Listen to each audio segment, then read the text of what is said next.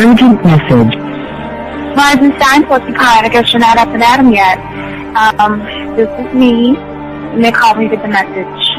Alright? Thanks. Bye. Skipping. Urgent message. Trying to get a line to call you. It's been, so problematic for some reason tonight. I can't get a dial tone to call you. So this is my fourth location, and the phone went through. I couldn't talk about it because it was right there. So if you haven't gone this week, call me back. Thanks. Bye. Just wanted to say goodnight anyway. Alright,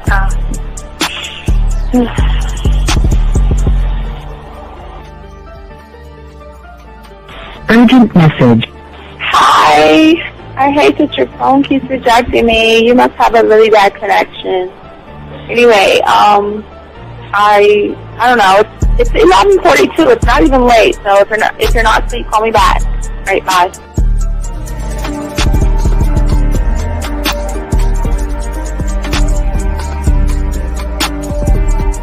Skipping. Urgent message. This is B. Please give me a call when you get this message. It's just not even about being negative right now. It's about sorting out some very serious feelings that I had for you, and not being able to reach out and touch you and talk to you when I think it's necessary, when I deem it, emotionally necessary to talk. Not being able to do those things, I was not ready to subject myself to that type of, and I was not able to endure it. And I think the way you're responding is just making it even worse for me. So I need to talk to you with regards to that, and just, maybe the talk you suppose that we should be having, that needs to take place then, obviously. I don't know. Your reaction to everything is really disappointing. And I need to talk to you. So call me and don't be acting like that towards me. That's probably the situation, how you normally deal with it, but that's just not gonna work. So formulate your thoughts, processing and all that, whatever you need to do, and call me because I want to talk to you. I'm so falling in love, and it's not a good thing because I know that this is ultimately not going to end. It's not going to happen. So I need to talk that through with you. I need to express that to you, okay? And if I haven't said enough already, that's just where I am, so that you know. Bye.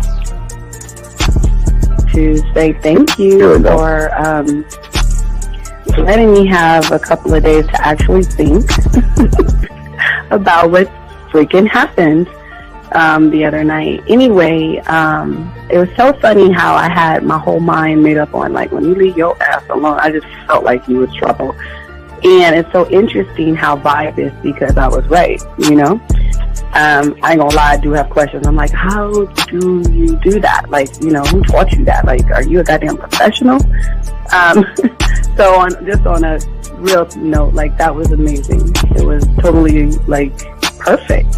If I were to vision what I want my man to be sexually, you would be that person, hands down. Am I mad at you? Hell yeah, because you know that you got those skills. So for you to do that to me, that was not nice at all. Because I was getting to know you in a whole different way, and it was cool too. That other way was also nice, So I don't know. It makes me more curious about who you are and what you're really about. I won't lie, But again, I keep feeling that vibe of how you gonna do me like that? That is not nice. So you definitely, at some point, will have to give me that explanation, because I'm just real curious. But that's it. I'm not, in any way needing anything else. I think I'm okay. I'm staying away from you. I'm still gonna stick to that one. But I definitely want to know. I'm dude, are you on TV?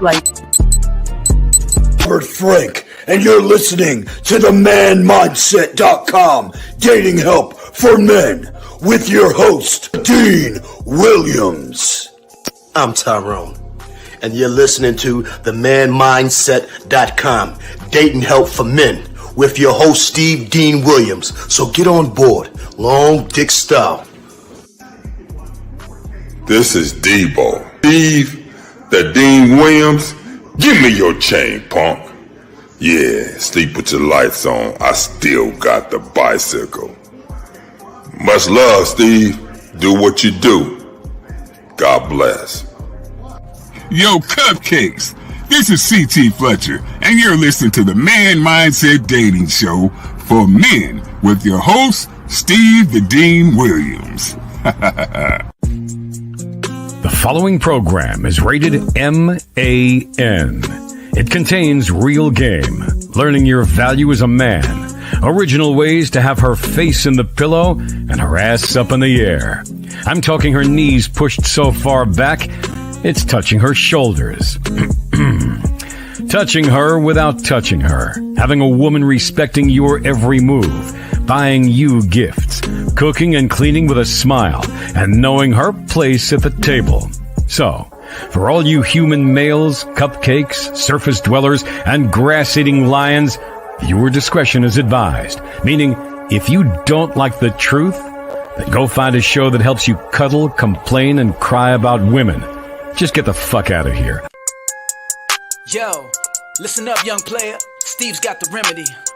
For all your dating questions, the game will set you free. Hey, you wanna know about the game, you wanna be in the know. Yeah, yeah, teaching you life as a man, help you to stick to the code. Yeah, yeah, and we just keeping it real. Pulling these women is really a skill. Know how to talk and know how to move. Leveling up and we help you improve. You got the number, you look like a player, you seeing the success. Hey, closing the deal, that's really major, but what do you do next? Hey, we here to help, no need to worry, little homie, so don't stress. Helping with life, more than tips and giving advice. I know you gon' like. It's time for your elevation. When it come to love and dating, we got the keys, let's get you rolling. It ain't no need for waiting.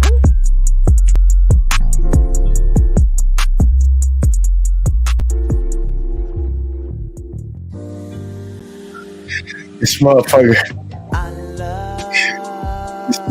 here. Bitch, you better get the fuck on. Out of here. Did this nigga say this shit?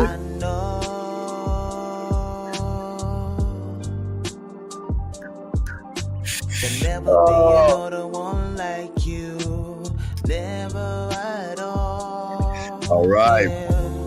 Hey, what's up, everybody? It's your boy, the King. Class is in session, man. You know we got the Pineapple Show later on tonight. Wanted to holler at y'all guys about this game and let y'all guys know that we talked about this last night. I told you I was going to do something on it and all this other stuff, dog. And I want to shout out to all my chat room dogs out there. Shout out to everybody listening to the show, guys. Lines are open as well, but I do want to say thank you for all those who have liked, subscribed, hit the notification buttons. Thank you each and every one of you guys out there who have done that. Shout out to all my dogs out there, guys. Remember, guys, we're only guys that have a dating chat line. If y'all want to check that out, 509-876-5771, the Man Mindset dating chat line. Gentlemen with women on there right now.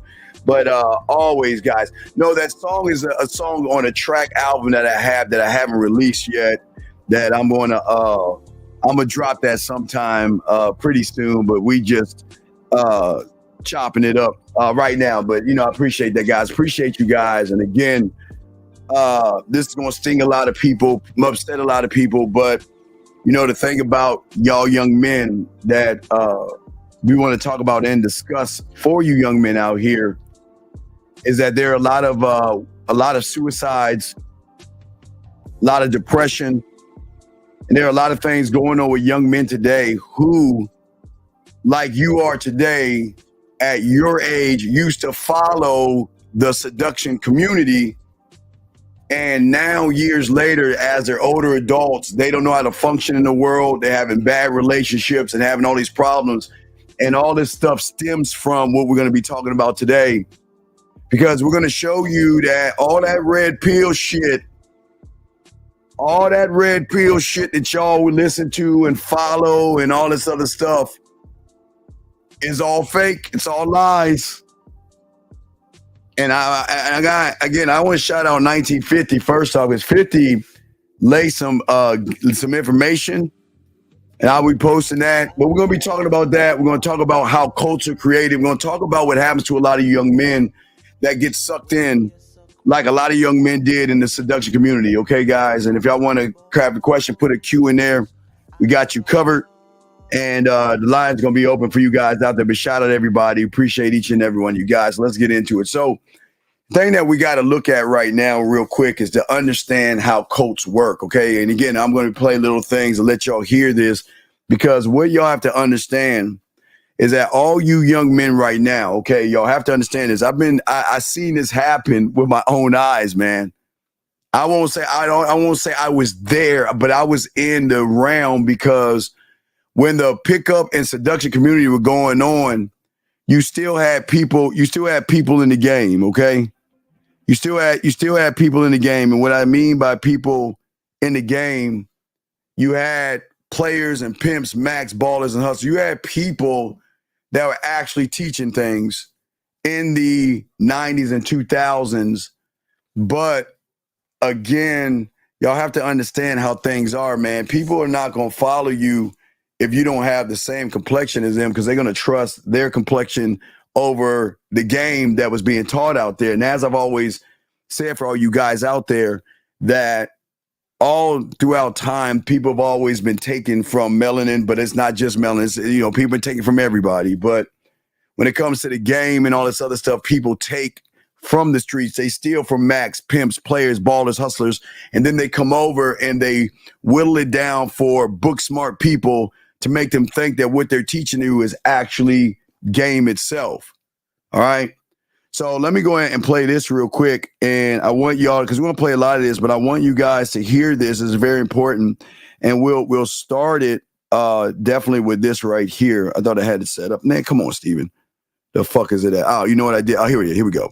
So here we go. I'm going to play this. Let's listen to this. And we're going to talk about, listen to this real quick. Here we go. And that's a really easy way to lure people in. Because the ego needs a sense of purpose and a sense of meaning in its life. That's what gives it a sense and motivation. And so if you want to motivate somebody very easily, offer them a cult. They'll become so motivated, at least at first. Of course, what are they going to be motivated towards? Towards good or towards evil? Well, with a cult, it's going to be towards evil or devilry, as I call it. And when I say evil, all I mean is just selfishness. And cults are so appealing because our epistemic education is so poor. We're not taught about any of these ideas in school or in university. Think about what a cult offers you psychologically. A cult offers security, status, friendship, family, community, meaning, purpose, financial support, spiritual connection, approval, love, feeling special, a sense of identity, especially if you don't like your old identity. Oh, man. And escape from responsibility. Oh, escape. So, gentlemen, listen to what he's saying right now. And it's very important to understand this before we play all this.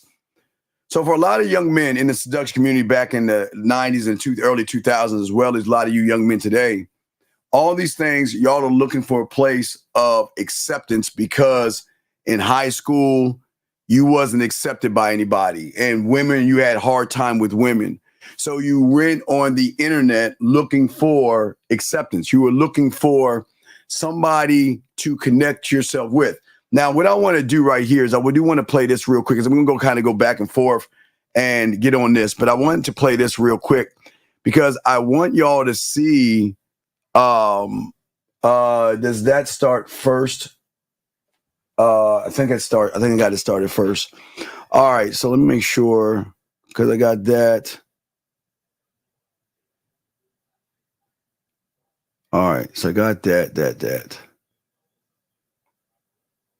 All right, that's true. All right, that's Strauss. Hold on. 2 seconds. That's 938. Give me a second. Let me pull up 938. So here we go, guys. Let me start this off with this right here. With this. Check this out, gentlemen. Check this out. Biden, about a month ago, did the State of the Union address. All right, watch it. I want to talk to Rollo because this is someone that I view as someone who is reasonable, rational, credible, and a voice of reason. Okay, see what I'm saying, dog? And that's what I'm saying.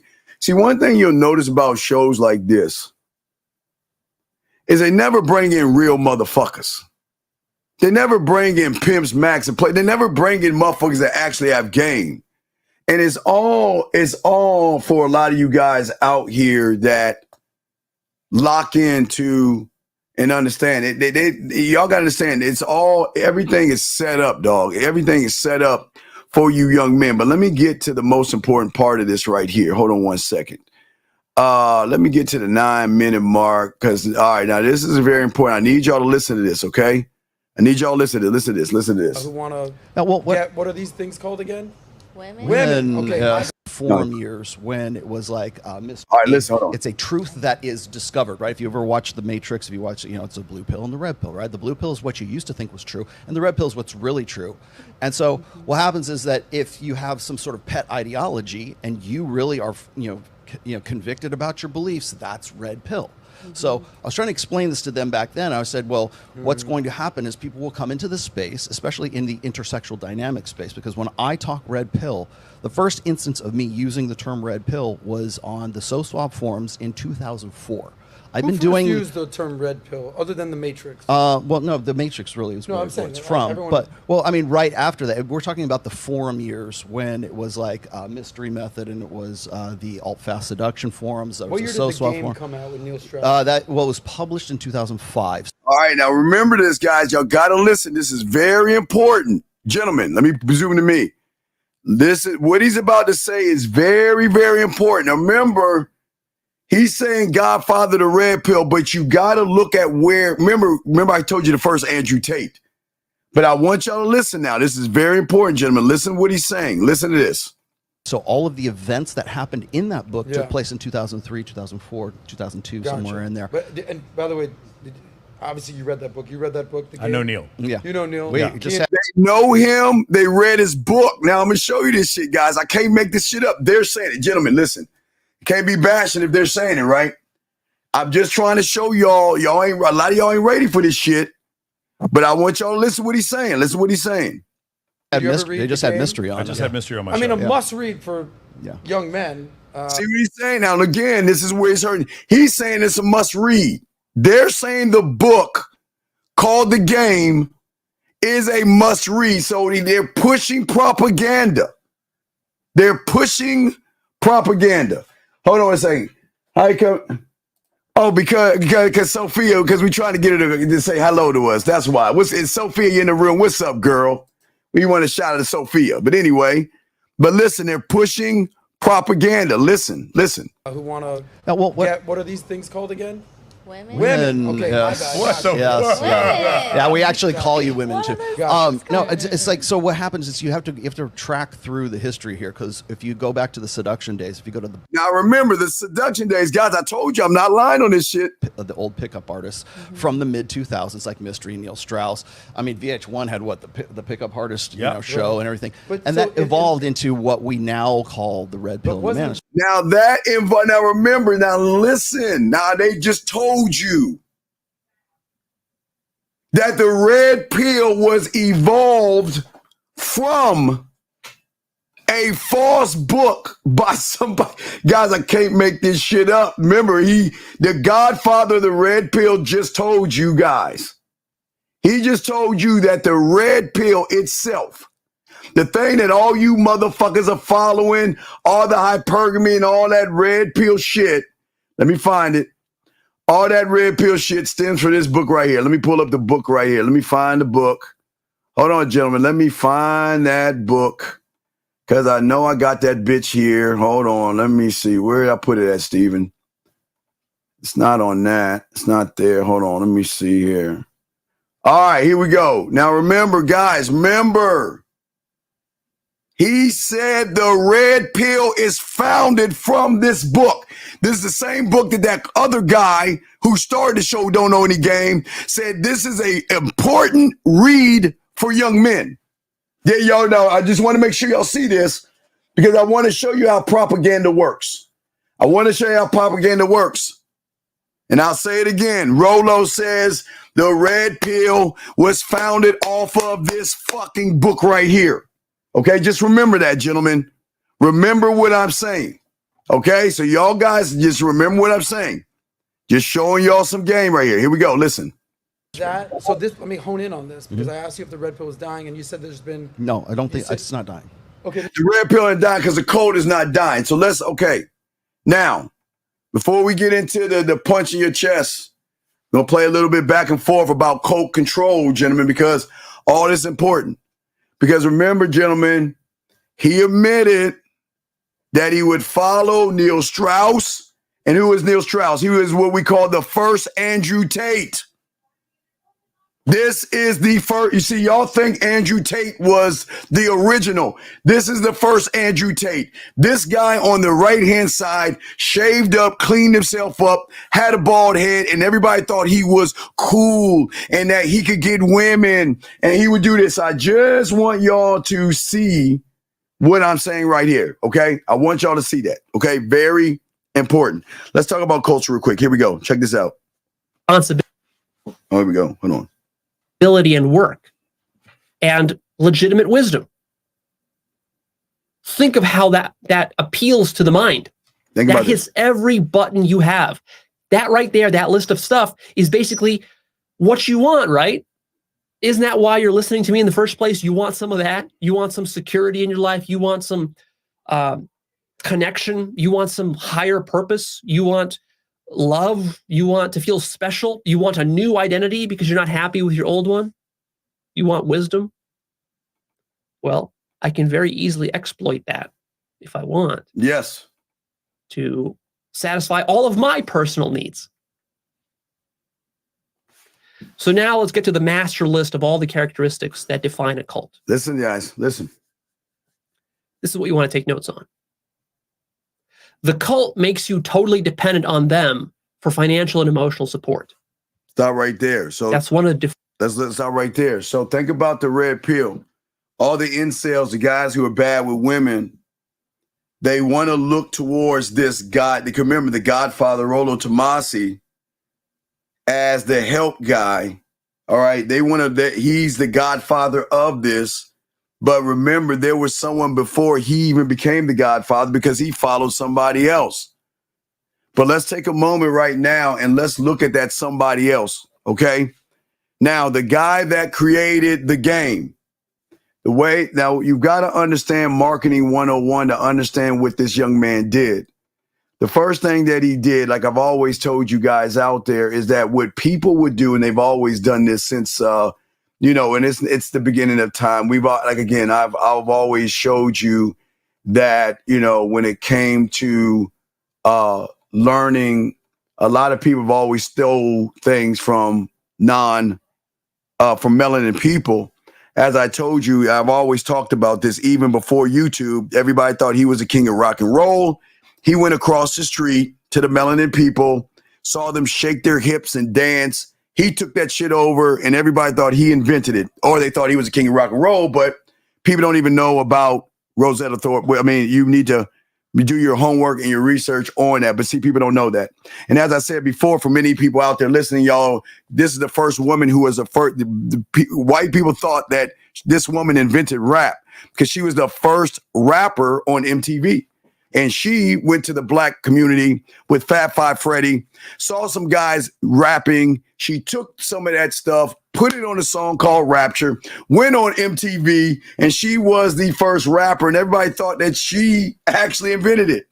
So this guy what this guy did, again, what they always do, they go on the streets where the pimps, the players, the max, the hustlers, and ballers are, and they grab shit.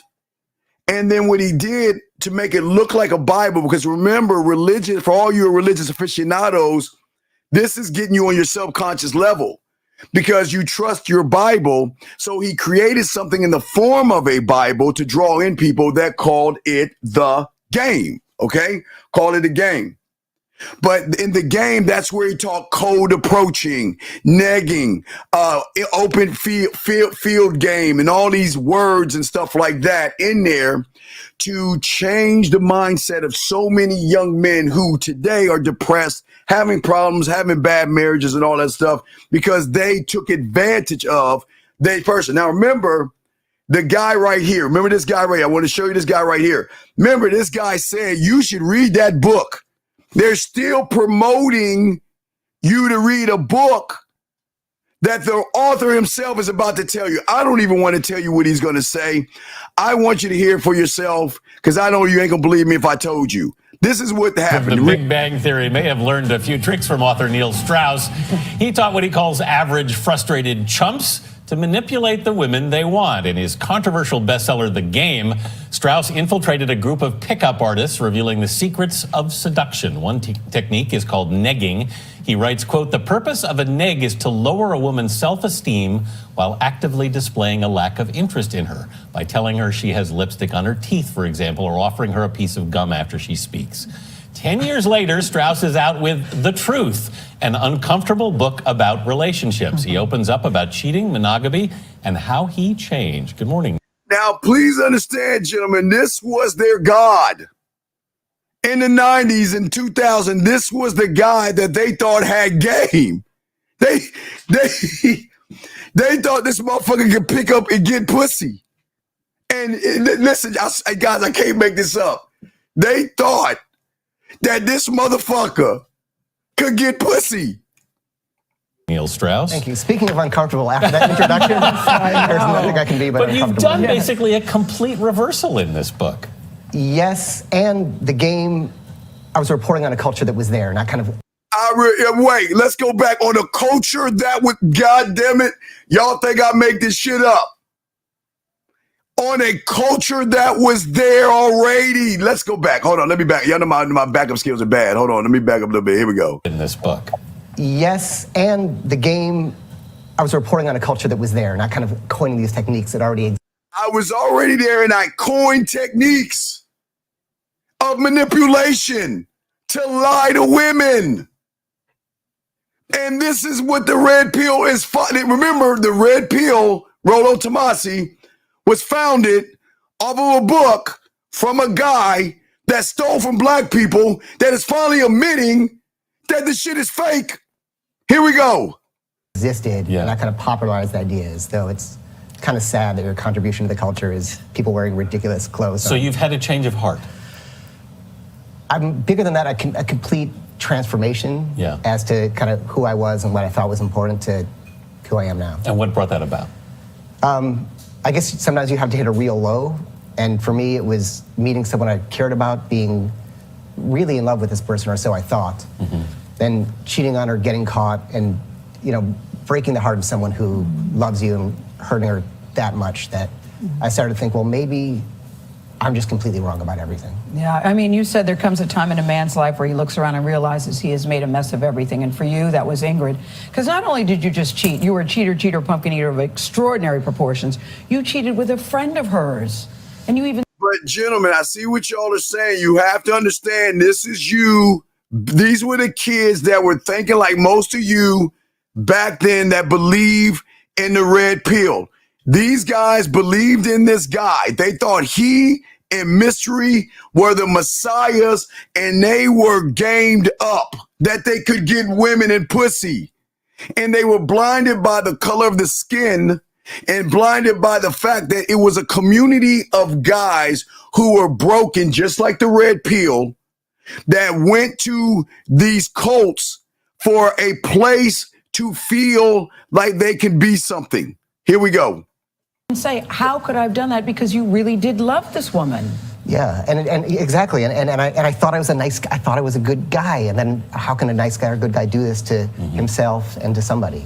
And so that just set me off on just almost, it's hard to explain, but really just trying to figure out what was wrong. Neil, you did the work though. You went to rehab. You were there. rehab, all fucked up. And see, a lot of guys, they would paint their fingernails black. They would wear tight clothes, wear boas, hats, and they would change their language to this pickup artist, cold approaching, negging, escalation. And it's the same thing that is traveled over to right now what's going on in the red pill. You spent 5 years trying to figure yourself out, trying to uncover your demons, trying to be a better person. You said to learn how to be a real good human being. Yeah. And literally I went to rehab, I found everything that was wrong with me, and then thought they were all wrong and went ahead and still lived my life in a horrible way till I finally realized, like, you know what, man, just, you gotta have, probably humility is the biggest thing you can have to change. So what is the truth, as you title this book, about relationships? Written like a Bible, too, Laura, by the way. Yeah. I mean, the fact that you make it look like a Bible. Yeah, written like a Bible. It was a black Bible. Now he's writing one and it's like a white Bible. Bible, I think, is also very interesting. Yeah, and the game was a black Bible, so this is kind of a white Bible, so it's sort of the bookend to it. And so the truth was, I mean, to me it's two things. One, it's the opposite of the game, like you were saying at the top, that the game is kind of manipulation, and what is the opposite? The game is not manipulation. So if the game is manipulation, what do you think Tomasi's doing? If he's following a book that teaches manipulation, what do you think he's doing to young men today? All them motherfuckers, what do you think they're doing to young men today? Pushing a jargon and pushing an ideology based off of this motherfucker right here. Based off of this guy right here. Opposite of that is the truth. And secondly, it's kind of what you need in a relationship. If you look at the Ashley Madison scandal, you look at my relationship, your relationships, you know, you look at that, and people are so scared to be honest with their partner because they are scared of what they'll think. Let's continue. You guys got a question for the queue, but let's continue this. Put the queue. Here we go. Let's talk about cults. One of the defining characteristics of a cult. They want to make you dependent.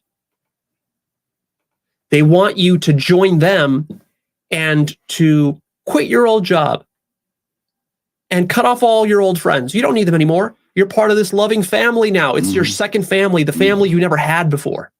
You know, your old family, they didn't love you, they didn't appreciate you, but we as the cult, we will. And so as we're showering you with approval and love and a sense of purpose, and you're buying into all that, we also make you financially and emotionally dependent on us, such that then if you want to leave, well, you quit your old job, you're working for us, I'm paying you as the cult leader, I'm going to be paying you some tiny amount, or we're going to be exchanging some goods, like maybe you get to stay in my cabin or something and live on my compound. And that's kind of nice, right? If you're like a college kid, you don't know how to support yourself. It's the same, hold on. It's the same that I always tell you when we talk about campuses. What a lot of guys do is they grab about 4 or 5 dumbasses, take them to the woods, they scream, they yell, they cut down trees, and they think they're bonding as men. It is the worst thing you can do as a man, to go camping out with another man to try to find manhood. You cannot find manhood in the forest. You cannot find manhood by cutting down a tree. And you cannot find manhood by running away from your truth. And as we're showing you all this, we're trying to show all you guys that a lot of you guys are easily to be manipulated and deceived because you guys believe in an ideology that is not real based upon a man that's telling you that it's not real. But even 1950 himself broke down this guy's story, of who he was. And gentlemen, please understand, just like Tomasi, there are so many young men today that follow, just like Neil Strauss, so many young men followed him, and so many young men believed in him, and so many young men lost their depression. They've done things to themselves because they can't handle the world and realize that all that shit that they're giving you is nothing but a lie. The game ain't a lie because the game is all about you internally to think for yourself. It's not to create a cult type mentality to follow somebody. But yet, as Rolo's telling you, that the red pill is based off of Neil Strauss. Red pill. Here we go. Listen to this shit. It's crazy as fuck. They might do to really show themselves and their vulnerability. You said that love is not about finding the right person, it's about becoming the right person, which I think is very powerful. What do you mean by that? That's exactly it. That everybody's trying to find the right person, and they keep finding the same person. Maybe they look different heights, different shapes. They wear different pants. Right. Since the 90s and 2000s, why did he tell these young boys that, because he admits it, manipulation is bad. He said this book is manipulation. But the guy on the show with Rolo is telling young men to do what? Read the book. He's telling people it's a good read. Read the book. The guy that wrote the book saying it's not good because the book is full of manipulation and lies. To lie to a woman, to manipulate a woman, to deceive a woman. And yet they're basing everything off of a book in which this guy's talking about right now is a fake, and a fraud and a phony. Here we go. Right. They seem different. They seem different at first, and they end up in the same situation every time because the relationship, like as I learned, I would always blame the other person until I had a look at it. It has nothing to do with them. And this is the guy they thought was a top pickup artist. They thought this guy could get pussy. A lot of young, and I won't even say it was more Caucasian males, but they were black. There were Chinese and Spanish and everything around that believed that guy could get pussy. That guy got game. They thought that guy was the guy. It has nothing to do with the relationship. It's only in the way I relate to them. So how do you feel about the rules that you put forward in the game? Do you? Oh, here we go. Listen, they're asking about the rules of the book, The Game, in which Rollo Tomasi said that is the springboard of the red pill. Listen, here we go. Yeah, I mean, again, because the game was me, I worked at the New York Times as sort of a journalistic exploration of the culture. So even then I recognized there was a certain ludicrousness. Yeah. Ludicrous. To them, but at a much higher degree now. I think, honestly, it's funny to say this is the guy who wrote the game, but any type of manipulation, even whether it's Bob Woodward on earlier, talking about Butterfield, like any kind of manipulation is not a good thing. Right. Any kind. Now, wait, whoa, now listen, hold on now. He's saying his book isn't a good thing because his book is full of manipulation, right? Let us go to Rollo Tomasi. Again, listen what he said. Let's go back to Rollo. There's been different. Let's go back to Rollo. Because what they'll do is they'll bastardize the term into meaning like, I'm right, you're wrong. It's a forum years when it was like Mystery Method and it was the alt-fast seduction forums. What year did the game come out with Neil Strauss? That was published in 2005. So all of the events that happened in that book took place in 2003, 2004, 2002, somewhere in there. And by the way, obviously you read that book. You read that book? The Game? I know Neil. Yeah. You know Neil? We just had mystery on. I just had mystery on my show. I mean, a must read for young. You know what? Now, you listen what he's saying. He's telling people now, you guys right now, the book is a must read. It's a must read. Men who want to what are these things called again? Women. Okay, yes. my bad. Yes. Women. Yeah, we actually call you women too. No, it's like, so what happens is you have to track through the history here, because if you go back to the seduction days, if you go to the old pickup artists from the mid 2000s, like Mystery, Neil Strauss. I mean, VH1 had the pickup artist show and everything, and that evolved into what we now call the red pill manosphere. It evolved in what we call the red pill and manosphere. And the one that created that fucking book just told you it was based off of manipulation. So there is no truth in the red pill. The truth is the manipulation that these Caucasian males, because they're all white, are fucking over a lot of Caucasian males. And there are black motherfuckers doing the same goddamn thing under their white Jesus. It's the same thing they're doing under their white Jesus. It's like you Bible aficionados praying to a white Jesus knowing that he was black, but y'all pray to him, a false idol type thing. It's the exact same thing because that's how cults work. Let us continue this. Listen. For yourself, you don't want a lame 9-to-5 job where you have to go work at Walmart or something. You don't want that. Come join my compound, stay on my stay in my cabin. You can have all the free food and stuff you want. Just, eat from the compound cafeteria. We'll have free snacks for you and brownies on Fridays and all this. Keep listening. Free weed. Come join. That's going to look very appealing because to you, you're thinking, well, damn, why go work at Walmart when I can just live here? It's like a little spiritual community. Everyone there is so loving and nice. This is kind of like self-development, right? And of course, then that's how we get you financially. And now you want to leave my compound? Well, you can't. You don't even have enough money to buy a bus ticket unless I approve it and buy it for you. Because you're so dependent on me.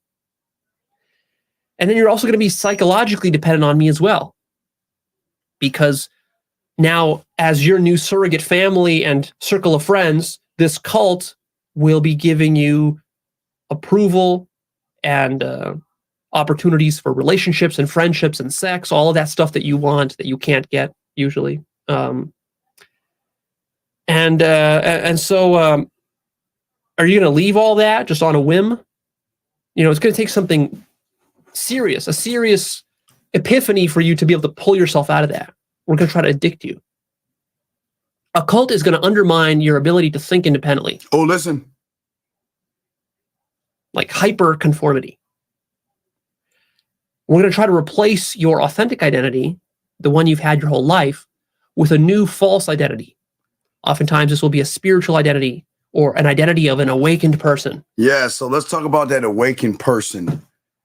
See, most young men back then, they thought they could be pickup artists and they would take their name away and they would be RSD Mike or PUA Ron. They would do all these things. But if you look at right now, the way from metal to being going on your purpose, all these things these guys are doing to these young men, they're taking away their identities. And the thing about man and the thing about game shines a mirror on you to say, learn your identity, learn who you are, love who you are. Realize who you are is the only you on the planet, and you should not connect or be a part of something except yourself. But when you don't believe that, what you'll do is you want to be around someone. You want to feel like I want to be a part of something. And this is okay. I understand this high school was tough for a lot of you guys. College was tough. Life was tough. Oakwell, but for so many young men right now, they want to be a part of something because they're so sick of being left alone and on the outside. So they will go to these cults feeling like, okay, the only way I could do this, I got to learn the language. I got to learn how they talk. I've got to learn the phrases, high value man, money, clothes, status, Riz. I've got to learn no fap, semen retention. And all these guys are not showing you nothing about your identity. None of these guys are showing you the value and worth of your name. And it's so fucking a shame, even for black men who came to the Americas on below the boat.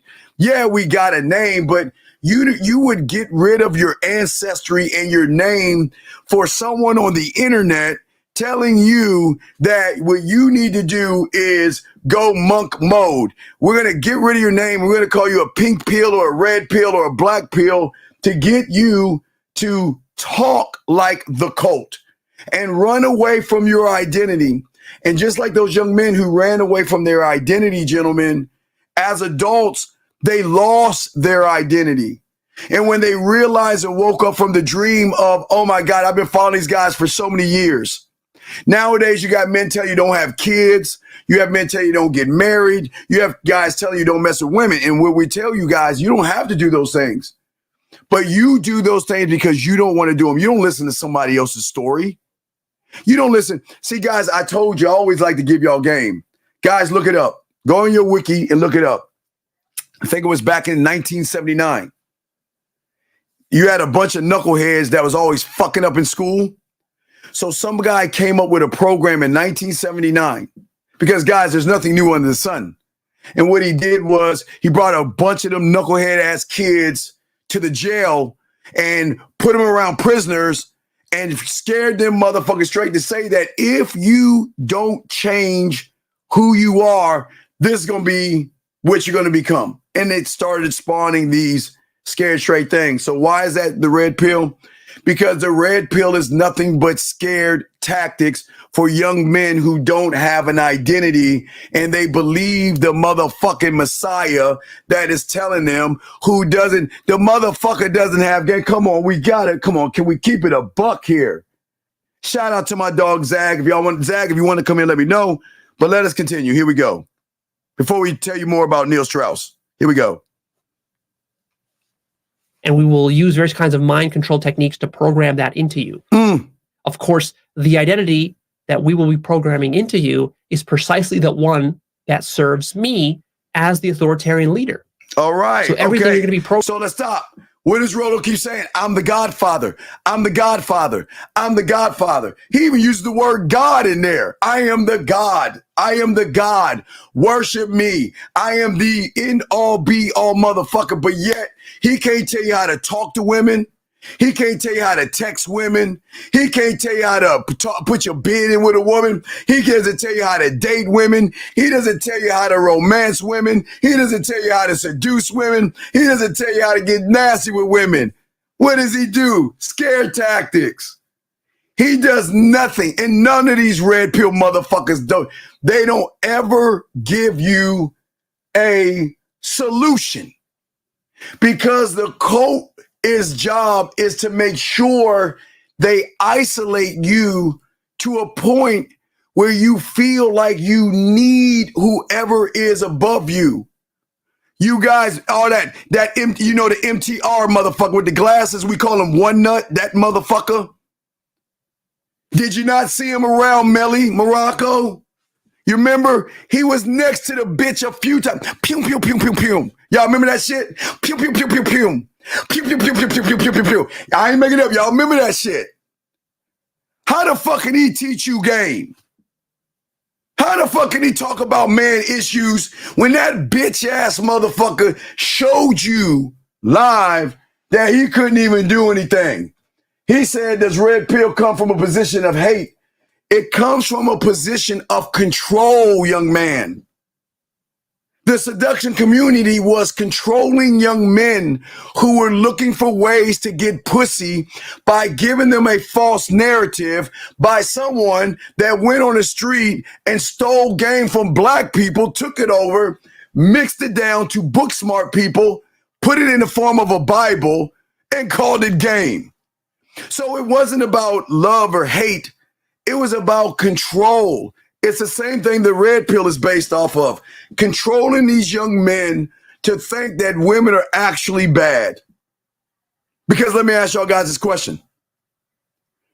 Why, when Rollo was so called around, why wasn't the red pill around before the pickup artist came out? You want to know why, guys? Because I told you guys, it was an underground place where people had layers and they would secretly find ways to manipulate women and quietly when no one knew about it until women found out about it. Then everything changed. Okay? All right? And here we go. Unfortunately, another black man, another lost black man. I appreciate what you're saying. And no knock on you. Don't kick him out. He's allowed to say what the fuck he wants to say. But here's the thing. Whose truth is it? You ain't getting no pussy. Whose truth is it? See, I have a lot of clients who come from these places, and after we talk, you know what it comes down to? They finally take accountability. You see, a lot of these guys get walked over, dragged over, used, and all that shit by women, and they get angry. And then they realize it's not the woman's fault. When they learn something, it's their fault. So why don't you tell us what the truth is about women? Because the truth is that you're listening to a motherfucker that can't get any women, that can't even teach you anything. So what is the truth about women? Because the game isn't about women, so what is the truth? Because if everything is stemming from this thing called the game, women have nothing to do with the game. So please explain to this young man, which I'm sure you can't. Because you, like everybody else, is just as blind, but it's okay. Everybody can't be a man. But again, let me ask you a question. What the fuck, before there was a Matrix, which they stole the pill shit from, what was there then? That means the world didn't start until the Matrix started? So what was the truth? The truth was, and let's be honest, T, you're no joke, is that you know that you don't have any game. You know you don't know how to talk to women. You knew you were awkward. You knew you didn't have confidence. You knew that you were soft. You knew that you were bitch made, and you knew that a woman walked over your bitch ass, and you were so mad, you found a cult of people that were just as mad as you, and you followed this hierarchy leader that's looking in the form of your false idol, Jesus Christ superstar, thinking that this is actual truth. And for a brother to follow someone like that, you ought to be, dog, you should get your black card taken away. Brothers don't follow this silly ass shit. Black men that follow this goofy ass shit, y'all ought to be ashamed of yourself. I can't talk about for the other communities. I'm talking about if you a black man knowing all the game that was on the streets, in the corners, and all the cities around the world that you could have soaked up from the old heads, the pimps, the max, the players, the ballers, and the hustlers, to not go there and follow a white messiah, man, you need your card taken away from you. I can't talk about for other races. I can talk about you, because that's a goddamn shame that you would follow a motherfucker that is telling you right now, I'm following something that has nothing to do with nothing but manipulating. That's all. So it's cool, big dog. Everybody can't win, but I appreciate the comment that you're saying, big dog. Please stay in. It's cool and all this other stuff. But as I was saying before, people don't understand. But let's look more into the Neil Strauss guy. Let's look more into him real quick as we continue this. Here we go, gentlemen. You know, I was with a person who I think was very much like you. Right. And my mom used to say to me, a leopard doesn't change its spot, a tiger doesn't change. Oh, wait, hold on. And listen. Oh, God, I love this. Let me show y'all something. Hold on. Give me a second. This is very important. Thank you so much. This is very important. And I want to teach y'all something. See, the thing about a cult is when somebody's so far in the cult and they believe in the cult leader, what they will do is they will lash out at the truth, and they will get angry at the truth teller versus getting angry at themselves for being dumb enough to follow a dumbass motherfucker. Gentlemen, watch this. I'm showing you, I'm not saying this. I'm showing you that your messiahs are saying that it's fake. And from the fake book of how the red pill started was from a fake guy. And yet, do y'all see how the cults work? See, gentlemen, you got to understand the red pill cult is very powerful because a lot of young men, they fall not in love in a hey way or homosexual way. They want to connect to the idol that they worship, like their mother. And when anybody talks about mommy or daddy, they get upset. Area code 623, what's your name? What's your question? How can I help you? 623 going once. What is your name? What's your question? Okay, so as I said before, as we're saying before, it's okay. I want y'all to understand this. You got to understand how cults work. They're always going to protect the hierarchy by getting mad at the motherfucker that's trying to wake him up from the cult. So I just want to make sure y'all understand this. See, I'm the goofy, but who's the motherfucker following the bitches that can't teach you any game? When is the last time Roland Tomasi said, this is how you talk to a woman? When's the last time Roland Tomasi said, this is how you text a woman? But see, y'all don't see that. Your anger and your blindness makes you feel like what they're teaching you is actually going to help you understand women. And that's not the game, but let us continue let us keep going and talk about the match. Here we go. Sophia in the house. What's good, Soph? Here we go. It's Stripes, yes. Right. Do you think it's possible for men to be monogamous? Do you think that that's possible? And do you think once you make a mistake like that, you can really course correct? Yeah, it's a big question. You did, but do you think most people can? It's a big question. First of all, you have to put the work in. Apologizing, saying you're sorry, it'll never happen again is not enough. Apologizing till it's... Now remember, guys, this is the Messiah. This is the Messiah, gentlemen. This is the guy that is actually the start of what the red pill has become. This is your daddy. If you guys go back, this is your daddy here. All you red pill guys, this is your forefather. This is the founder of what the fuck you are today. And you're telling me you think this motherfucker who just told you that his book was based off of lies and manipulation. But let's go deeper, because 1950, my dog 1950, found a journal, an article on him. Let's look at this article on him. This is very important. I'm going to go to 1950. All right, he's talking about he got his girl, blah, blah, blah, blah, blah. All right, here's 1950. Check this out, 1950. Let me do a video on this, and let me talk about the exact root of the red pill. Now, I want to say this. I want to say... Right, and please with 50 saying, real black motherfuckers on the street that was getting pussy didn't know about the seduction community. Remember, seduction community, look it up, was based off of layers. So there were underground communities of mostly non-black individuals that were awkward, that couldn't get women, and they were sitting around lying. But don't get it wrong, there were black people in there. So there were black, Spanish, Asian, and everything under the sun in this thing. So let us keep going. Here we go. That when I first started looking into this thing, I'm not gonna lie, I did not believe that this was true. I did not believe that this was true. I did not know that this kind of stuff even existed when it come to the beginning of the red pill, because I see so many people following. That I couldn't believe it. Well, look at these. All right, so let's get to these videos. Fast show.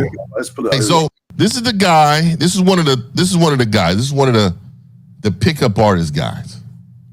This is one of the pickup artist guys. Man, shout out to one of my. Silence. So you said, so basically desperate guys, and okay, it's just like the red pill. It's not desperate guys. It's guys that are desperate for pussy. It's guys that want women.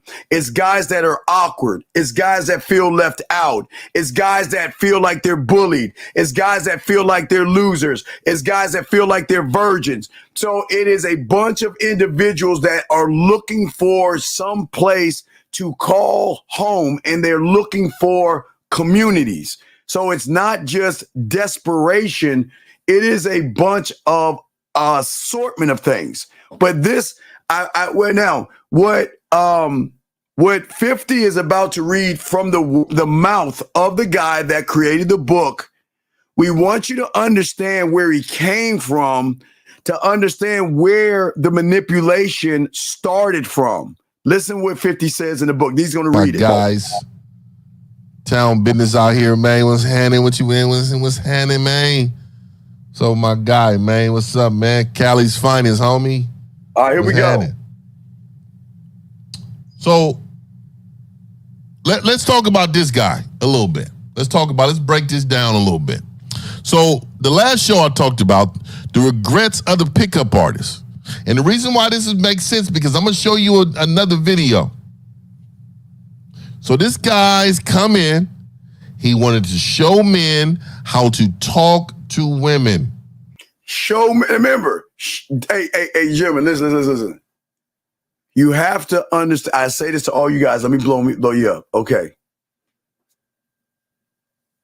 The only way, gentlemen, you will know somebody is good with women is that when you talk to them, they teach you things that are not regurgitated. Always remember, I tell all you guys, that's the point of why you need to be careful about the red pill and the manosphere, because they are nothing but regurgitated information.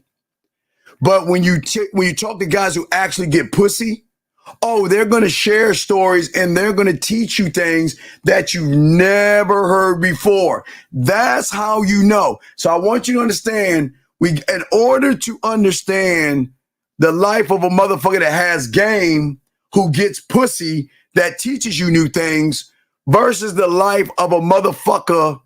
I'm not even going to tell you what his life is like. I want you to see what his life is like to see, then then this is from the point when 50's done, we'll move to him going onto the street and stealing shit from black people and then creating it for Caucasian people, where then everybody started to cling on to it, where they told you to wear black fingernail polish, tight clothes, boas, goggles, and all this other shit to get a fucking woman. But we're going to break this down bit by bit. And let's check this out. So let's get back to my dog Fifth. Got a question, guys, y'all call in, but we're still going to show you about the co-control. Here we go. He wanted them to lie to women. He wanted them to deceive women. He wanted them to be a certain way. He wanted them to be a certain way. He wanted them to be a certain way. And I wanted to expose this man's childhood. These type of individuals are coming from a place of fucking pain and trauma. Yes. So think about what he's saying, pain and trauma. It's the same reason why people join the red pill, pain and trauma. They are broken, they're hurt. And again, I don't make light of pain and trauma. So let me say this right here. And this is why I'm doing this. And this is why we fight the fight that we fight, because your pain and your trauma is not a funny matter. It's not. What is a funny matter is that common sense is not so common. I understand you guys are depressed. I understand you have pain. But to go to a place to learn how to hate women is fucking ludicrous, knowing that your forefather, your founding father that wrote this book, that wrote into the red pill, as Rollo Tomasi said, this that 50's about to read is how your founding father grew up, how he grew up. Now, I promised you before, there's not going to be anything about him getting pussy. There's not going to be anything about him getting women, because motherfuckers that get women, you can tell Dre, Lucario, Miles, our dog Zag, even Taekwondo. You could tell the motherfuckers that get pussy because they was getting it at an early motherfucking age, and they were around girls. They were either having fun being class clowns, they were popular people, they were cool, they hung out with the jocks, the popular, all that stuff. You will learn that those that actually have game teach you from a place of truth versus what this guy's going to show you. Watch his truth. Now, let's listen to this real quick. Here we go, gentlemen. Let's check this out. Remember how I was saying that when you're young, it really exposes who you are inside. But when you get older, it's what you've been taught to change. Yes. So this man, they claim to get multiple bitches. This guy claimed to get multiple bitches. Now, hold on, D. Miles said Miles never admitted he was a dating coach. Miles never admitted that, dog. Here we go. Right. But in his childhood, his parents bullied him. Right here. Growing up, it says, growing up, I was watched by my parents and strongly critiqued. Instead of saying they love me or showing me physical attention, they would joke that I had a Roman nose. That was Romanian. All over my face, teasing me, showing me no love. All right? So look here. It gets better. As a teenager, I was a guy who was trying to belong. Yet never belonged. Stop right there. See that, guys? He was somebody like a lot of these young men that are in the red pill now. They were trying to belong and they could not belong. Here we go. Here we go. This is the end. Here we go. Check it out. I was scrawny and wanted a nose job. Each night at 15, I would go to bed and wish I would live long enough just to have sex. And most of us was fucking, I was 13. I think Dre was fucking at 14. Guy who said it. I know we were fucking at 30. So what you mean 15? 15. Dog, at 15, I'm fucking with trying to fuck with 16 and 17-year-old girls. The fuck you talking about? All motherfuckers that's gamed up, that got it early, we was always talking to the chicks. It was not even at our grade level. We were always moving up. But you see this guy at 15, he couldn't even get a date. Oh, wait, I think he got a date. Wait, let's let Fifth talk to you about this. That's him. And when I tell you this man made millions of dollars, high school, we talking about him being a virgin. All right, I'm not gonna go through all this. He was being bullied. He wasn't getting bitches, and he created something. He created something to help him. But he said his mentor was a guy by the name. Let me bring it up here. His name was Mystery. Let me bring it up here. Let me bring this up. This guy. That guy, now guys, listen. Hey, look, I ain't fucking with y'all. There again, like your godfather, Roman Talmasi, I tell you, a lot of people will follow. I told you this, and I will stand on this because I'm the only one to tell you this. This is how it works in the seduction community. This is how it works in the YouTube spaces.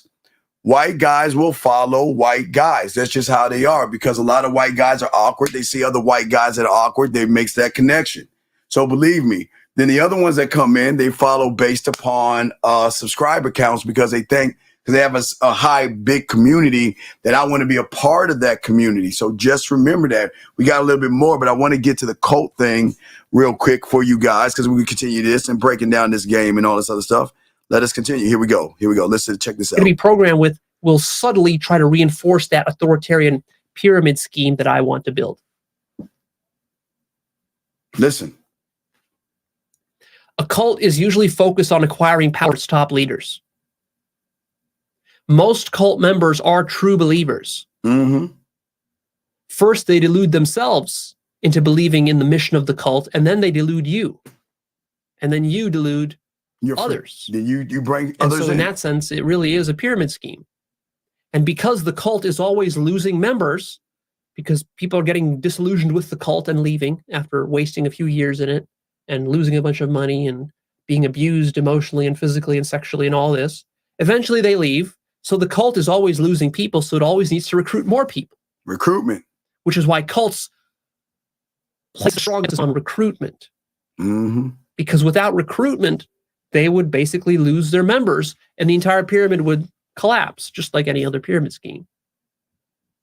Oftentimes in a cult, the cult leader genuinely believes that he is the Messiah. He is the chosen one that is there to...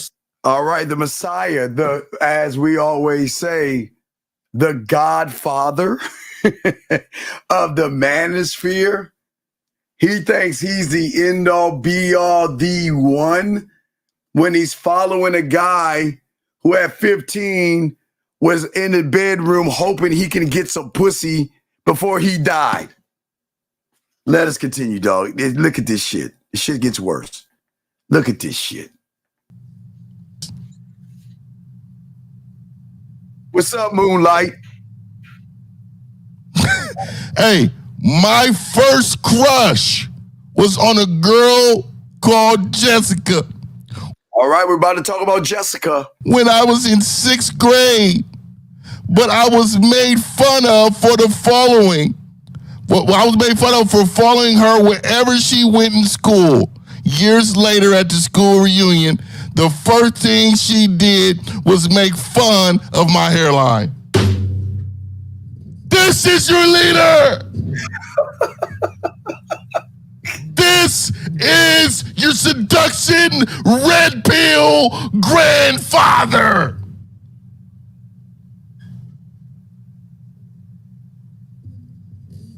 He was bullied athlete. Yes.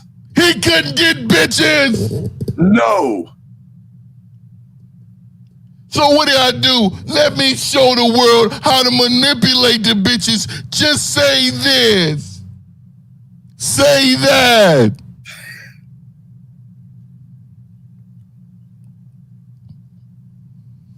Look at this. High school was equally barren. My friends and I called ourselves the V Club because we were all virgins.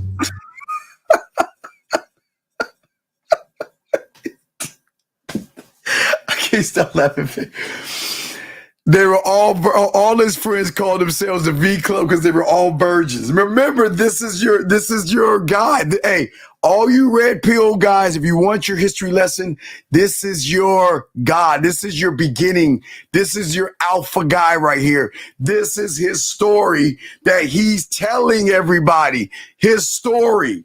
So if you want to go to the red pill, the end, this is your founder of the red pill right here. Let us continue. Let us continue. The V Club, right, here we go. Now, there's nothing wrong with being a virgin. So let me just tell you this. There's nothing wrong with being a virgin. I'm going to tell y'all that right now. If it's for your beliefs, if this is something you believe in because of God, there's nothing wrong with that. If you want to just save yourself for any reason you want as a man, stand on that motherfucking shit. I'm not here to tell you no difference. That's not what he wanted. If you don't have no beliefs and you ain't fucking, you don't get no bitches. You don't get no bitches.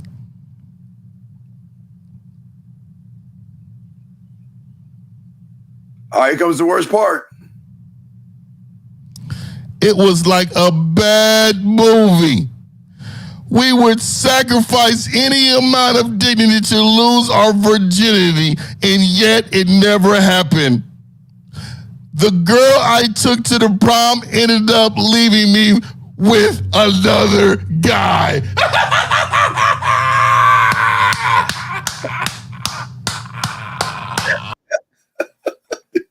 The chick he was with left for 11.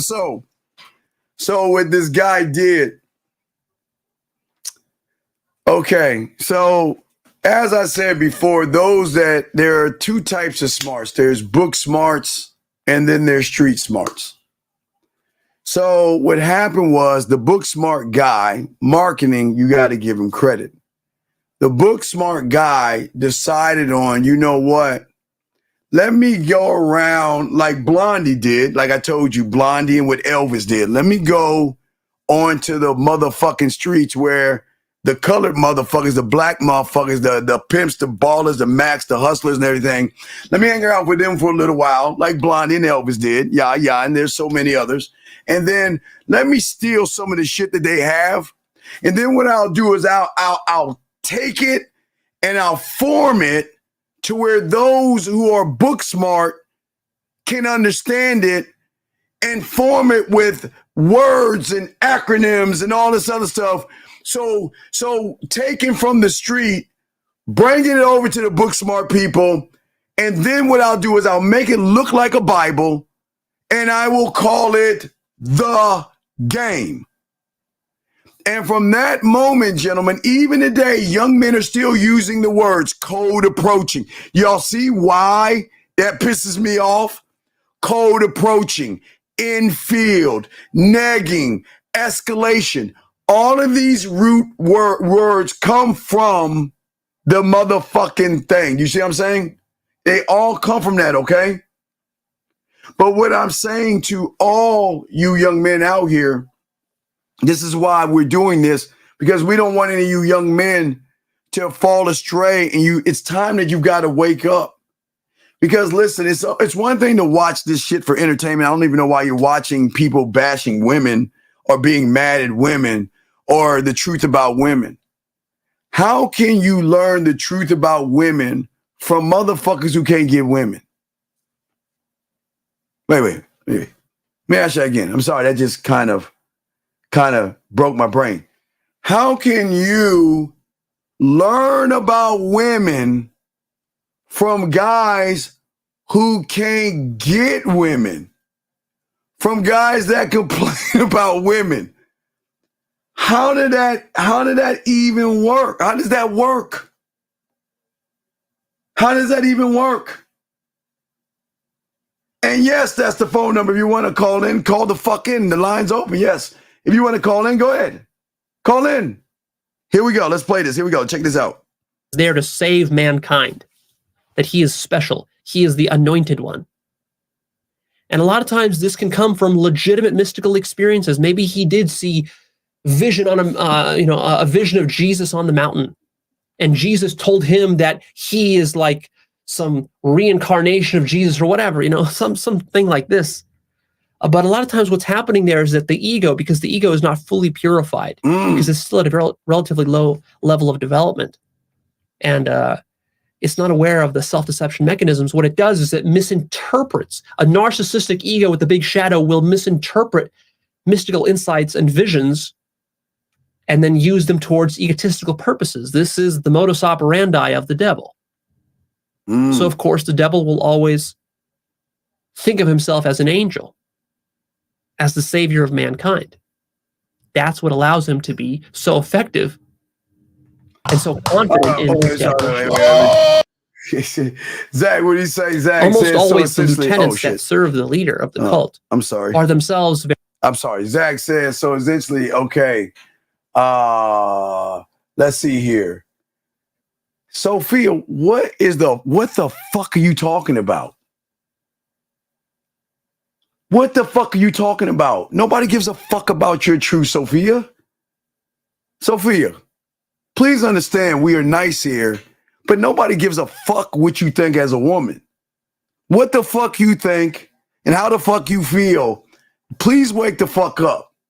Your truth is that you are low valued. Your truth is you have low self-esteem. And your truth is that you need to shut the fuck up and listen. Because ain't nobody gives a fuck about your truth as an emotional fucking woman. So what the fuck are you talking about? Shut the fuck up and listen, god damn it. This is what the fuck I'm talking about.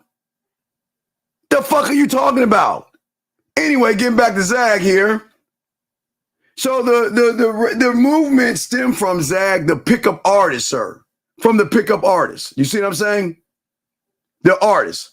So what happened is that just like Real Game No Theory, when the pickup artists begin to dissipate and disappear because of VH1, there was a gap in between because how am I as a pickup artist going to make more revenue when now I have nothing to share? Hold on a second. 347, what's your name? What's your question? 347. Hello. Hey, Steve, it's Emmanuel from Brooklyn, brother. What's going on, Emmanuel? How can I help you, brother? What's up? Man, I'm watching, man, and this shit is so mind-blowing. So, like, to summarize it, like, what you're saying is basically like, all right, I had an issue with a woman, and instead of me saying, oh, shit, what the fuck did I do wrong? I said, no. It was her fault. Yes. So that made me want to go on YouTube and say, hey, I had this problem. Who could relate with me? Right. Who can relate? Shit. You getting it. Light bulb moment. Who can relate to me? So then that turns into, oh, you had this problem, Emmanuel? So did I. All right, this is what you're going to do moving forward. Right. And every time I would do that and apply it, it would just keep fucking me up. And the more I fucked up, the more it kept sending me back to that one person. Oh, just because you have 200,000 subscribers. Oh, you know what you're talking about. Well, yeah, but if you look at it, you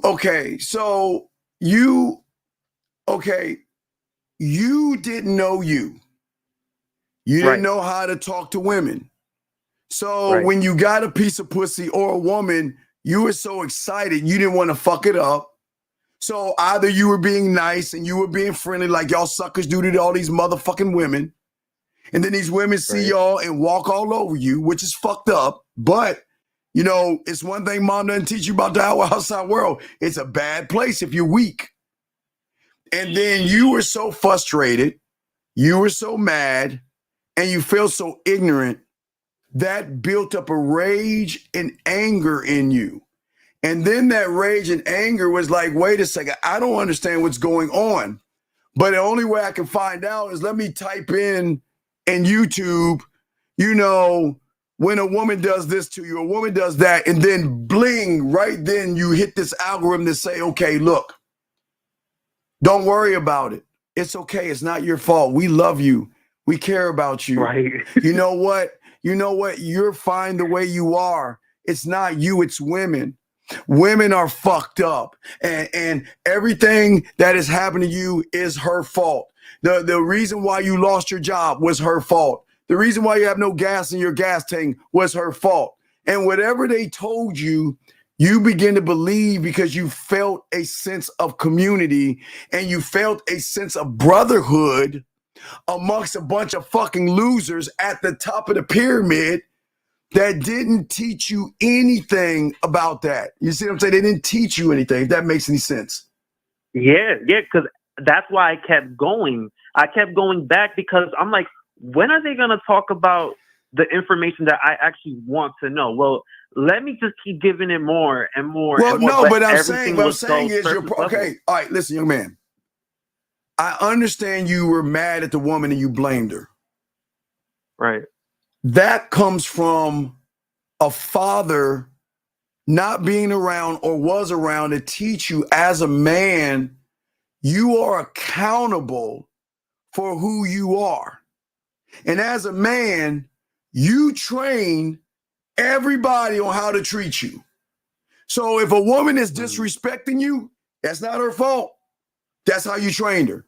If a woman is raising her voice at you, it's not her fault. That's the way you trained her. She is only going to move off of how you move.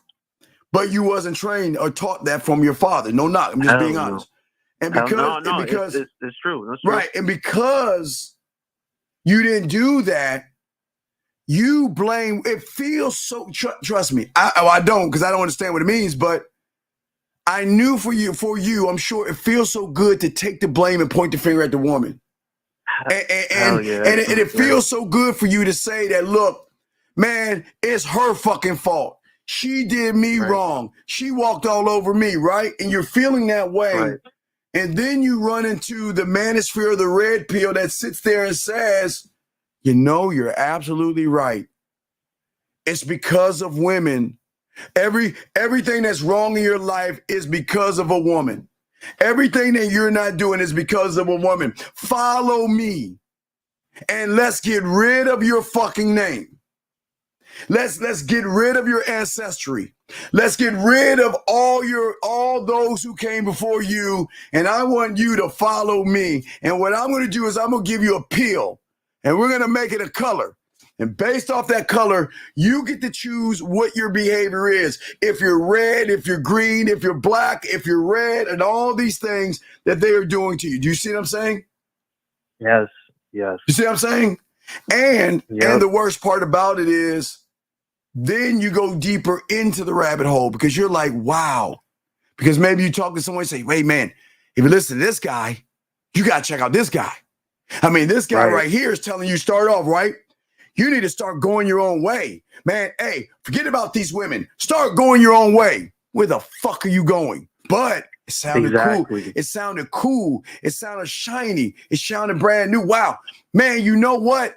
I'm Metal. I'm Metal Mike. I'm Metal Ron. Hell, even black motherfuckers. I'm Metal Devontae. You know what I mean? I'm going my own way. But then as that ship began to sink, another ship started to rise. By then, you got to be on your purpose. So then, once you stop going your own way, then they took that word and indoctrinated with you. Well, I'm a guy. I'm on my purpose. I'm on my purpose. I'm on my purpose. Yeah. How you doing? Hey, girl, how you doing? I'm on my purpose. I'm on my purpose. I'm on my purpose. Right? Right? Mm-hmm, right. And then when you're saying you're on your purpose, that's just you being responsible. But they know wordplay. So then after you're on your purpose, then comes this goofy Caucasian guy who couldn't get pussy, who went on Reddit in 2011, read a 2003 article on jerking off and said, you know what? I'm going to teach guys about semen retention. And you know what? I'm going to call it NoFap. And then what I'm going to teach these guys is that if you don't jerk your dick, that you're going to have this magical thing where women are going to be drawn into you. I swear to God. And to a point where right now, people are watching videos of other men talking about not touching their dick. Now, I know that's, listen, I know that's fucking crazy, but think about what I'm saying. Yeah. Hi, this is my 3rd month of semen retention and not touching my dick. And you got motherfuckers watching a guy talk to other young men about not touching his dick. Wait, what? Right. Wait. Yeah, hey guys, it's a little tough, but I made my 3rd week and I didn't touch my dick. And you look at the comments, go for it, man. You're good. Keep up the good work. Yeah, I just started my week. What? Now remember, wait. Now remember, I showed you from the BBC that the Wachowski brothers, who used to be sisters, said that the Matrix was a transgender thing. Do you see what they're doing to young men? We joked about it before, men looking at other men in the club, but you're watching another man talk to you about not jerking off and touching his dick. And you're actually watching it, commenting on it, and putting a heart on that bitch and think he's teaching you something. So we got the NoFap. That's still going on. Then you roll into high value. And I think I passed the Neil Strauss thing because he was talking about high value. Mm-hmm. He was talking about, again, let me say it again, high value.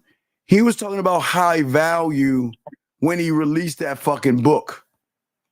So then somebody decided to attach one word to a word that was already there. Man. High value. Yes. Man. Remember, originated from the book, that's a bunch of lies and manipulation. But for those that are desperate to hear new things, they put down the toy of being on my purpose. I'm a high value man. I'm a high value man. I'm a high value man. I'm a high value man. Yeah. I'm a high value man. I'm a high value man. Yeah. You see, parroting and mimicking, right? And then from the high value man, money, clothes, status. Money, clothes, status. And then from money, clothes, status, where you get next? I think, was it Riz or Handsome Man game first? I think Riz. I think Riz. Yeah, Riz. Yeah, Riz game. And check out my Riz. And I Riz the girl. And Riz this and Riz that. Then went to Handsome Man game. And then now we're in Drizzle. And all these things stem from this motherfucker who couldn't get a piece of pussy, who got walked on, dogged out, and all this other stuff, and admitted that the book that I created that looked like a Bible was nothing but a bunch of lies, deceit, and manipulation. And to only have a guy that says that I, or the red pill in the manosphere, stems from the guy that just said and admitted that the book was manipulation. So it's built, the foundation, okay, if the foundation is not solid, the building will fall. Am I correct? Correct. So if the foundation is based upon manipulation and lies, then what the fuck do you think the red pill is? Because then everybody says that it's the truth about women. But again, no disrespect to the women. Who gives a fuck about their truth? I don't give a fuck. What truth about women? What, that they're not allowed to fuck? Let's look at that. Let me get it straight. Women should not fuck anybody but you, the loser who can't get anybody. So you meet her, you know nothing about her, and she should fuck you on just general principle because that's the expectation. She should give you the pussy. But on the other end, the red pill godfather teaches you that, well, check out her lay count. See, all these women, they're fucking all these guys. They're fucking all these guys. They got all these lay counts and they're fucking and fucking and fucking. But yet, you meet a woman, the first thing you want is pussy the first day. The first day you want pussy. Right. You see what I'm saying? Exactly. Yeah. I see it clearly. Right. But what I'm saying to you, young man, is like, let's be honest. Come on, let's keep it a buck. You a red pill, yes? Yes. And let's be honest, you hated me, didn't you? Fuck that. Right. You probably called me a nigga. I used to run away from the show. No, I know, but no. Listen, you probably said, fuck that motherfucker. Hey, where are your receipts? Hey, you know, wait, you know what's so crazy? You know something? Watch this. I'm gonna drop this bomb on you. Watch this. Okay. Isn't it funny that y'all always ask the motherfuckers who can get pussy to show receipts, but you never ask Rolo where's his receipt? You never ask MTR, pew, pew, pew, pew, pew, pew, pew, that one nut motherfucker, where's his receipt? You never, y'all motherfuckers never ask Fresh and Fit where their receipt. Y'all never ask the messiahs and the cult leaders where their receipts are. But the first thing you want to do to motherfuckers that have game, you always saying, where is your receipt? Right. Why don't you do that? Why don't you ever ask them about their receipts?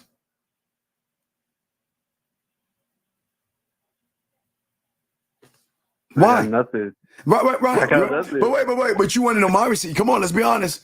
You were so pissed off at me. You were like, where's your fucking receipts, motherfucker? That's probably how you talk to me. Motherfucker, where's your fucking receipts at? Come on, you know you're talking about, you know you hated me, right? Come on, let's be honest. I mean, you gotta put an A at the end of that motherfucker. Oh, motherfucker. Yeah, motherfucker.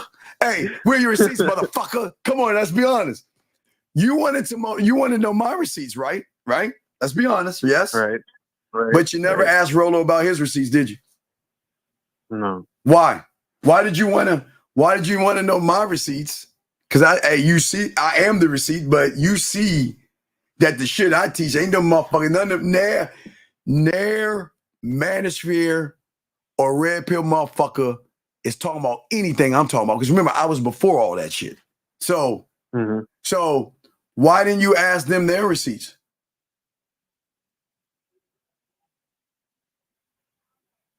Silence. And there's no knock on you. But I know. But don't you find that weird though? The Messiah that you follow blindly, you didn't even ask him. You didn't ask him one time. But you know what y'all do to us? Where are your receipts? Y'all want to talk shit and all this other stuff. And then all of a sudden, y'all get mad at us and y'all start realizing, wait a second, these motherfuckers might be the real deal. Right. But again, I'm glad that you came here. I'm glad that you stopped hating women. And I know you got a long road to go, but I do appreciate you for calling in and stuff, big dog. Hell yeah, man. This is a great conversation, Steve. Thank you. No, it's a great conversation because a lot of young men like you need to wake up. And guess a lot won't. Okay? There'll be a lot that's in our chat room right now that's going to talk shit about me. They'll talk about my color, my skin. They'll talk about my age. And they'll talk about everything because you want to know why. Unlike you, they want to protect mommy. So remember, a lot of young men pulled out the umbilical cord out of mommy and they're looking for someone to attach it to, and that became their daddy. You see what I'm saying? Damn. And what you did was you made the red pill your mommy. And if anybody said anything about the red pill, let's be honest, did you not defend them? Yeah. Right. Do you know why? Do you even understand why you defend him? Because you were trying to protect the guy at the top of the pyramid. And that's how the cult works. You must protect the guy at the top of the pyramid because he is the Messiah. And if he's the Messiah, we must protect him at all costs. And not even ask him about a receipt. Okay, young man? Yes. Okay. I got you. All right, so I'll throw you back in. A great call. I appreciate you. And I appreciate your honesty, big guy, okay? Of course. You already know. I respect to you, brother. Hey, say it again. Say motherfucker. How'd you call me? What'd you say? What is it? Motherfucker, not motherfucker. No, it wasn't It wasn't an It was an A. Okay. New York. All right, it was an A. All right, big dog. We throw you in. Appreciate you, brother. Appreciate you. Right, dog. I respect. Oh, man. I love that. That was a great call. That was an awesome call. But lines are open. We got a question. Please put a Q. Let me continue to play this for you guys out here, guys. All right, let's continue. Here we go. Check this out. Listen to this. Here we go. Very I'm sorry. Here we go. underdeveloped, immature, power-hungry, materialistic, fearful, and greedy, which makes them such good pawns to be manipulated into becoming lieutenants.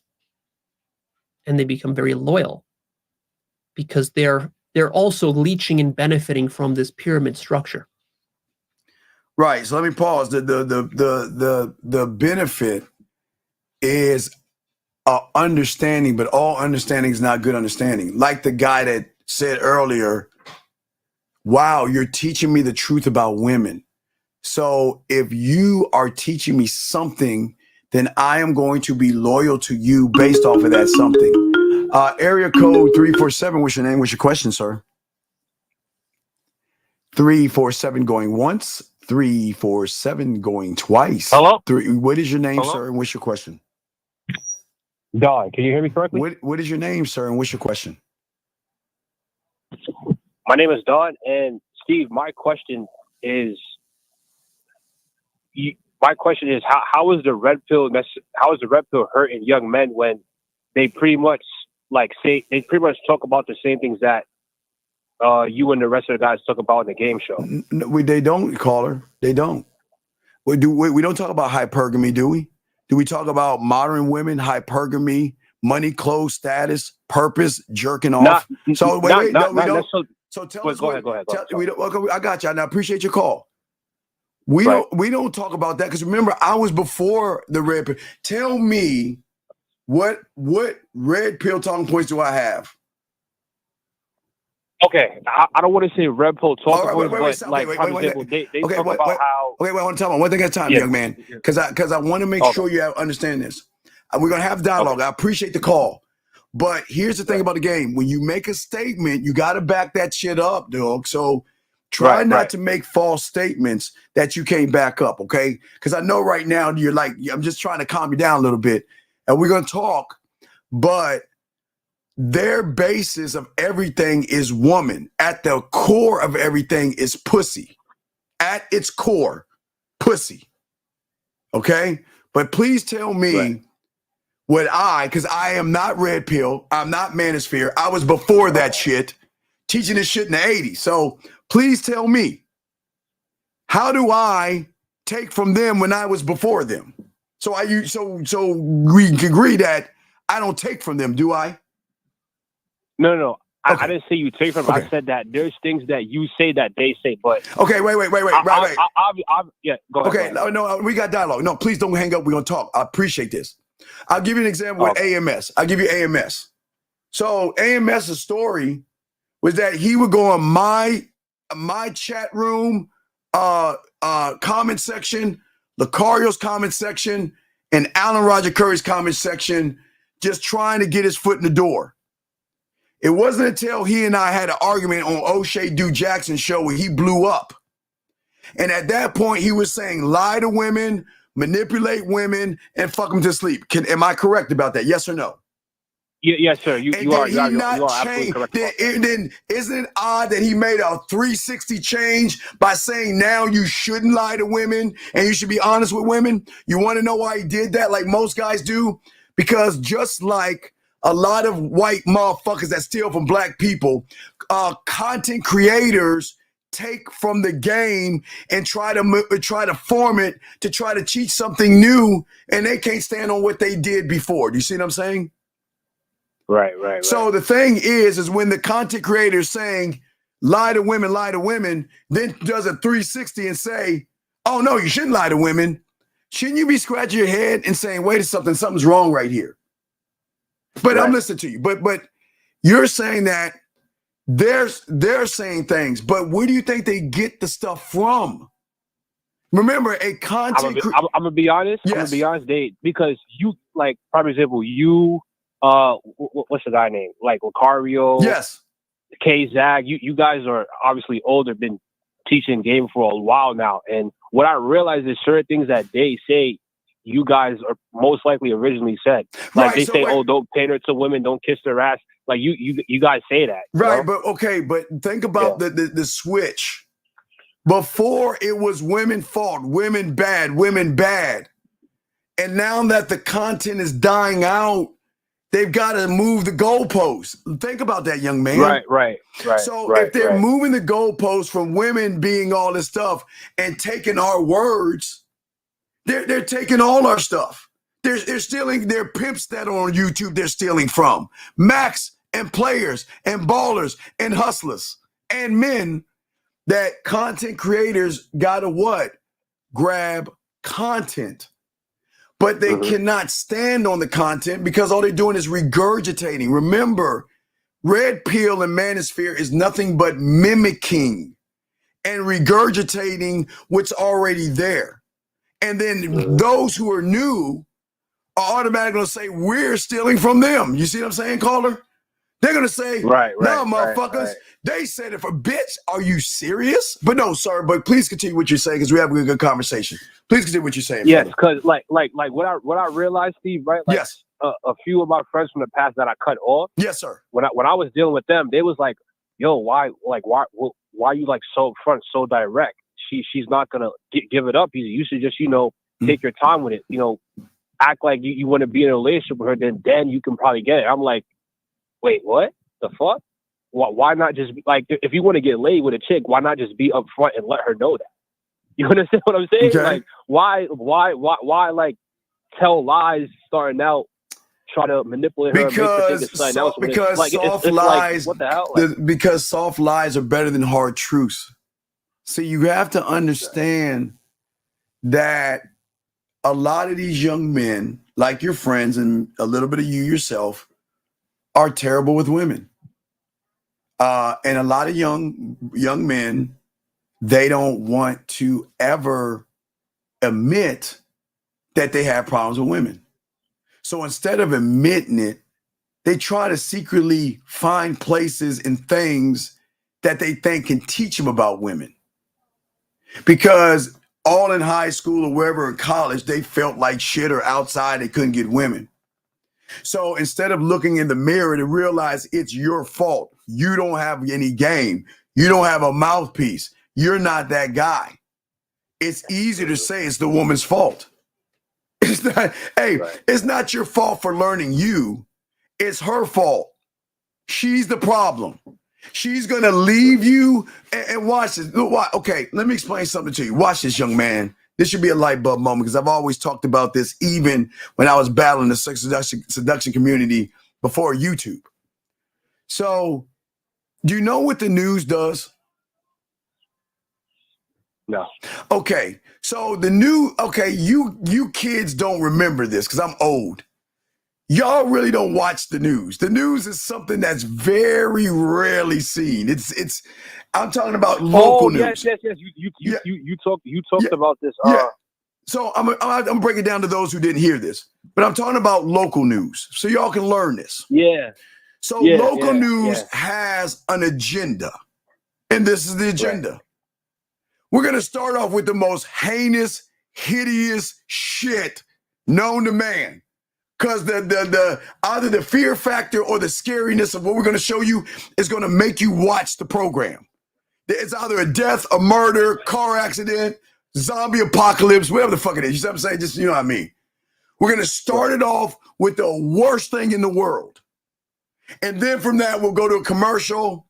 And then will ease it on down and talk about something light. And then there's the weather. Ease it down, and then sports. And then the feel-good story of the day. And then we'll see you tomorrow, all back again to do the exact same thing, okay?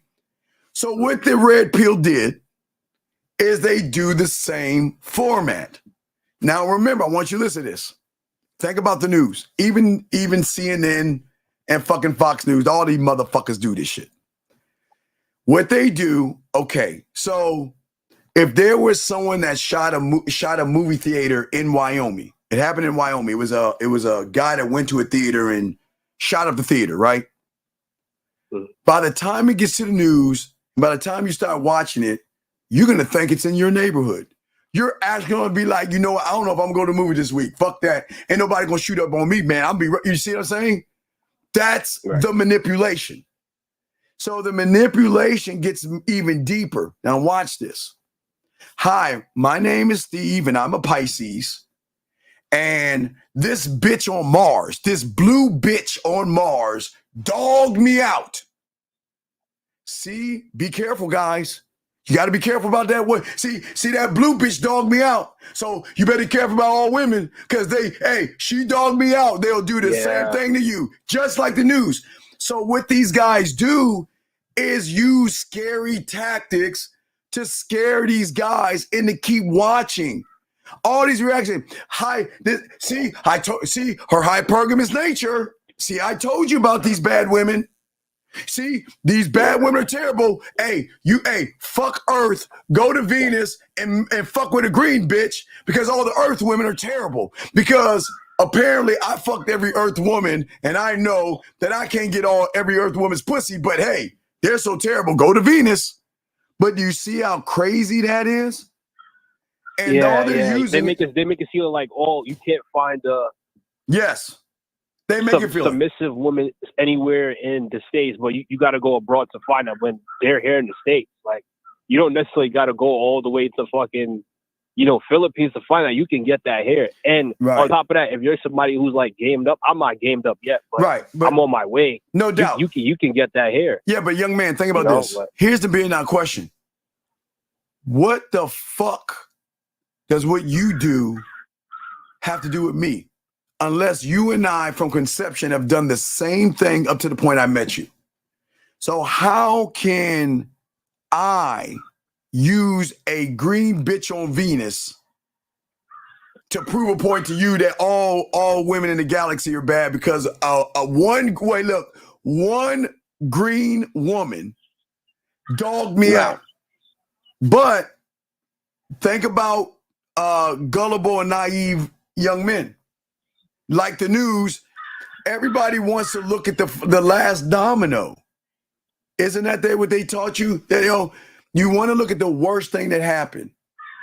But nobody has enough common sense to say, let's look at the first domino of the guy that didn't know what he was doing.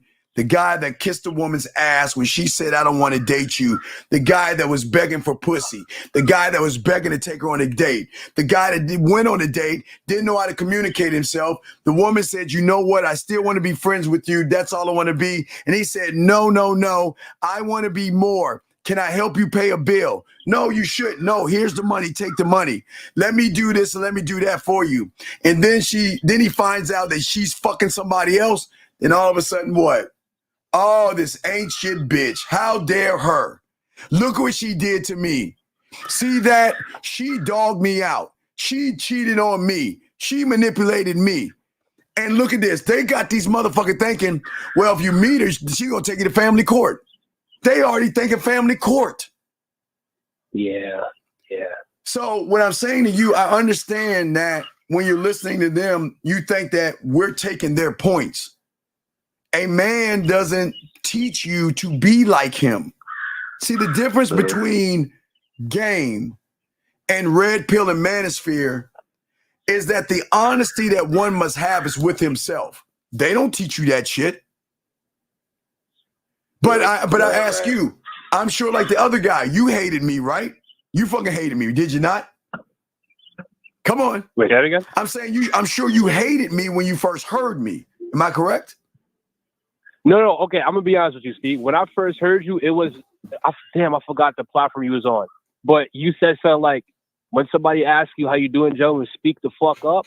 You remind me of somebody that I grew up with that's like that. So I don't got a problem with guys that carry yourself the way you carry yourself, Cause But if you want to get gamed up, you need somebody like that. Right, but what I'm saying But when I is- first discovered you, yeah, I was like, God damn, Steve could be an asshole at times, but it is what it is, Yeah, but It is- see, it what I'm is saying what it is, I come from a time that this is nice, dog. Y'all couldn't see the thing I always talk about my boys like Zag and Fifth is that you men couldn't make it in the 80s. Like I always say with LeBron James, that flopping motherfucker wouldn't be able to make it with the Detroit Pistons. He wouldn't be able to go down that lane. Detroit will fuck him up. You know what I mean? Because we were tougher. Not to say you're not tough, but let's be honest. All y'all want is the easy way out of shit.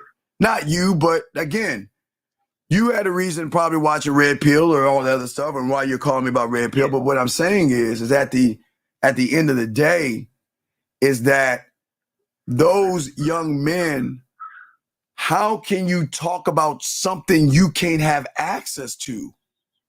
How do you talk about pussy and women when you can't get them? Because here's the thing that you understand. Do you know motherfuckers that get pussy? Do you ever hear them complain? I mean, think about it. When have you ever heard a motherfucker getting pussy complaining about what a woman is doing? Actually, who think about it. Yeah, rarely. It's Yeah, but there's nothing to complain about. Hey, but hold on a second. But they were allowed to play football. That was the rules of basketball. That's why Jordan bulked up.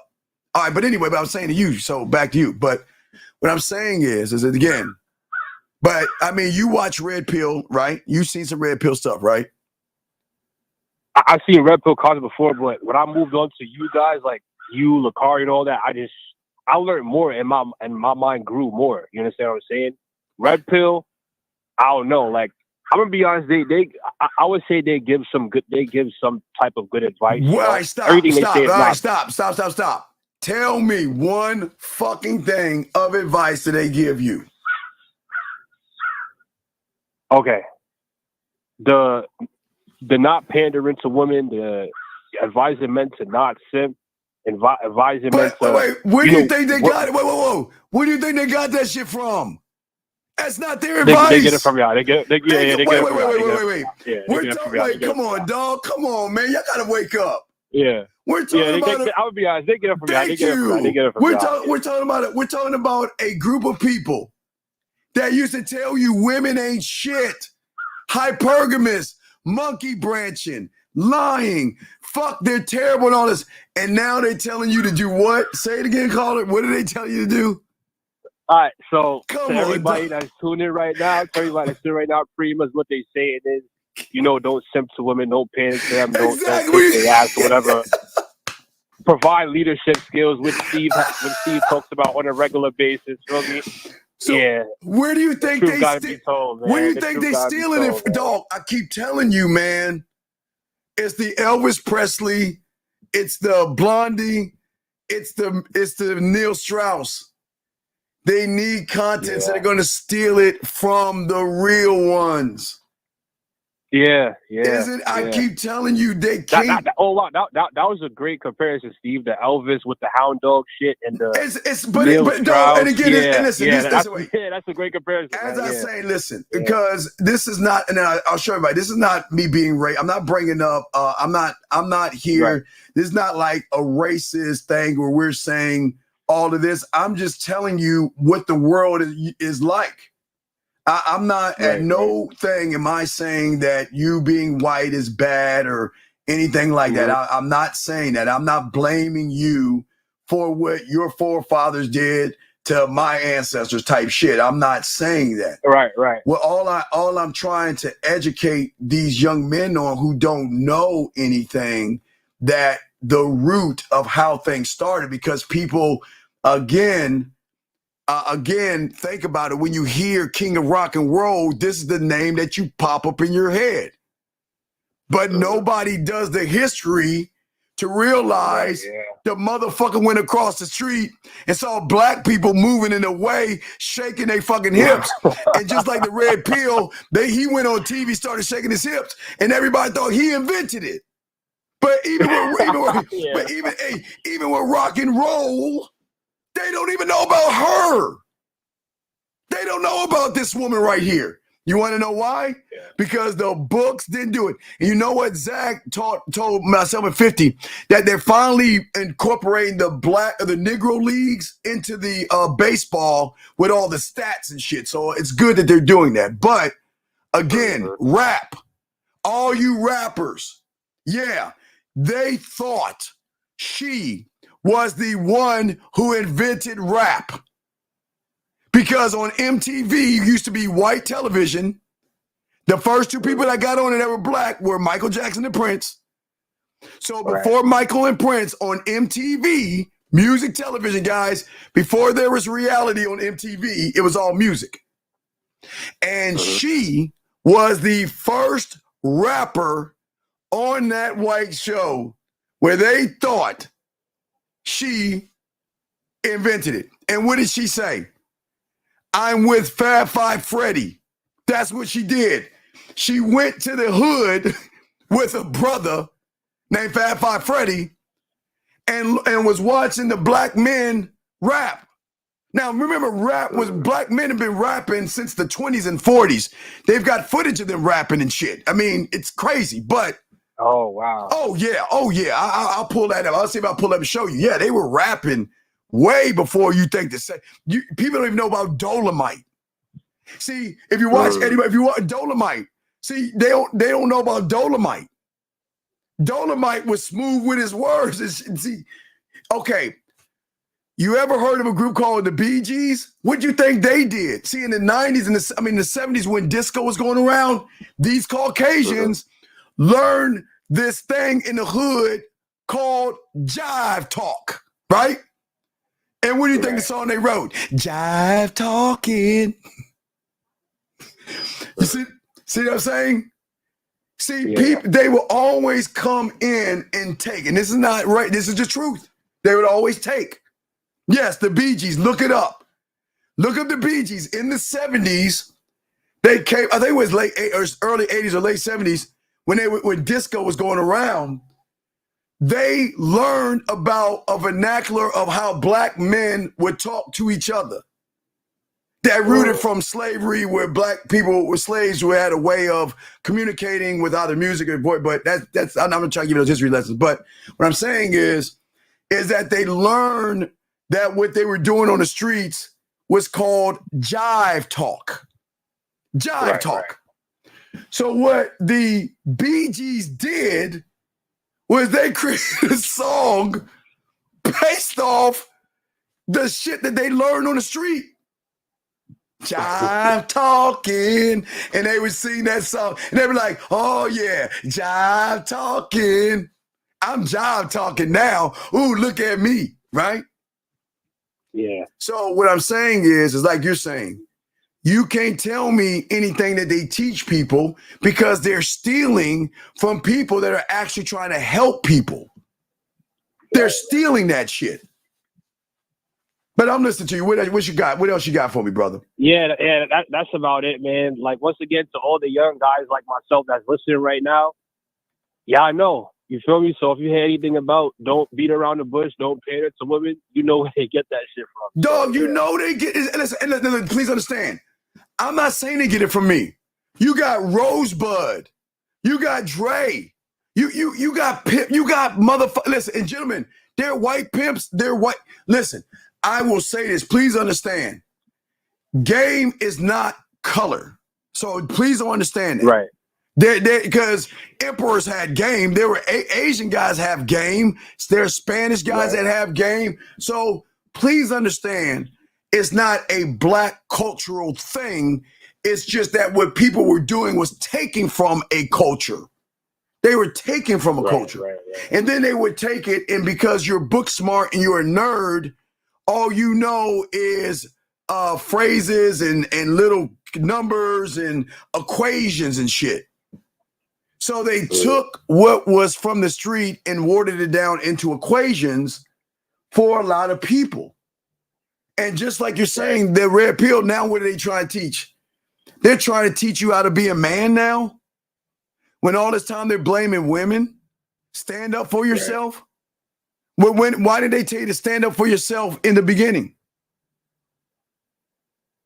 Yeah, that's what I'm saying. Right. Why did they tell you to stand up before metal? Hey, stand up for yourself before going your own way.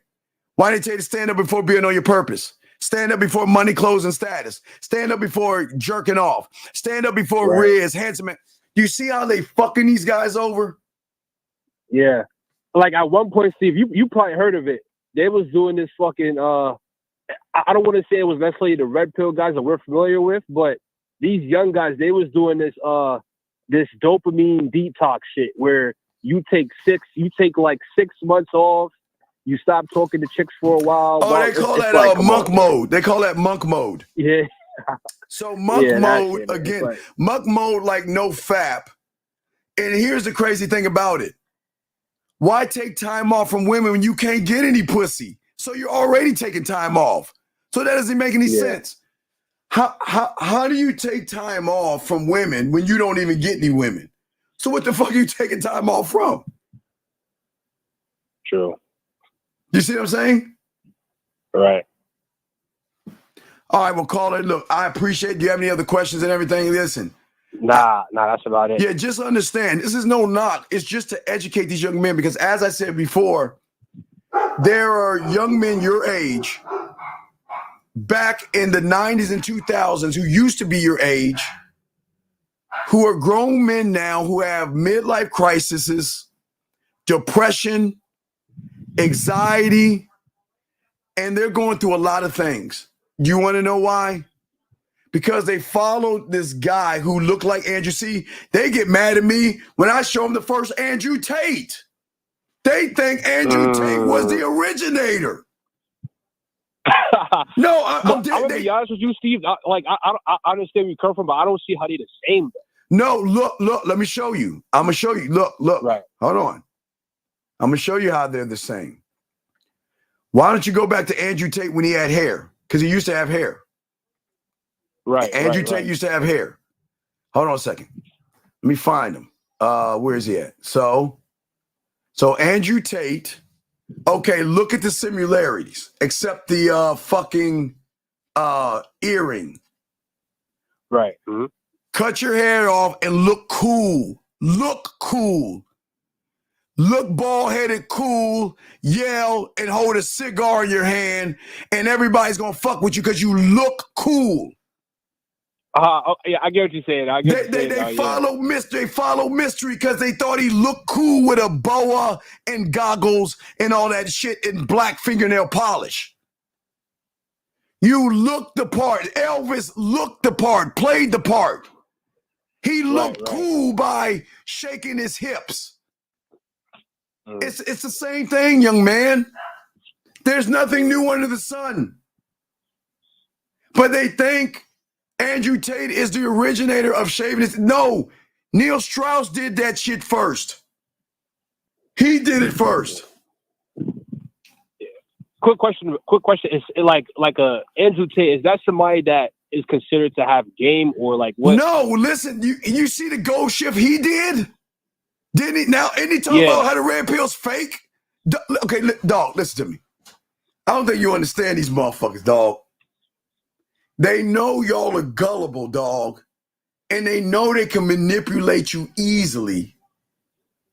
And all he was doing is bitching about women and all this other shit. Yes? And then did a 360. He was like, that's how right. he originally came And then did a 360, and now he's against the red pill. You want to know why? Because as soon as the FBI put out that terrorist list, everybody starts switching up. You notice that? And you notice that? See? Yeah. You don't understand. These young men are doing damage to the world. They are, and so the terrorist list, think about that. You're on the FBI has you on their list. That means you're doing some fucked up shit. So that means you got to change your shit or something going to happen where they're going to lock you up over the shit you're telling people.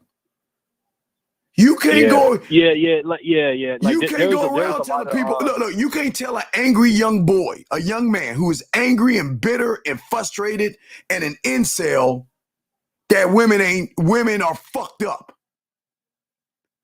All right, let me read something to you. Let me show you how bad it is, okay? I'm gonna pull this up because I read this before. I'm gonna read this to you, okay?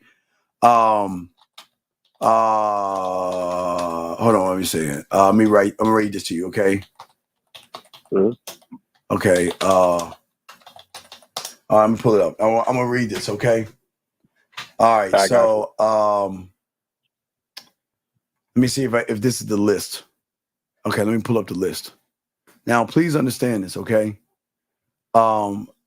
There are, and again, I don't like to talk about this, but this is important. And this is why I'm doing this, because I'm trying to hopefully save some of these young men. Right. A lot of these young men cannot handle rejection. They can't because they follow these red pill people that hype them up and get them mad, okay? So let me break down some of the women. There was this woman named Adrian. I'm not gonna give you her whole name. This guy was obsessed with a woman named Lisa. And when she turned him down, he unfortunately killed her, shot her. There was another woman that was approached on the street by an unknown man asking her for a date. She said no. The man punched her twice in the face, causing her to lose consciousness. This woman right here, she was 8 weeks pregnant. A guy tried to ask her out. She said no. He threw hot water in her face. This woman right here, 22, was walking home from her boyfriend's house.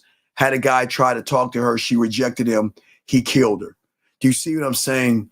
So what I'm saying is this is why we have to have shows like this, because what these red pill guys are doing, and this is why they're on that FBI list, because they're creating homemade terroristic thoughts with guys that cannot handle the woman saying no, and they want to do harm to these women.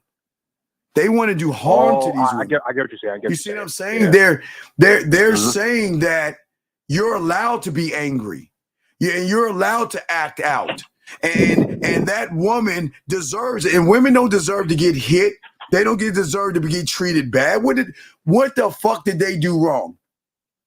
But when you look at the red pill, the foundation of all this shit stems from a guy who couldn't get pussy. Who couldn't get pussy. That created this image of trying to be cool, right? Try to be cool. Right. And all young men like you, like Andrew Tate, looked at, oh, he's so cool. Look at him. And look at his butt buddy with a boa and a big hat and goggles and black fingernail polish. Whoa, he's cool. Let's follow him. Created a seduction community. But see, they don't even know about double your dating. See, what y'all got to understand, I've been around this shit for long. See, y'all don't even understand about Ross Jeffries. Ross Jeffries learned from Doc. See, Doc Love was in the 70s. He wasn't teaching manipulation.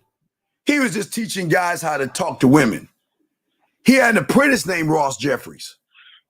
Ross Jeffries learned from Doc Love and then took this thing called NLP and mixed that with what he thought was game and created speed seduction.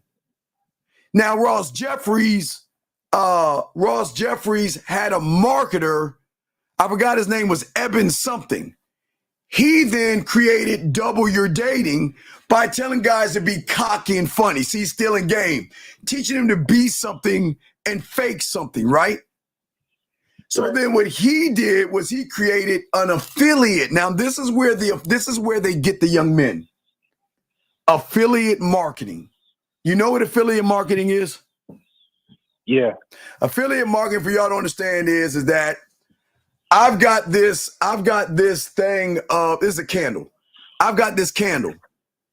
And I'm gonna have you sell this candle. And if you can sell this candle to your people, you get a percentage of the profits I get. That's affiliate marketing. Right. So what W Dating did was he said, okay, every month I'm going to bring on a new guy. And when I anoint them, all the Caucasian, black, and all the people that follow me are going to follow him. There comes Mystery and all these other guys, all these RSD, all these pickup artists. That's all they do. Every month they bring a brand new pickup artist in. And if he anointed them, they blew up. Thus, the seduction community blew up, okay? That's how it all happened. Now, remember, y'all were kids. You were probably, some of y'all were swimming in your dad's nuts and shit. So y'all missed out on all this shit. Y'all missed out on all the shit that I'm trying to tell you. So when 2007 hit, because remember, there was no hypergamy, there was no money, clothes, and status, there was not jerking off or anything, right? It started when what was underground came above ground on VH1. That's what changed everything. And that, remember, these guys moved the goalposts. And that's why they moved the goalposts. Because the thing is that, like, I call him one, there's that bitch ass guy, MTR, one nut, the motherfucker with the glasses, MTR, right? Right? Yeah. Right. So y'all never ask us about our receipts. You know what I mean? Y'all always ask us about receipts. You know what I mean? All the red I pill see a lot of guys doing that, like asking, Steve, show us your receipts. Show me your receipts. Right. For all the young men watching, right? If you want to see a receipt with Steve, like no bullshit, go to Taekwondo's channel. Steve is pretty much just running game, being direct, and Shorty is like dripping all over. They can look at me. They can look at me with Sneeko. She's leaning over and shit. Dog, they can look at me, right? They can look at Sneeko's red pill. They can look at me talking to the bitch with Sneeko and pulling her live on the air. And Sneeko calling me a pimp, and I'm not even a pimp. But they don't. But that again, Sneeko. Wait, hold on. I think that's hold on a second. Hold on. I think that's the thing at the gate. Yo, man, you at the gate? Hello. Yes, hello. Are you at the gate? Hold on a second. All right. I'm opening the gate. Hold on. All right, hold on a second. I got to open my gate. Hold on 2 seconds. I got to open my gate. Give me 2 seconds. Hold on a second. All right. Hold on. Wait. Let me show you something. Hold on. Give me 2 more. Hold on 2 seconds. Let me see. Hold on. Give me a second. Hold on. I got to open the gate. Hold on. Okay. All right. So get back to what I was saying. So watch this. So let's get to MTR, right? The guy with the glasses. I call him One Nut and shit because he lost one of his nut sacks and shit. Now, this motherfucker is trying to teach you how to date women and talk to women. Not correct? He tries to use this platform of pushing red pill rhetoric to try to teach you how to be a better man. Am I correct? Yes. Am I correct? Who? MTR? I never seen. Go to his website. Hold on. Wait. Let's go. I'm gonna show you. Hold on. Let me pull that motherfucker. Pull it up. Let me pull up One Nut. Hold on. Let me show you One Nut. And there's no knock on him, but I know I'm gonna knock him because he's full of shit. So let me show you this One Nut motherfucker who ain't got no game. So One Nut, he's got a YouTube, I am your host. YouTube, I'm your host, and all this other stuff. Yeah. Let's talk about it, right? So this One Nut ass motherfucker, you know what I mean? All right, so what does he have? He has he's got this thing that he teaches masculinity merch. Okay, he's talking about masculinity and all this other shit. Okay? Talking about a community that discusses self-improvement, dating, fitness, entrepreneurship, health, wellness, and much more, right? Right. How can you even talk? Okay, did you not see him with Melly? Yeah, I did. Did you pew, pew, pew, pew, pew, pew, pew, pew? You remember that shit? Pew, pew, pew, pew, pew. You remember that shit? Wait, Steve, which Melly you talking about? I'm talking about Melly Morocco, the one that does a pineapple show. Oh, okay. This motherfucker ain't got no motherfucking game. Him, Choo Choo Zed, Fresh and Fit. I'll get to Fresh and Fit in a second. Choo Choo Zed, Fresh and Fit. Where's Rolo Tomasi's receipt? Y'all don't even ask that motherfucker his receipts. Oh, shit. He was around a woman and he can't even talk to any bitches. But yet, y'all want to ask us our receipts But y'all don't even ask them motherfuckers their receipts. Now, again, I will give, when it comes to marketing, hands down, Donovan Sharp knows what the fuck he's doing. I cannot knock that motherfucker off of what he knows. Only thing I knock him for, he's a Philadelphia Eagle fan. You know, him and I used to fuck around because he was an Eagle fan. I was a Cowboy fan. You know what I mean? So, but I can't knock him for that. The motherfucker is a marketing genius. He was on Return of the Kings. He was right. He had marketing. He knows marketing 101. Yeah, Steve, I'm gonna hop back in. But when I was at the 21 convention, guess who I was sitting next to? Myron ass at the 21 convention, who didn't have any game. He didn't have any game. And motherfucker, y'all following. Man, I'm gonna throw you back in. I'm gonna hop back in. Let me throw you back in. Let me get to the other calls. There are any calls out here? Lines are open, guys. If y'all want to call in. But let me bring in 954. What's your name? What's your question, sir? What's up? 954 going once. 954 going hello, twice. Steve. Hello. Oh, what's your name, sir? What's your name, buddy? Daniel. Hey, how you doing, Daniel? How you doing, Daniel? What's up? Hey, what's up? I'm doing good. Hey, quick question for you, Steve. So I heard you say this like a long time ago. I never been able to like hear it again. So, your thoughts, if you can elaborate. You said something about like burn the ships. Can you elaborate? Do you remember you saying that? No, I always say, as a man, you must burn the ships and burn the bridges. Never give yourself a reason to go backwards. Force yourself to move forward. So if you were at war and losing, you have an out, which means you're not going to fight as hard. So you want to have a sense of urgency that's so great that it is going to prepare you to move forward. But if you're always looking at your past and living in your past, young man, then what's going to happen is you're not going to work as hard because you have an out. You're not going to grind as hard because you've got a reason to take a break. But if you burn the bridges, if you burn the ship and take out the net, if you're tight roping, there's going to be a greater sense of urgency, and it's going to heighten your sense of what's going on around you, sir, if that makes any sense. Makes sense. Can you give some real world examples? I just gave you one. I'll give you an example. You're the example. You're too busy looking at your past. You're too busy making excuses. You're too busy putting yourself down. You're too busy worshiping women. You're too busy running around women. So if you burn those motherfucking ships and learn this motherfucking game, you'll learn the self-worth and self-value that you have for yourself to propel yourself forward and never look back and not give a fuck what happens to you. I can't control a woman. Well, I mean, kind of, but I don't want to get into all that. But we don't. I get what you mean. We don't control them. We give them the free will to want to do things. You see what I'm saying? I see. Can I ask you a question? Sure, is it okay sure, to absolutely, learn buddy. from What's the going past, on? like keep it in mind? No, sure. You ask anything, buddy. What's going on? Any question? Sure. What's up? Like, is it okay to like learn from the past and maybe keep it in your life? No.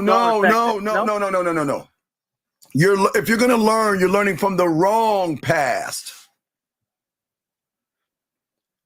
What? Your reality is based upon your past. And your limiting beliefs are based on your past. Your low self-worth is based on your past. Your self-concept is based on your past, meaning that you believe who you are is what you are. That's not the truth. The truth is you should evolve every day. And I don't want to say kill because I don't want y'all to think I'm talking about jump off a bridge, but you must kill the you every day to become the new you. You should never be the same person. Like I say, we're in half the year. And tell me, honestly, I'm not going to knock you. What did you say to yourself on New Year's? Wait, tell me what you said to yourself. Be honest. What did you say to yourself? Is this going to be your year? Come on. I don't really believe. No, I'll tell you. I don't really believe in that New Year's resolution. I got a plans, lot of motherfuckers do, but I'm just saying, man, that's written on paper, dog. So The problem is your past is on paper, sir. The past is not your truth. It was a truth in a moment back in time that you took to define who you are today, if that makes any sense. Makes sense. Just move forward, be like a missile, I would say, right? No, you agree with that? No, I agree, but I disagree. You want to know why? See, if I told you yes, I would be fucking you over. Wait. Yes is the answer, but yes isn't the right answer for you right now. Because if I gave you that answer, you're putting a rug over all the fucking problems that you have that are going to bring you back. You ever heard of the term one step forward? How many steps back? 6 steps back? There you go. 2? Right. Okay. What do you think the red pill does? Dancing. I can give you a step forward. I can give you a step forward, but I'll be disingenuous if I did that. See, the red pill will give you a step forward, but they know your ass is coming right back. It's getting you on the comeback. You'll take that step forward and feel good about yourself, and as soon as a woman turns you down or you look at a woman, you're going to take a step back. So I don't want to give you that answer because it will be disingenuous of me to say that to you when you have an array of problems that you have to face, solve, and conquer to move forward, if that makes any sense, sir. Makes sense, Steve. Thanks. You know, knowledge is coming to me. You know? Hey, great call, brother. If you got another question, call, brother. I appreciate that shit, okay? Gotcha. All right, respect. I love the call. Guys, any calls, any questions, we got y'all. We're not just talking about this. We're talking about everything. But what I'm saying to young men, we want to, wait, let me get this question. I'm sorry. If y'all got a question, please put a Q in the chat. Please put a Q in the chat, and I promise you I will answer your question and everything. I'm using the past to motivate yourself still counts. No. Yes. Well, excuse me. What I'm saying to you, young man, is that y'all guys live in this past. And a lot of you guys are never going to grow from the past thinking about that, okay? All right? No, I sat next to that motherfucker with Donovan. Dog, he didn't have any. Y'all actually think this motherfucker get pussy? I cannot understand. Guys, gentlemen, I'm saying to all y'all listen to me. I tell all you guys, please don't believe me. I always tell you that. Don't believe me. See it for yourself. But gentlemen, as I tell you guys, I understand women fall in love with things at face value based off of their femininity and their emotions. And ladies, that gives you a pass. There's no knock on you ladies. But for you guys out here that fall in love with these guys because they get around a woman. Now we're going to talk about something. Hold on. Oh, dog, I got you. Let me answer this thing. We're about to get deep real quick. We're about to get deep. Because I'll say it here. Anybody that, oh my God, you 850, stop me from what I'm saying. 850, what's your name? What's your question, brother? How can I help you? What's up, Steve? My name is Desmond. How you doing? What's going on, brother? How can I help you, brother? What's your question? What's up? All right. So it's my day off and shit, right? Sure. Man, and I'm out here trying to campaign and trying No, I'm listening. What's going on? What's up? Yeah, I'm trying to campaign for a new female, right? And in my area, the females are few and far between. What would you do? What do you mean? What are you trying to campaign? Who? Is there a woman right now you're trying to talk to? Oh, no, not right now. I'm just out and about, like, looking for females to get at. No. Don't do that. Don't do that. You're adding extra pressure on yourself, buddy. Okay. Go out to do whatever you want to do. And women will somehow magically appear where you're going. Okay. Let me ask you a question. Is there a mall near you? Yeah. All right, let me give you some game because, again, motherfuckers that have game, red pill people don't teach you this or manosphere. But before you continue, yes. Can I say something about the mall? I was in that motherfucker yesterday to get lunch and shit, right? I was in there, I saw like maybe like 1 or 2 women to get at, and that was it. Like, it's in the middle of the day and there's nobody in the Deborah? mall. Hey, Deborah. Hey, but no, wait, I'm asking this question. Wait, let me ask this question. So you saw 2 women that you were interested in? Not kind of. I mean, well, then, not really. Then why bring them up? Why care? Okay, you're right. We don't care about that. That shit doesn't bother. Leave that shit alone. What I'm saying to you, young man, I'm asking you this question. Is there a mall that you can go to? Yeah. And is there a mall by a business district? Yeah. Okay, I'm gonna give you 2 layers of game right here. Check this out. If you can at lunchtime, go to that mall. That's where they congregate. Remember one thing I used to teach you in the early 2000s before YouTube, the water hole. Okay, remember I used to teach you about hunting. Remember, I'm gonna teach y'all guys things that people don't even teach you about. Remember, the thing that my mentor always taught me about nature, y'all, you know, he made me watch Discovery Channel too, because nature doesn't have lion tube or lion gram and shit like that. They just move off of nature, right? So one thing I learned in the game was about water holes, okay? And the thing about a water hole is that the predators, animals, I'm not talking about the weird guys, I'm talking about the animals in the Serengeti. The predators would hang by the water hole because they knew that the animals had to drink water at some time in the day. So that means that they would eventually come to them, which makes their hunting easier. You see what I'm saying? Yeah. So in the game, what we were taught was to go to the water holes. Remember, I used to give you those in the early 2000s. Remember, I told you about Twilight, Harry Potter back then.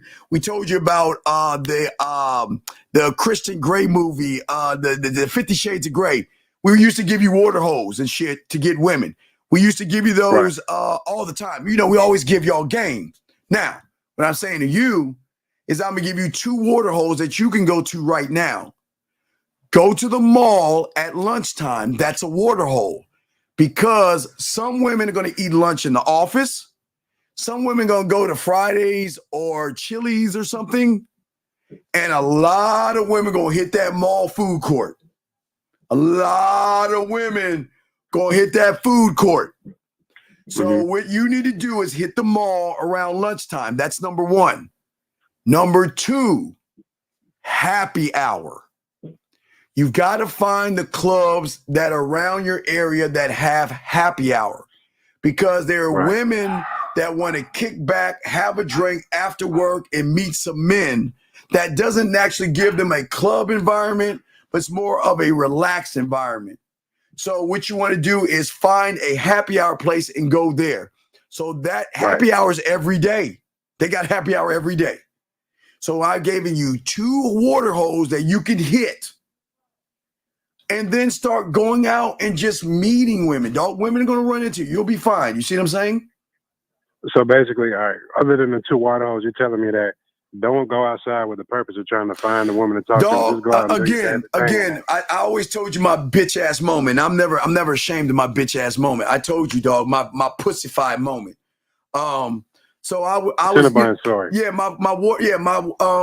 my dick resting day. Okay. I was fucking all week. My dick was like hurting, you know what I mean, sore. And I was like, you know what, I gotta rest my dick. And you know, I sure love Cinnabons, dog. I want Cinnabons so bad, man. Hey, dog, I don't eat Cinnabons today because of that shit, dog. I'm 52. I don't eat Cinnabons to what happened to me in fucking high school. I don't even. So in Maryland, in PG County, you know, if you watch the Redskins, we were the Commanders now, whatever the fuck. Their football field is FedEx Field, which used to be a mall called Landover Mall. Do your history. That's where I went, where all this shit happened. So I was living in Mitchellville, Maryland. If you do the history, I lived off of MLK in Mitchellville, Maryland. So I went and had a dick rested day and went to Landover Mall to give me a Cinnabon to rest my dick. Now remember, I was going for the Cinnabon, caller. I was going for the Cinnabon. Look, all I wanted was a bitch ass Cinnabon. Right. Got my little Cinnabon with the gooey and shit. Got my little bitch ass fork. Sat down in the middle of the mall. Eat my little, just like a lion. You know, like a lion watching the elk and zebras walk by. You know, like in the Serengeti. Just eating, just relaxing. You know what I mean? No women around me. You know, I remember, we didn't have cell phones, you fucking motherfuckers. I'm jealous of you motherfuckers. We didn't have cell phones. So I didn't have to, I knew I had to go. We had answer machines. Don't judge me. I had to go home and beep, you have 5 messages. That was my life. You know what I mean? So no women, no drama. I didn't have any Instagram. I just sat in the middle of the mall with my Cinnabon and eating that bitch, watching the women go by. And then that one. I don't want to talk about it. I used to say Selena, but I would say Jennifer Lopez as Selena. And she was a mixture of I don't know what the fuck. But just look at that. Coming my bitch ass way. I'm eating my Cinnabon. She's looking dead at me, waiting for me to talk to her. Looks at me, walks by, and still turns. Now, remember, my moral is like, hey, this is my rule. You know what I mean? If I'm going to have a dick resting day, I ain't going to talk to women. I'm going to go play video games. Because I played games. See, back, we still do this shit now, but we would play games for money. So, like, when Madden came out, remember, I'm a gamer. So we would play, let me tell you how deep we were. We would play paper football for money. We would play in television football for money. Sega Genesis, Madden for money. Any football game. Electric, dog, listen to me. Electric football, where we had this set and the men go vibrate. Everything was for money. We kids hustling and shit, you know what I mean? We played for money. So my dick resting day was either Cinnabon, playing basketball with the fellas, or video games for money, or playing, whatever we're doing, whatever. So saw the chick go by, and I felt like such a pussy. It was the worst feeling. It was such a bad feeling, caller, that I had to go to my Senate and change the law. I never want to feel that way again. She was dead on my. It was an easy layup, dog. It was an easy layup. And the thing was, she was with a group of her friends. And you know the worst part about that? I could have got my boys on. Because the thing was, my parents, I had like that Cosby, I had a reverse Cosby family. My dad is the lawyer, and my stepmother was an anesthesiologist. So I had like a kind of a reverse Cosby family. So those motherfuckers always traveled. They were always traveling. And they always left the house to me. So she walked by with all her friends. Man, I wasn't even thinking about my boys. Because look, dog, it was an easy layup. I would have got her. I could have set all my boys up. Parents going out of town. Had the house to myself. And we could fuck in all the different rooms. I mean, it was a layup. It was layup. But I used to do that because my house is a spot. You know what I mean? That's how I learned. But yeah, that was my worst moment. Well, what I'm saying to you is that don't go out for pussy. Don't be the guy saying, hey, let's go out and get some pussy tonight. Yeah, let's go out. Let's go to the bar and the club. I want to get laid. I want to get some ass tonight. Can't do that. You're adding extra pressure on yourself. See, what we would do is we'll say, look, are we going to the club? We're going to play the rejection game. Y'all up for the rejection game tonight? You see what I'm saying? We ain't even saying get pussy. We say, because see, the thing was, again, we bet. So it's hard to bet when everybody can pull pussy. You know what I mean? It's just hard. It's hard because everybody can get numbers and shit. Getting women ain't shit in the game. It's when they turn you down. So we try to do shit to make them turn us down. So that's what we would do. But what I'm saying is that never walk out your door for pussy. Walk out your door for the dick. So no homo. Wait, no Diddy. Wait. Let me. Wait. No Diddy. No Diddy. I'm saying walk out the door saying, who's gonna be lucky enough to meet this dick? Who is lucky enough to meet me today? I'm gonna go out and do whatever it is I'm doing. And some woman somewhere is gonna do something to do all these bullet points to run into me somewhere at some point in time. And it's going to be her lucky day. That's how we move. Never move for pussy because you'll become one. Move for you. listen, you got to have the mentality that, do I want to grace women? You want to be like this. Do I want to go out today and grace women with myself today? I'm dead serious. You want to be like, man, you know what? Every day. Right. What I'm saying is like, okay, so when I got out the military from Germany, I came to Houston, right? So when I was in Houston and shit, we used to call the club Sharpstown Mall. That was like the place where all the bitch, we didn't go to the Galleria. That was where the rich people were at. Club Sharpstown where it was like a club in that motherfucker. So for me, I didn't go to Sharpstown for the women. I went to, like, people don't understand, like, GameStop. They think GameStop it was Babbage's. So I remember that. Yeah, so I'm ready to look at the new video game. I want to play video games, or we go to the arcade and shit. You know, I want to put my quarter in, and you know, I'm aging myself. Don't judge me, because I know these motherfuckers like quarters and arcades and shit. So we did shit because we wanted to have fun. But wherever we did it, there was always women around. Even at Red Lobster. Let me give you a dog. I was a fucking busboy / dishwasher in high school working for Red Lobster, right? Mm-hmm. Now I'm seeing they're getting rid of Red Lobster. All the women I used to get. So peep this. I was in the water hole already. So let me tell you the game I had. I was washing dishes and I had to collect plates. I didn't have much money. I was working for me. I didn't have much money. I mean, this is why I was staying with my parents and shit. But I was making a little bit of money. I wasn't money, clothes, and status and shit, right? But whatever money I had, I sift some of that money off to the waiters. I say, when you see one, come get me. Come get me. Because I'm going to talk to that motherfucker. Because they're going to tell you, I'm not looking for a woman, but I'm the guy they see. When they see a group of women, sometimes their mom and their dad, they would come get me. Because I take out my little joint and I walk over there and I talk to the dad and the mom first. Mm-hmm. And then I holler at the girl. You know what I used to do at the club?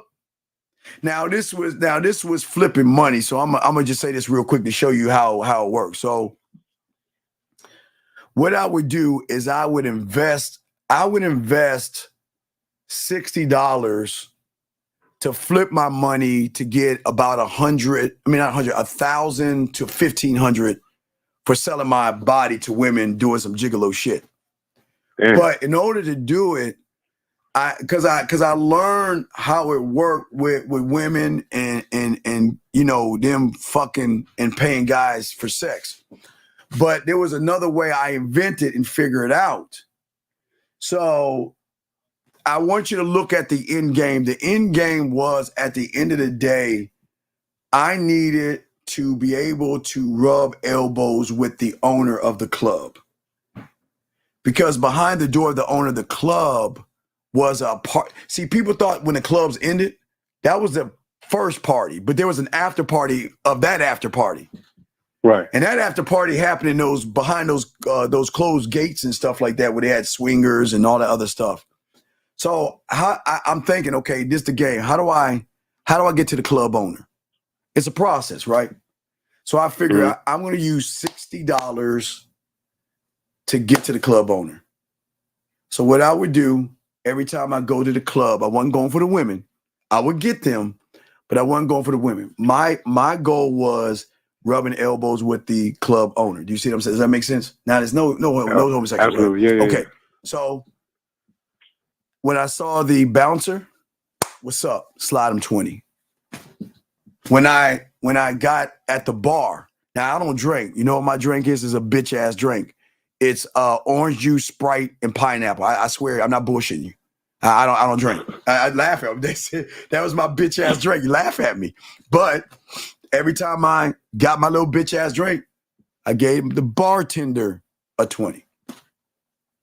When I saw the DJ, I gave the DJ a 20. So right now I'm working the 3 elements that I have to work that is going to get me to where I want to go. Now, remember, I'm investing this, but I got the return on the investment. That's how that shit works. So So once I got cool with the bouncer, the bartender, and the DJ, I just need to know when y'all working so I can see y'all, say what's up, slide you a 20, I appreciate you. So what do you think happened when there's a long line and the bouncer sees me? Oh, Steve, come on in, come right on in. What happens when I'm at the bar and I'm talking to a woman, I'm not buying her a drink, but the bartender's like, hey, what's up? And just slides my drink without me saying a fucking word. What happens when I go to the club and the DJ is giving me a shout out when he knows I'm rolling in there? I'm not anything special, but that's not even the point. Those are the remnants of a little bit of shit. I'm not even thinking, because I'm thinking big. I'm thinking about these women that's gonna pay me for sex. That's what I'm thinking about. So then what I would do is I would find out what y'all doing Saturday, what y'all doing, what's going on. Well, you know what? We always get because see, the owner is like a nerdy guy, right? So the owner wants to get cool with the other guys by what? Playing basketball on Saturdays. You know, he's like a little nerdy guy, but he wants to bond with the guys or whatever. So they told me they playing basketball. So I got the in. So I started getting cool and playing basketball with the owner, got cool. Well, then I'm so cool, the owner would give me VIP. See what I'm saying? If I wanted it. Yeah. But I didn't even want that. Those are the remnants. I don't want that shit. I want the big shit. I wanted him to invite. See, after the club is over, there's that after party where senators and high execs and fucking athletes and all those people y'all want to know about, they go to these places, kind of like what was that show with your boy Tom Cruise when he went to yeah. You see what I'm saying? That yacht is like or on Power. Remember on Power? When Ghost went into old boy's house and they was fucking in every room, different rooms. Yeah. I'm telling y'all. So I got it. Once I got into that, I was able to then sell my services to these women, So I flipped my money fold. But then I started realizing from the women some other game. See, you know what I tell guys in August, what I'm going to tell them to do that nobody else is going to tell them on the internet to do? I'm going to tell them in August. I'll tell you now because I'm going to tell them in August because it's going to be our annual August thing, is to go to the art district and find the nude art area if you have one in the college. Because art is all about shapes. So it don't matter what shape you are. But the game I learned that if you apply to be a nude art person, they'll pay you like $16 to $20 a hour type shit. But what they don't know is that there are a lot of women that, okay, have you ever seen The Losers before? There was a show. No. Okay. So it's kind of like that. So what I learned is that not all women, but a lot of women do certain things to bring guys in. So women have on the outside, they have Mary Kay parties. You know what a Mary Kay party is? No. A Mary Kay party is when a bunch of women get together, they have wine, and some person comes in there and shows them perfumes and makeup and all that other shit, and they get to try it on, and that's a Mary Kay party, right? Mm-hmm. But what people don't know, they have dildo parties and sex parties, where a motherfucker come in and open up this suitcase of different dildos, the latest vibrators, and all that other stuff for women to try. Now, in that thing that people don't know about is that these women who have money, they have what we call human statues. And a human statue is a guy that's butt-ass naked, holding a tray of hors d'oeuvres and not even moving at all. He's just sitting there unless a woman takes him into a room. See, there's layers to this that people don't know about. But I'm going to teach you all this on all this stuff. But what I'm saying is that where they find these guys are these nude models. Because if you can stand in front of a group of people and just pause and stand still and let them trace you, draw you, paint you, and all this other stuff, then you're the guy that I want if we're having a sex toy party where we're going to place you and women are going to do stuff. But there's layers to this. Another thing I'll start to tell guys in the grocery store, how many times have you gone through the grocery store and seen the bulletin board that has babysitting, basketball, baseball, or football stuff on the board? Have you ever seen that? Not here. Okay, on there, on every store, if you see it, and I don't know if they have it anymore, but they used to have a bulletin board where you can post ads and stuff. You see what I'm saying? Yeah. And those ads, they have parties, sex parties, but they it's hidden. You can't see it. Like around here, they call bunko. It's called bunko, a bunko party. So by the regular guy that walks by, what the fuck is I don't know, bunko party go. But if you are in the swinging community and they swinging and you're gigoloing and all that other stuff, you're in a community above a community that people don't know about. But I do always want to tell people about the gigolos. One thing you can't do is you can't talk about, because the most you talk about it, you're going to get shunned for the community. It's a quiet community. It's right. It's like you guys don't even know what's in your neighborhood. It's right in your neighborhood and right in your apartment complex. It's everywhere, but you don't know because there are exclusive underground places that people do things that people don't even know about. But I'm just sharing a little bit with you. What I'm saying to you is that there are always going to be water holes around you. You just got to figure out which water hole that you want to know. But see, again, when you have game, you can teach people things that they don't know. But when you're red pill, all you're going to do is repeat and regurgitate shit. Right. That's all I'm saying. But you got any other questions before I move on? No, sir. Thank you for the game. Okay, I appreciate you, sir. And let me know about the water holes, okay, buddy? All right, I will. I'll call back. I respect to you. All right, let me go in, guys. Lines open if you want to call in. No, I'm showing you how you get in these types of things, dog. It's the game, dog. See, y'all guys are never taught this from the red pill and the manosphere because they make you feel like you ain't got a chance with women. And what I am telling you is that there is so much shit going on around you that you don't even see it because you think women are bad. And I'm telling you, women are not going to fuck with anybody that judges women bad like the red pill does. Do you see what I'm saying? I'm letting y'all guys, y'all remember? Hey, Jimmy, y'all remember I used to give y'all swinger club advice too. 610, what's your name? What's your question, sir? 610 going once, 610 going twice, 610. Okay, so as I said before, the thing I was used to tell y'all guys is I used to give you guys advice. Remember, guys? Remember, I always tell you, and we don't do this anymore, but hold on. 610, what is your name for the last time? 610. Yeah, hello, this is Shaw. Shy, what's going on? Hold on, Shy, 1 second. Hold on, Shy, 1 second. Gentlemen, remember, remember, was I not the only one that hooked you up on Halloween and Valentine's Day by giving you a choice of going to a swinger club in your neighborhood or going to a party? You see, that's what game teaches you. But those red pill motherfuckers don't do that shit. Y'all got to think. Okay, what's going on, caller? What's up, buddy? Yeah.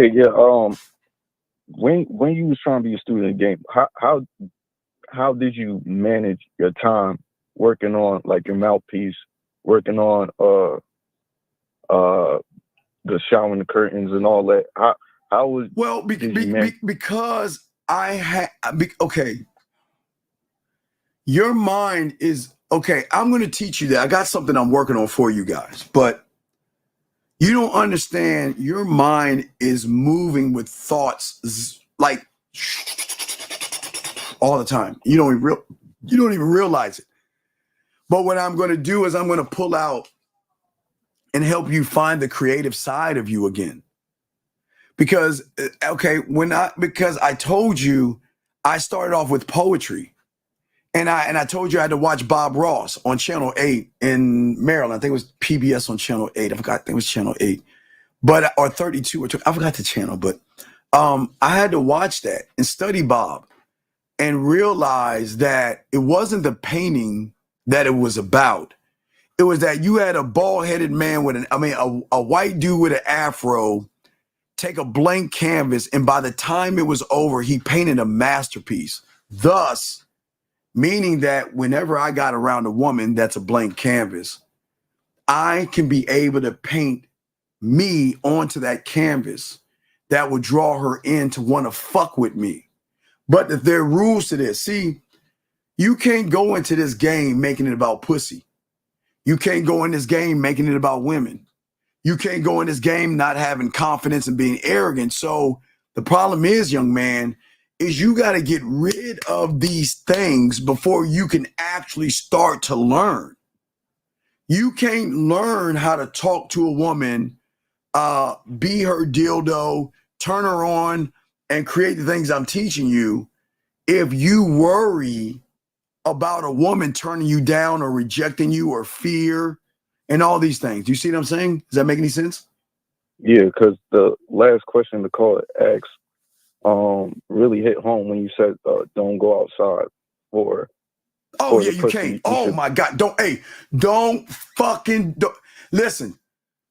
Go outside, but you got to change the way you're talking. See, how you feel about yourself is how you actually communicating to yourself, and then what you're gonna move on, right?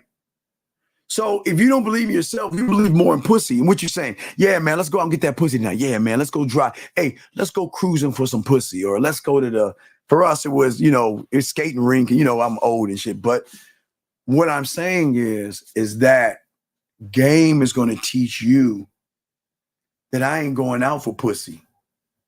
I'm going out for me. And who's going to be lucky enough to meet this dick? It's two different ways of thinking. I go out to make a woman's day. Who's going to be lucky enough to talk to me? But I don't go out to say, I'm going to go out and get some pussy. I'm saying that if I want to look at some Nikes, I want to look at some clothes, I want to go to the mall and get some of that bourbon chicken that they lace it with something because it's so fucking good. I don't know why. I want to go to the moon. I want to go get some gas. Whatever I'm going to do, I know I'm going to run into something that I can give an opportunity to be with me. I just got to go there and show up. Right. Errands. That's what they're called. Errands. Right. I don't want McDonald's caller. I have fun with this. I want 2 all-beef patties, special sauce, lettuce, cheese, pickles, onions on the sesame seed bun, number 1. See that? I'm going out for fun. So, yeah, I'm listening to you, brother. What's up? Yeah. So, because the mindset that I had was, it put me at a disadvantage because now I'm like running behind the women instead of. Yes. Yeah, you're running behind the woman because you're not running behind yourself. What does it look like to run behind yourself? Again, we're talking about cults, right? Yeah. Am I not the only one on YouTube to tell you to create a cult? I didn't say be in a cult. I said create a cult. What is the difference in what I'm saying? Now, nobody says this. Again, when you have game, you teach people things they never heard of. I didn't say be in the red pill and create that. That's being in a cult. I'm saying create a cult. What does that mean, sir? That means like creating a whole community, like mentally. Oh my God. Yes, motherfucker. A+.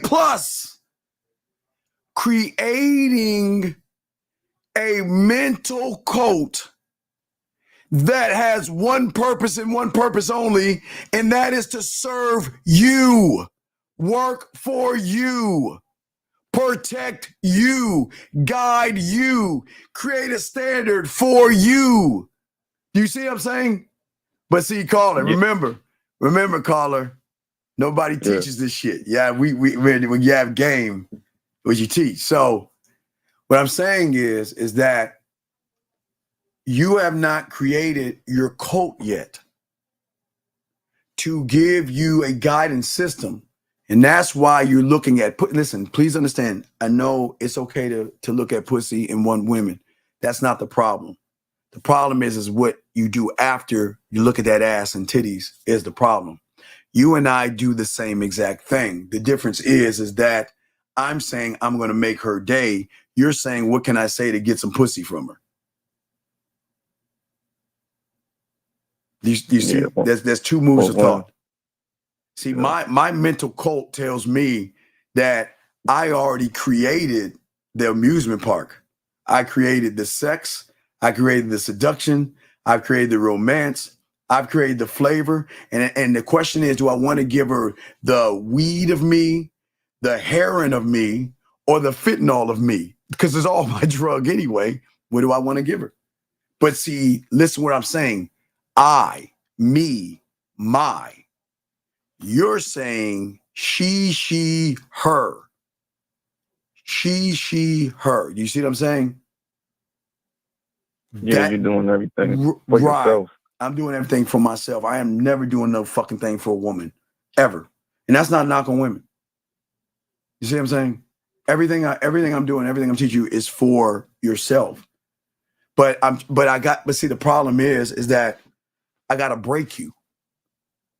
Because your mindset, see, here's the thing a lot of young men don't understand. Let me explain. This is very important to understand. When someone gets in a cult and they decide to leave that cult, they still haven't left the cult because subconsciously the cult is imprinted on them still.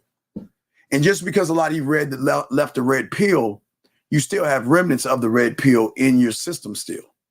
So in order to free yourself, one has to have a break. You see what I'm saying? You got to be broken. You've got to break I see the what reality. you say, because even at times, I still see myself setting back. But you know what? You know what's good about what you just said? At least you're being honest. See, most guys will try to cover that shit up, but you're being honest, and you're supposed to have setbacks because it's not easy to walk away from something that you felt loved you or cared about you. You see what I'm saying? It's hard to let go of a group of people you thought, man, I'm a part of a community.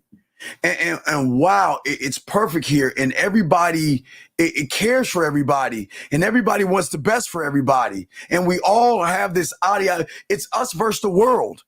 It's going to be us versus, and the world is women, right? It's always us versus women, right? Yeah. So leaving that, it's hard to break free of that shit because that's a sense of community from a person who maybe never had a sense of community. We're saying be that lone wolf. See, your community. We're saying be the lone wolf to create the cult and community. That's deep here. Get your crayons. Remember, dog, people ain't teaching you all this shit. Listen to what I'm saying. If you're in a community, you'll never create the community because you always be in the I do from outside of yourself. But when you were a lone wolf, you didn't understand you were doing right. You just didn't have the tutelage. You thought I had to be a part of something. You have to be, but that something has to be you. You've got to be a part of you, not somebody.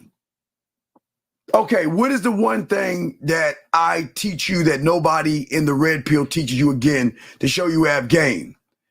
They don't teach you that you're the only one of your kind. They don't teach you from your fingerprint that there's nobody else like you in this world. So here's the $1 million fucking question to all you motherfuckers. Why would you follow someone else's fingerprint? Someone else's red pill fingerprint. Think about that, caller. This is why you don't have balance and you're imbalanced. And this is all love and respect, caller.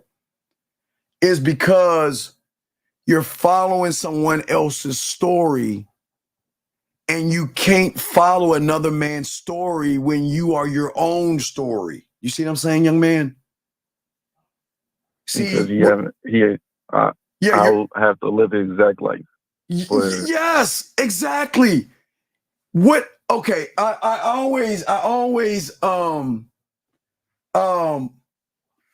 for you guys, wait a second. Men should keep the red pill but change the name. No, I'm sorry, sir. I listen, keep him in. I feel bad for you. You're fucked.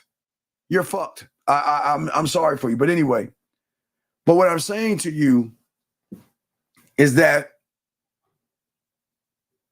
the person that should educate you, all right, let's look at your teacher. Did your teacher educate you on numbers and letters? Yes, right? Yeah. He said to you, this is an A, this is a B, this is a C, right? Yeah. And explained it to you, but he stepped back, yes, and allowed you to take in the information and study it your own way, right? And based off you studied, you would either get a good grade or a bad grade, you know what I mean? But all he would do is give you the information, yes? Yeah, correct. Okay. So in this world that y'all are in right now, it's like this. The teacher is telling you A, B, and C on his terms. He's saying that you got to understand A, because if you don't, a woman is going to use you. And if you don't understand B, a woman's going to walk all over you. And you don't understand C, she's going to take you for all your money. And he's not giving you a chance to think. See, a teacher, a person that has game, that actually teaches the right way, he doesn't tell you what to think. He shows you how to think for yourself. That's the fucking biggest issue of the red pill. You can't think when the hierarchy says I'm the godfather and I'm the inventor and you got to worship me.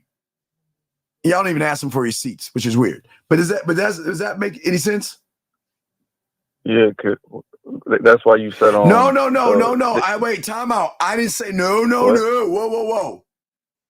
I didn't say what? All black. Whoa, calm the fuck down. Wait, what? No, not you. Hold on, caller. Oh. EQ, listen to me. Listen. All black people are not hung, and all black people don't have game.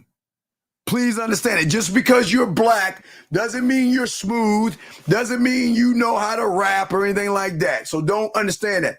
Please understand what I'm saying from. I'm saying there were certain groups of black people.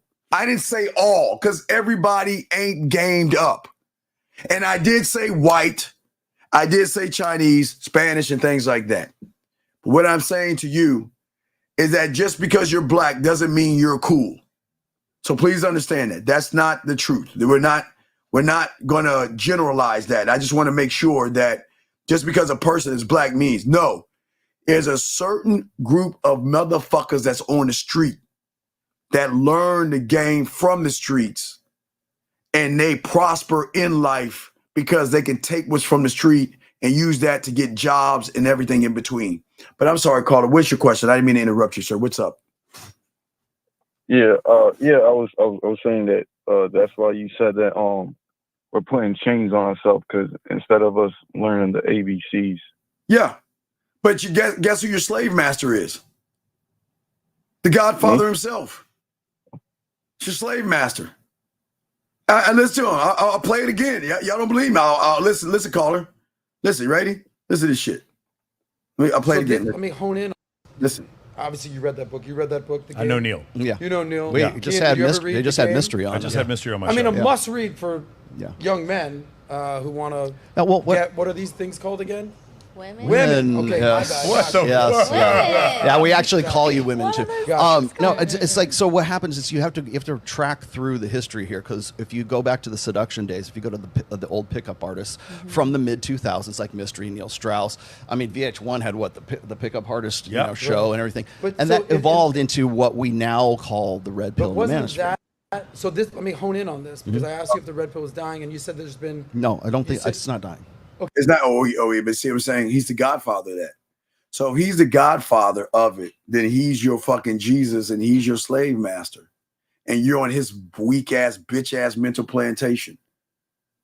And all of his little minions from the level of the hierarchy are pulling more people in. And y'all don't even see that shit. But you know what you see? You see motherfuckers like me trying to teach you how to think for yourself. And what's the first thing y'all do? Show me a receipt. You ain't got no game. Where your women at? You see what I'm saying, caller? And y'all not even once asked that motherfucker to show you a receipt. That motherfucker, not once have you said, how do you talk to women? Not one motherfucker said that. And it doesn't matter who the fucking Godfather Appeals is. Whoever it is bitched up. You'll never catch a player, a pimp, a Mac, a hustler, a baller, or a man agree with the red pill, period. But now what they're doing is they're trying to tie in manhood now because the red pill is dying out because they're losing content, caller. They're running out of content. But go ahead, caller. What's your question? I'm listening. Sorry. What's going on, brother? That was it. I appreciate it, Unc. I'll just call back if I have any questions. All right, good call. I appreciate you, young man. Great call. Y'all doing good. I'll throw you back in, sir. Great call. We'll throw you back in. Thank you, sir. All right, guys, lines open. If y'all want to call in, you got a question, we got you. 404. I remember this is Georgia because I used to be in Fort Benning, Georgia, messing with women. Area code 404. What's your name and what's your question? 404 going once. 404 going twice. 404. Yo, sir, I'm here. What is your name, sir? What's your name? We can hear you. What's your name, sir? Hey, my name's Savion. Savion, how can I help you, sir? What's up? Nothing much. I just wanted to call in and make a few comments about what you were saying. I got you. I'll do it right now. Like, okay. No. So Listen, I didn't mean to interrupt you. I'm just talking to my boy. I got Zach. I'm doing it right now. I'm sorry, sir. Go ahead, sir. I'm listening. What's up? All right. So I was saying, while I don't normally agree with the red pill content, I feel like there is some gems and nuggets in there. That Wait, sir. One thing at a time. Tell me one thing that they didn't steal from us that you feel that they're teaching you. What did they teach you that's important? Tell me. I was talking about just bettering yourself as a man. Okay, wait a second. But where do you think they started saying better yourself as a man? It was after they started running out of content, dog. The red pill in the beginning was not talking about bettering yourself as a man. How are you? I don't follow them like that. But see, that's what I'm trying. Right. But I'm trying to teach you and educate you that they never spoke about bettering yourself as a man until lately. They're running out of content. But let me ask you this question: how do you better yourself as a man? That they're saying. How are they saying? They're saying better yourself as a man, but how do you supposed to better yourself as a man, sir? Well, the shit they say is pretty basic. They just talk about basically increasing your finances and being on your hustle. Okay, stop right there. Then that's the fucking line. Then let me ask you a question. Yeah. Isn't that being responsible? Yeah, definitely. So why won't they just say how are you bettering yourself as a man when you should be a responsible man? How's that bettering you? Well, I'll say this because honestly, I feel like a lot of men ain't doing that. No, wait. But then here's your first problem. Why do you give a fuck what other men are doing?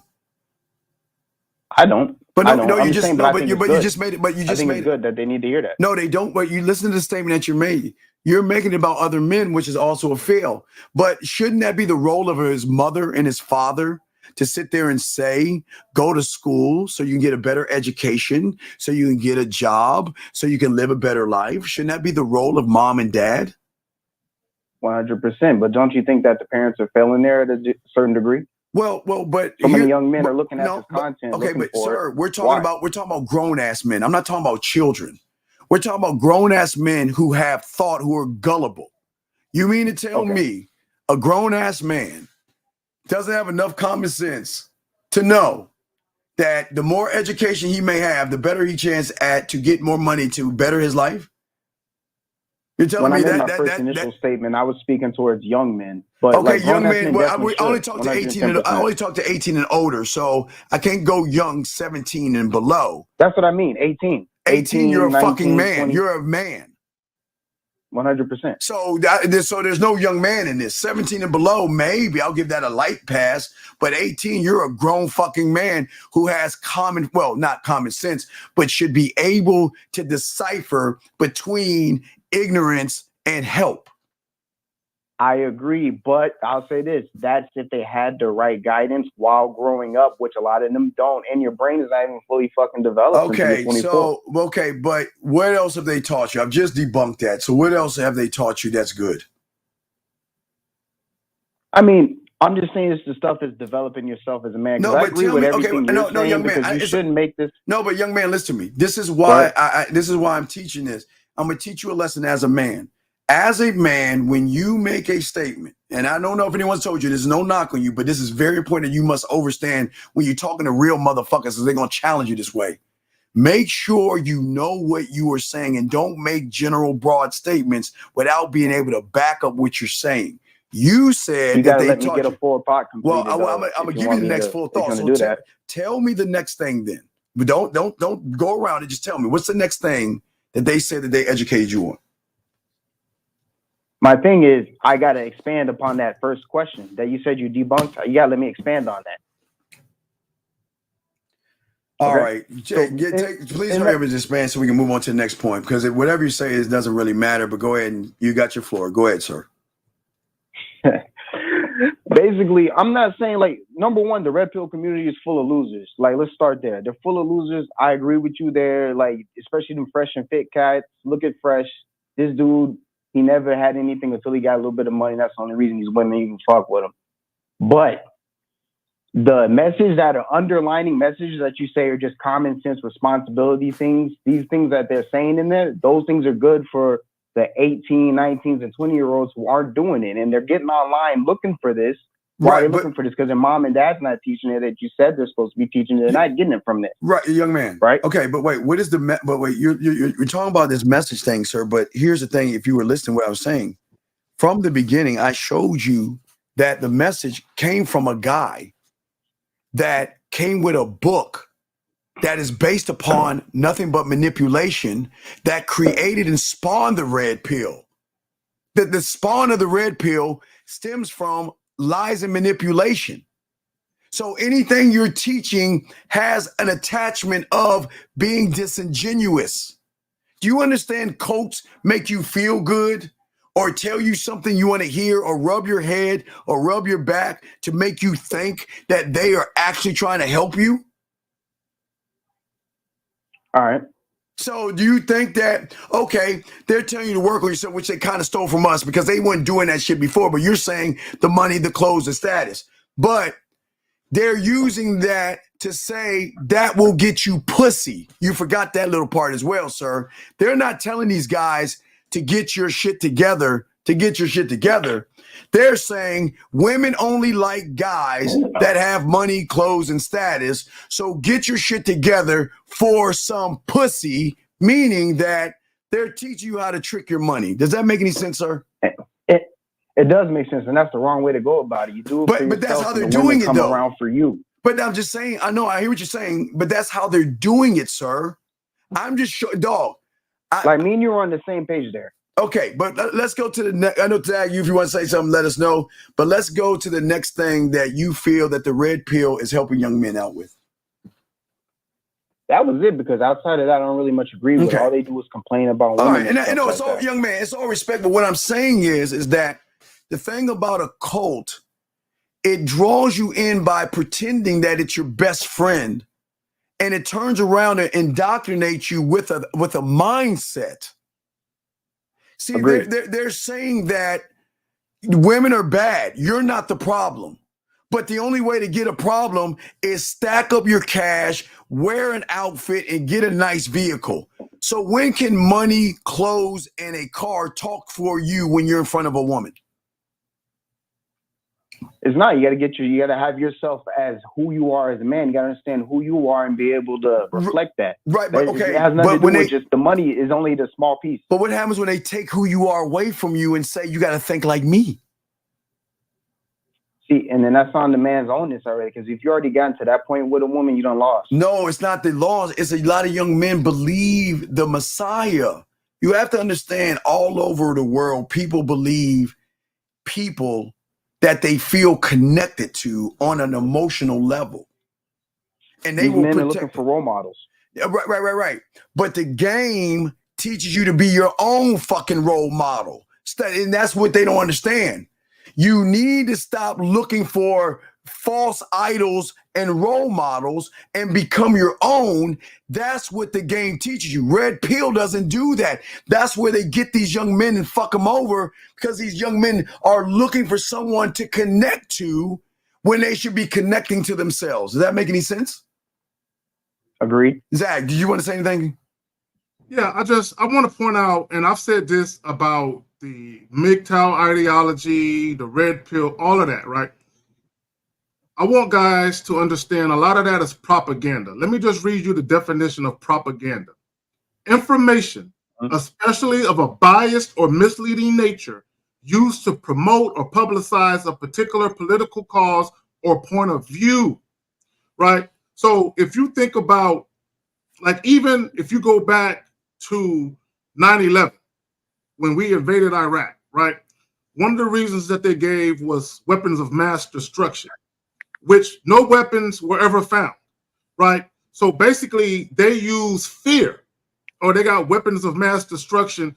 So when the towers got knocked down with the planes and the Pentagon got hit and all of that, they used America's fear, right? And then they propagandized something that wasn't true, right? So that way they can get Americans behind what we were gonna do, right? So they basically took misleading information and they said, okay, we're gonna use their fear and their worry to get them to agree to what we're about to do. We're about to invade a country. Iraq had nothing to do with what happened to the towers and all of that, right? But we knew we couldn't really go after the people that we really wanted to go after, which was motherfuckers in Iran. Bin Laden was from fucking Saudi Arabia, right? So the problem with that is they take the whole movement is, I'm upset because of something that happened to me.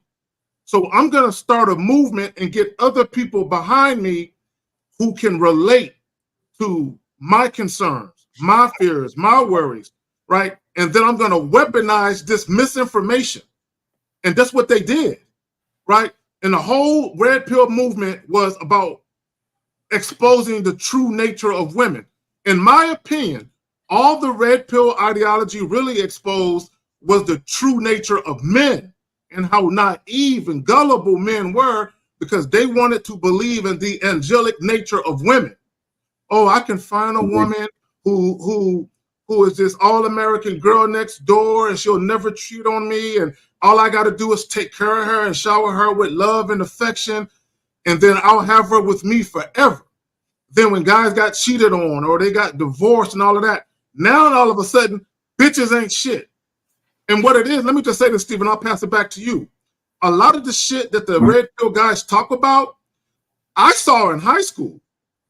I saw some of that same shit with teenage chicks. So for me, I already knew how some women, not all, how some women move.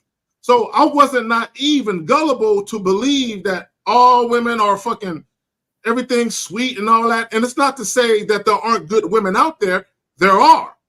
But the problem with guys, they think women are automatically good. No. Women always are going to treat men based on how they perceive that particular individual man. And that's what guys don't understand. This is why we tell guys about accountability and about leadership, because you are the one to actually put women in a position to treat you in a way that you feel like they need to treat you to be a part of your life. Women aren't going to come in and just be that way.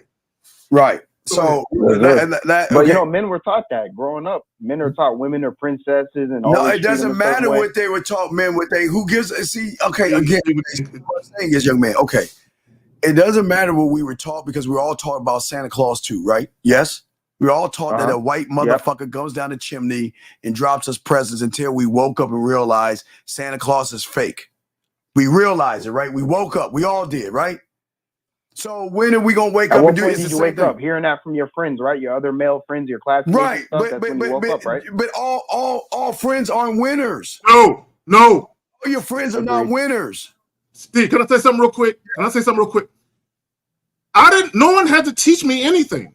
You know what I'm saying? I saw play high and go get. We were with a bunch of girls. When I was young, I saw it from my own eyes. Here's the problem. When guys see certain things, they think that shit is isolated. Oh, okay. No, it's bigger than what you think. Like when guys talk about, oh, I had to hear from other guys that women are this, women are that. Bro, I saw as a 13-year-old, I saw the dude on the bathroom floor, balled up in a fetal position, crying his eyes out because he had a girlfriend that left him. And I said to myself, oh, I could never cry over a woman like that. Oh, so dog. I didn't have to be taught anything. I just had to see shit and say to myself, I never want to be that dude that automatically, just because a woman was into me and then the next minute she's not, all of a sudden she's the problem. No, your belief to want to believe that that woman is angelic, that's the problem. You wanted to even believe that is the problem. All right, so we're gonna get to that is what men want to believe. But what is the man mindset doing right now? He's teaching people. Are you not? What am I teaching people? The game. But what you're is the waking game? them up. You're teaching them to unlearn the shit that they've been taught, especially. And what else am I teaching? What else am I teaching them? I'm new here. Right, so you don't even know what I'm teaching. So you're guessing what I'm teaching. No, I just picked it up from the chat just now. I was listening to you talk for about 30 minutes. Yeah, so what I'm saying is that once you become a student of the game, you'll learn what I'm teaching. But one thing you can rest assured, this is not a cult. And everything you learn here is shit motherfuckers will never teach you on YouTube. For sure. But okay, but look, we'll throw you back in, dog. We appreciate the call. And if you ever have any questions, please. Great call, big dog. I appreciate you, brother. And anytime you have a question or something, call in, okay, my brother? Steve, you mind if I say something real quick? I'm subscribing. All right, thank you, sir. Respect to you. Great call, motherfucker. Great call. Respect to you. All right, that was a great ass call. Wait a second, hold on a second. 239, what's your name? What's your question, sir? 239 going once, 239 going twice, 239. Yes, sir. I'm right here. Yes, what's your name? What's your question, sir? How can we help you? My name's Sebastian. My question is, I'm having a situation. My question is, what's up, how do you, when women low-key trauma dump? Wait. When women they tell you all their problems. When women tell you your problems, okay, go ahead. I'm listening. Are you on your speaker right now? Yeah, I got my headphones in. Wait, it's an iPhone, isn't it? Nah, it's not Samsung. Oh, nigga, your shit just sound crisp. Come on, man. You making us look bad. I'm sorry. Come on, dog. I'm gonna take it off that. I'm gonna take it Please, right dog. now. Come on. You making us look bad, dog. Come on. Let me say something before I forget, real quick. Go ahead. Hold on one second. Okay, this is what I want guys to understand. If you pay attention to a lot of the rhetoric on the internet, it comes from a place of bitterness, disenchantment, a place of hate. You know what I'm saying? In some cases, also a place of fear. Yes. Right? What we're talking about is solutions, right? Yes. It's how to have, because a lot of guys are mentally fragile and emotionally immature. Yes. Okay, once you get past all of that, you can sit back and you can say, okay, all these guys complain about all these long lists of done me wrongs that women did. Okay, instead of me being angry at women, how can I position myself so I never fall into the category of those things happening? Right. This is why I tell you guys, deal with women strictly on your terms. If you see, a lot of guys think if I give women what they want on the front end, they'll love me for it. They'll cherish me for it, and I'll get what I want on the back end. That's not how it works. All right. I call it. What's your question, brother? All right. So I met a woman on a dating app, and we exchanged numbers. I got her on the phone, and I told her I wanted to take her out for ice cream. Okay. And she on Friday, and she wasn't with it. She said she wanted to do it earlier because I was like, nah, I have to see how my schedule's going, and then I'll get back to you. In between that time, she texted me her like whole life story about how she was getting beat up on by her ex. She's trying to find a way home. She don't got nowhere to stay right now. All right, so what's your question, my brother?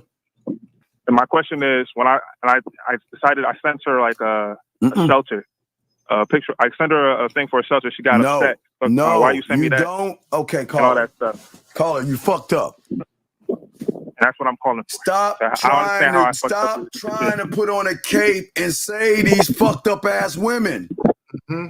If she fucked, look, all right, let me tell you about the game, young man. I'm a prize, right? And I got diamond dick, and there ain't no way I'm fucking with a low hanging fruit, bottom of the barrel, broken ass motherfucking woman. if something is wrong with you, I am putting you back in the lake and I'm rowing my ass to another spot in the pond. I am not here to solve. I'm not here to put on a Superman cape and fly and save you. I don't want to hear that shit. If you want to complain, you talk to them suckers and shit like that. I don't want to hear that bitch ass shit.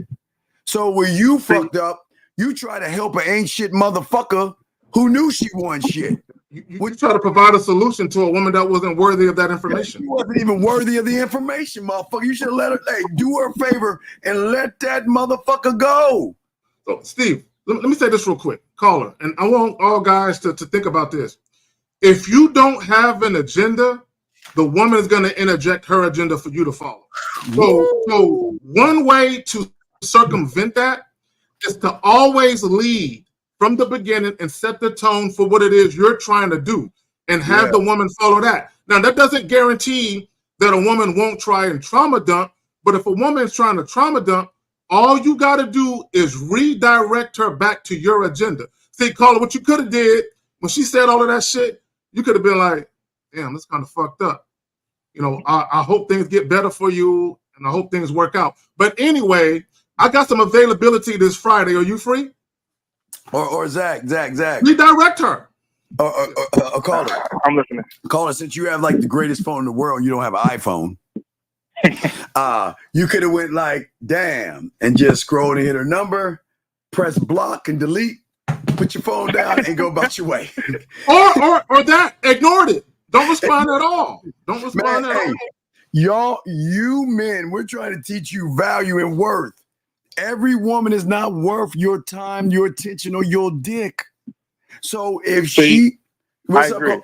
I agree. See, this is the only thing that the reason I'm calling it is because at the end of it, I was like, hold up, I was just trying to give you a solution. I don't know you. No. Women don't want, bro. Wait, why are you explaining? Listen, let me tell you something, gentlemen. Let me tell you something. What you say is law. And if I I am not going to explain myself. So don't ask. Let me tell you something. Let me say, dog, do you work? I do. Do you have a boss? I do. And if your boss told you to go pick up that bale of hay over here, you know what I mean? If your boss tells you to go do something, you're going to do that shit, are you not? Yeah. Oh, no. In your case, you're going to tell me, hey, but why should I pick it up? What I mean, Carrie's over there and Erica's over there texting and fucking Soul is over there on the phone. Why can't they do it? Or do you get your ass and do that shit? Let me throw this in there. Caller, hold on real quick. Caller. The main reason why there's a multitude of reasons why a woman may trauma dump on you, but one of the reasons she's doing that is because everybody in her life has heard her story and they all told her, get over that shit. Move on. Right? So she found somebody new that she can vent to. She didn't want a solution. She just wanted someone to vent to. She wanted to bend your ear. That's all she wanted. So when you provided a solution, what she really wanted was, oh, that's fucked up. He's such a fucking dick. He's an asshole. All she wanted you to do was feel sorry for her. That's all she wanted. So and then the solution started explaining itself. Yeah, and let me just say this about women venting. Like even in a relationship, like me, I'll just use myself as an example. If a woman that I'm dealing with, okay, whether it be for several months or a woman I'm actually in a relationship with, if a woman is venting about her job to me, right, I'm gonna let her vent. I'm going to listen.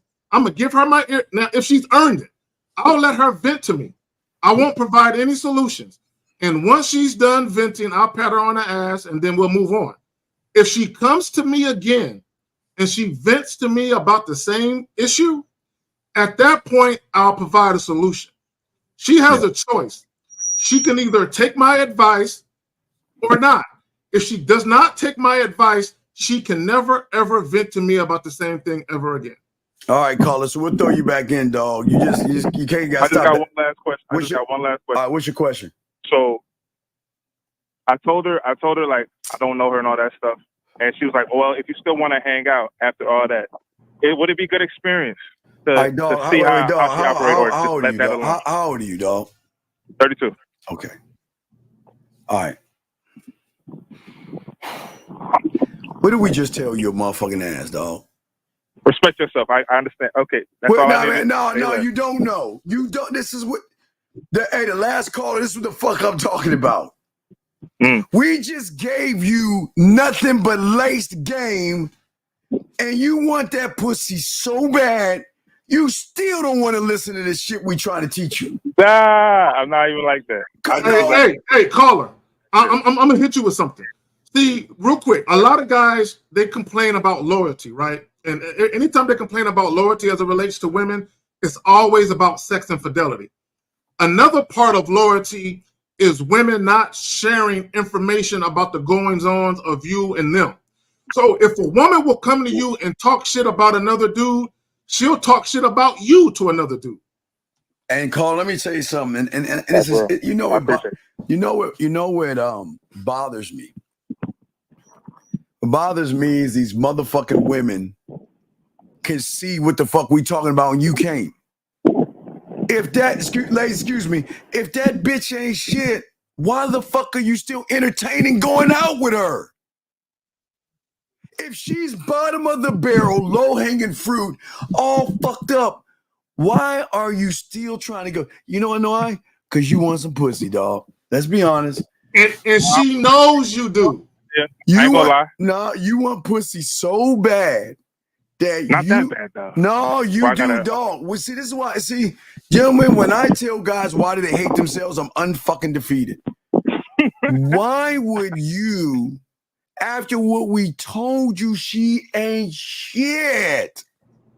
Is her ass? Right. Wait, hold on. Is her ass that fat? Is her titties that big? What the fuck?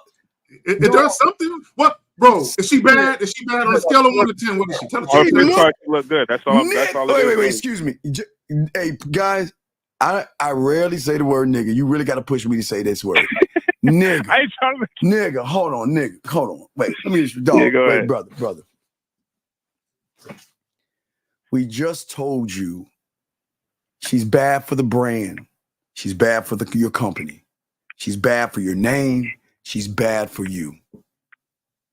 And your motherfucking ass want to say, can I still see it because the bitch look good? Motherfucker. Nah, just I'm because done with it. Dog, no, you ain't. Just because it look. All right, you done with her? Call her right now and tell her, hey, don't you ever call me again. We're done. Call her right now, Mr. We're done. All right, bet. Hold on a second. Let me pull this down. You got 20 seconds. And you know I should give you 15 because when you have a Galaxy phone, that shit goes like that. But no, you call her, connect that phone. You let her know live on the air, we're done. I don't appreciate your attitude. All right, let me before you say that, I called her on my Google Voice number, so she might not recognize the other number. I don't care. I don't care. I don't care. If it's her management machine, call her right now. We'll be quiet. Let's see what kind of man you are. All right. What we do. All right, no problem. Here's what we do. Yeah. And we're going to get back into what we talking about. Here we go. We're going to give him 15 seconds.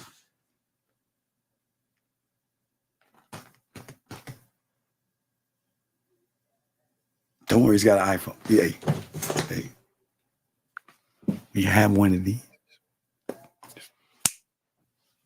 iPhone doesn't work that way.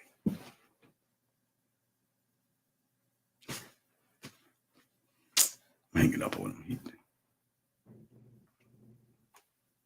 Not been set up yet. Her voicemail hadn't been set up yet. All right, man. We'll throw you back in, dog. All right. Hey, I appreciate the game. I'm leaving her alone. All right. Yeah, better leave her alone, man. Learn the game. Let me say this real quick, Steve. Guys, if you actually respect yourself, love yourself, and you have joy, peace, and tranquility in your life, a woman that you just met trauma dumping on you is a disruption to those things. So if you got a woman that's already bringing toxicity and drama to your life, this is a woman you don't want to deal with. She's going to make your life hell in many cases. It ain't worth it. Yeah, guys, again, we're going to probably do a 30, fuck your family. Fuck all. No, hey, listen, I don't.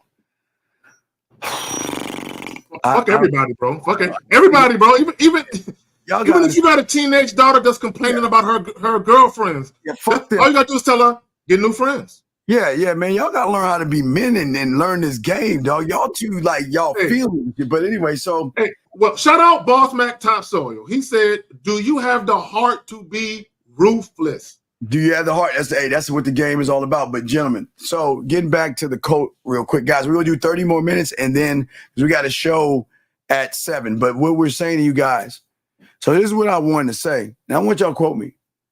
Because there are a lot of motherfuckers that, now again, I want y'all to see how they're getting y'all with the women. All these guys use women as pawns because they know how gullible you are. And it's so fucked up. See, gentlemen, I used to tell you this shit in the 90s, how everybody's laughing at y'all. Y'all are the joke. Do you actually think, and I talked about this yesterday, these women that are meeting guys, that are on these guys' panels, do you actually think they give a fuck about getting kicked off? Do you know how many guys that they get that talk shit in the chat room, but double back and sign up to their OnlyFans account? So do you know what they say? Man, if you want to kick me out, kick me out. If you want to talk shit to me, hey, man, if you want me to even act a part, I can even act mad for you for ratings. What do you want me to do? Because I know we all going to eat off of you. Zach, what do you want to say on that, man? There is a phrase called cause and effect. I want guys to look it up. Cause and effect. I want guys to think about this. Every negative thing that men have to say about women could not exist without the participation of men. Every negative thing that guys have to say about women, when guys talk about a woman's sexual past or body count, wouldn't exist without the participation of men. When they talk about OnlyFans, couldn't exist without the participation of men. It can't. Yeah, what is this? Wait, dealing with women on your terms means you do what you want to do always?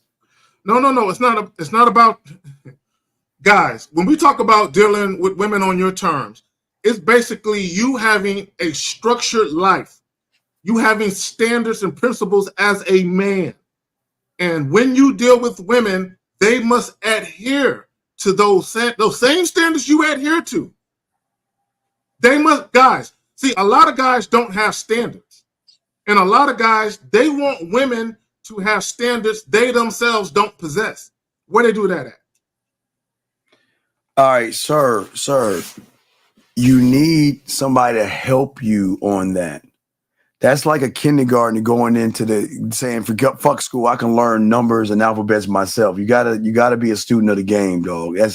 I know y'all hate hearing that, but you gotta learn the game. That's the only way you're gonna get in this game is be a student of it. So guys, y'all got questions, go ahead, call in. Let me see if I got one more part of the cult thing that I wanted to play. See if I still got it. And wait, let me see. Where is it at? Here we go. Let me see. Here we go. Almost always the cult's mission is portrayed as benevolent in order to give a sense of divine purpose to its members, a sense of confidence and direction, a sense of motivation. Oftentimes, you will start to think of yourself when you join this cult as the savior of mankind and that you have a special place in history. Ooh! Our cult has... I'm sorry, Zach. All right, go, Zach. I'm sorry. Hey, look, let me tell y'all something.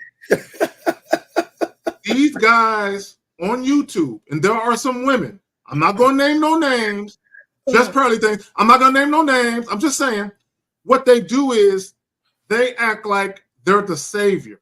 We're going to help you guys. We have your best interest in mind, right? We are the lightning rod for change, right? So what we're going to do is act like we have your best interest in mind. And then what we're going to do is point out all the flaws of these whorish women, right? But they never provide solutions. All they do is say everything wrong in society or these women, they talk about single mothers. They talk about the divorce rate. They talk about 304s and OnlyFans. They point to all of these things and they say, hey, follow us. We're going to shine the light on these horrible people, these women. But they never point to you and say, you're part of the problem. Go ahead, fam. Here we go. Here we go, sorry. Risen right now at this perfect intersection within human history where, you know, the world and the environment is all collapsing, capitalism is collapsing, and right now this cult is like humanity's last chance to save itself. And you can, if you just join the cult and you just pay me some money and you buy into my ideology, then you will take this special place beside me in history, and you will go down in the history books as having helped awaken mankind, redeem mankind. That's kind of how it's phrased. And this sort of sense of divine purpose and power becomes very, very addictive. This is what I would call a pseudo life purpose. It's a bastardization of what life purpose is really about. Let me continue. Let me see. Yeah, some a little bit more. Hold on. Let me see here. Let me go through a little bit. Now, I'm not saying that social justice warriors are perfect in every way and that they don't have their own. They certainly do. I'm just saying that using these kinds of labels, simplifying entire worldviews and perspectives to just simple three-letter combinations, and then just rejecting out of hand that entire perspective. This is precisely what cults do. This is how they engage in black and white thinking. Of course, cults try to squash all divergent points of view, just in the way that you would expect an authoritarian or a tyrant to do. You know, tyrants will censor. Tyrants don't allow a free press. Tyrants don't want criticism. Be humiliated, so they outlaw comedy. Right? So you would expect the same sort of stuff in a small tyranny of this cult. And that's exactly how it works. The cult seeks to monopolize the truth. Ooh, so can you pause it? Can you pause it? Can you pause it? Through some meditation technique. Okay, this is why if anyone says anything in direct opposition of the Red Pill movement, they get talked about. If anybody says anything about Kevin Samuels, they get talked about because they want to monopolize an ideology or their point of view. And if you say anything opposite of that, you're jealous, you're hating. Yes. Come on, man. Here we go. Or through a mystical experience on psychedelics. The problem is that if the ego is not fully transcended, the ego will want to seize on that truth, monopolize that truth, package the truth, make the truth its own, make the truth exclusive to itself. The truth is not something universal that everyone can access. The truth is something that I have accessed that now I need to deliver to you. Now I can sell it to you because I have the truth. And do you think, for example, that someone in a cult, like in a Christian cult or an Islamic cult, if they actually have a mystical Pause it. I'm going to show you how to get you. Steve, you alluded to it earlier. Their view count, their subscriber count. Skin. If they got that too, if they got pictures of women, right? Or if they show you that they have wealth or they have a nice car or jewelry or they wear suits. Zach, Tom, I want to show you something 50 did. Hold on. 50, shout out that dog 50. Oh! Hold on. Watch this. Watch this, Zach. If you don't have no beliefs and you ain't fucking, watch this. You don't get no bitches. Watch it, watch. You don't get no bitches.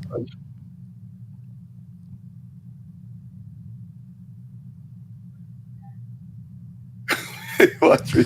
It was like a bad movie. We would sacrifice any amount of dignity to lose our virginity, and yet it never happened. The girl I took to the prom ended up leaving me with another guy.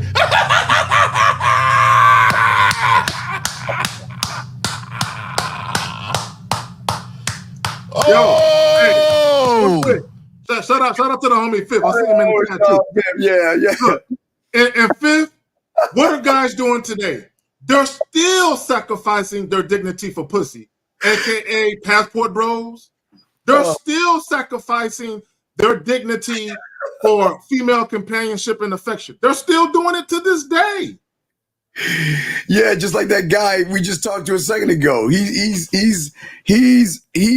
We told him he's with a bad woman and he wanted the pussy so bad that he tried. Let's go a little bit more of this and we'll answer some questions. Here we go. Somebody, you have to become a true believer in the stuff that you're preaching. Here we go, Jose. It's a very sneaky self-deception mechanism. You know why people proselytize so passionately? It's because they themselves actually don't believe deep down the thing that they're preaching. They themselves are doubtful about it. They themselves have not actually done the work to embody it. So instead what they do is they externalize the spiritual journey to proselytize others without actually having themselves attained the spiritual fruits. Let me get this a bit. Realize that maybe I joined a cult. And even then you're going to be in denial about it. And as you can see here, all of these techniques, this is the epitome of how devilry works. This is the epitome of what the ego does. Yep, the ego. It's blind self-preservation. All right, so let's stop right there. So again, see, a lot of people, like I say, Zach, and it shuts people up. No one's ever asked Roller for a receipt. No one's never asked for a fresh foot for it. They don't even ask for a receipt. They blindly believe because, again, Messiah. Again, it's crazy how I've showed everybody who's seen this. We thank you for 1950. All this is 50 stuff, man. It was so great, the work that he did. But it's all, look, Neil, the first Andrew Tate says, if y'all are just joining us, if y'all have missed it, the very first Andrew Tate who came in said this, just to show y'all what happened. The first Andrew Tate. Well, maybe I'm just completely wrong about everything. Yeah, I mean, you said there comes a time in a man's life where he looks around and realizes Or getting caught and, breaking the heart of someone who loves you and hurting her. He's talking about manipulation. And literally, I went to rehab. I found everything that was wrong with me. And then saying at the top that the game is kind of manipulation and what is the opposite of that is the truth. And secondly, it's kind of what you need in a relationship if you look at the Ashley Madison scandal. Now, first thing he's right there, he said the game is manipulation, but the first thing he said, another thing he said is he went to the streets and learned from melanin people. Well, he didn't say melanin, but we already know that he learned this shit from a bunch of brothers and shit and formed that shit to make it book smart for people. But the worst part about it, he admitted that the game was manipulation. But then what's up, Zach? No, real quick. A lot of these guys, because I saw that part, a lot of these guys, they end up self-sabotaging good situations. Like Steve, last night we had the guy that called in. And what did he say? When he was listening to that red pill shit about talking shit to women, he started just talking shit to women just because. Self-sabotaging. Because they really believe all of this negative bullshit. And they can't see when they have a winning situation. Right. And Eric, don't be mad at the book. Okay, look, this is not to look, Eric, and your honesty, you know what? That's what this is about. Listen, this is not to tear you down, Eric, okay? But I want you to just see, and again, this is Zach. Zach, you hear? I want you to listen to this because the guy says the book is bad, right? The guy says the book is fake, right? And then watch this motherfucker here. Watch this goofball ass motherfucker. Watch this goofball. He's calling him Sharp. He's calling him this and that. Like, hold on, let's get to this line. British. Hold on, let's get to this. Biden about a month ago did the State of the Union address. Look at this, I guys. want to talk to Rolo. Now, guys, this is now watch. I want y'all to see this. This is happening this is not a long time ago. Now, remember, guys, I want you to see the agenda. Listen to the agenda. He's saying, look what he says about Rolo. Okay. Because this is someone that I view as someone who is reasonable, rational, credible, and a voice of reason. Reasonable, rational, and that motherfucker is fake as fuck. Guys, didn't I tell you guys to look up LA Confidential? I want everybody to look up LA Confidential and the cast members, and you will find that one of them motherfuckers is named Rolo Tomasi. That's not this nigga's name. Steve, now I want guys to also understand this. This is why guys fight us, and this is why this guy is talking the way he's talking. There's a thing called confirmation bias, which is the tendency to search for, interpret, favor, and recall information in a way that confirms or supports one's prior beliefs or values. So when guys got it in their mind that things are a certain way or that women are a certain way, they want to hold on to those false interpretations or beliefs. Right. So again, this ain't the worst part. Now watch what he says. We just showed you that the guy who wrote the book said it was terrible. Watch what this guy says, gentlemen. Look how he does. They don't care. Watch. I want to get to the understanding of the state of the red pill address. Oh boy. Is that cool? But here's I'm going to tee up this question, and then you're going to go. But it's a long question. All right, let's get to the bill. For the So ladies. red they're doing, because what they'll do is they'll bastardize the term into meaning like I'm right, you're wrong. It's a truth that is discovered, right? If you ever watch The Matrix, if you watch, it's a blue pill. Well, whose truth? Whose truth, gentlemen? Because it's odd we don't have the same truth, and we always getting pussy. But it's odd they ain't getting pussy, but their truth is women are bad. The red pill, right? The blue pill is what you used to think was true, and the red pill is what's really true. And so what happens is that if you have some sort of pet ideology and you really are, convicted about your beliefs, that's red pill. So I was trying to explain this to them back then. I said, well, what's going to happen is people will come into this space, especially in the intersexual dynamic space, because when I talk red pill, the first instance of me using the term red pill was on the SoSwap forums in 2004. I've been doing. Who first used the term red pill, other than the Matrix? Well, no, the Matrix really is where it's from. But right after that, we're talking about the forum years when it was like Mystery Method, and it was the alt-fast seduction forums. What year did the game come out with Neil Strauss? It was published in 2005. So all of the events that happened in that book took place in 2003, 2004, 2002, somewhere in there. And by the way, obviously, you read that book. I know Neil. Yeah. You know Neil. They just had mystery on it. I just had mystery on my show. show. A must-read for young men. You see? Wait. Okay, gentlemen, do y'all see what the fuck? Do y'all see? Even if it's in your face, they trying to fuck you over. He just said to all these people watching him, it's a must read. The author of the book said the book is bullshit, lies, and manipulation. And do y'all see? Y'all actually think women are the enemy. Y'all actually think women are the enemy. And sometimes it's motherfuckers that you trust that have the same color skin as you, the same subscriber count as you, or the one that you think that you really connect to is the one that's going to fuck you over the most. Dog. And Steve, it's also association. So they're saying, I have these large followers. I have this YouTube channel with all these followers, and I have this guy on my panel, that guy and that guy. They all have large followings. So because we all have large followings and we rock with each other, what you're saying must be the truth. Right. We're going to keep it together and never going to break it. Right. And gentlemen, listen.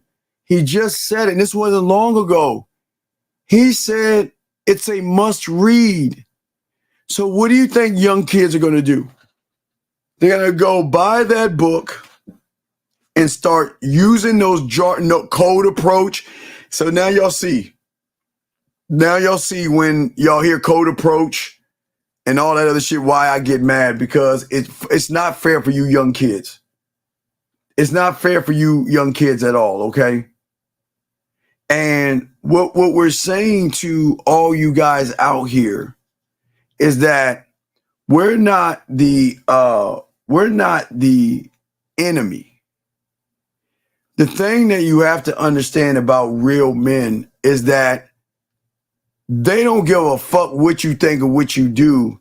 We're just trying to get you to think and move the fuck on. That's all. Just learn you for you. But right now you can't learn you because you have so much trauma, emotions, femininity. You don't have any standards. You don't know yourself. And it doesn't make you a bad person. But we have to add all that red pill stuff. That's why I say how much red pill? Because all that stuff, all those reaction red pill videos, all those brand new red pill names that they giving them, Zag, they changing it up all the time.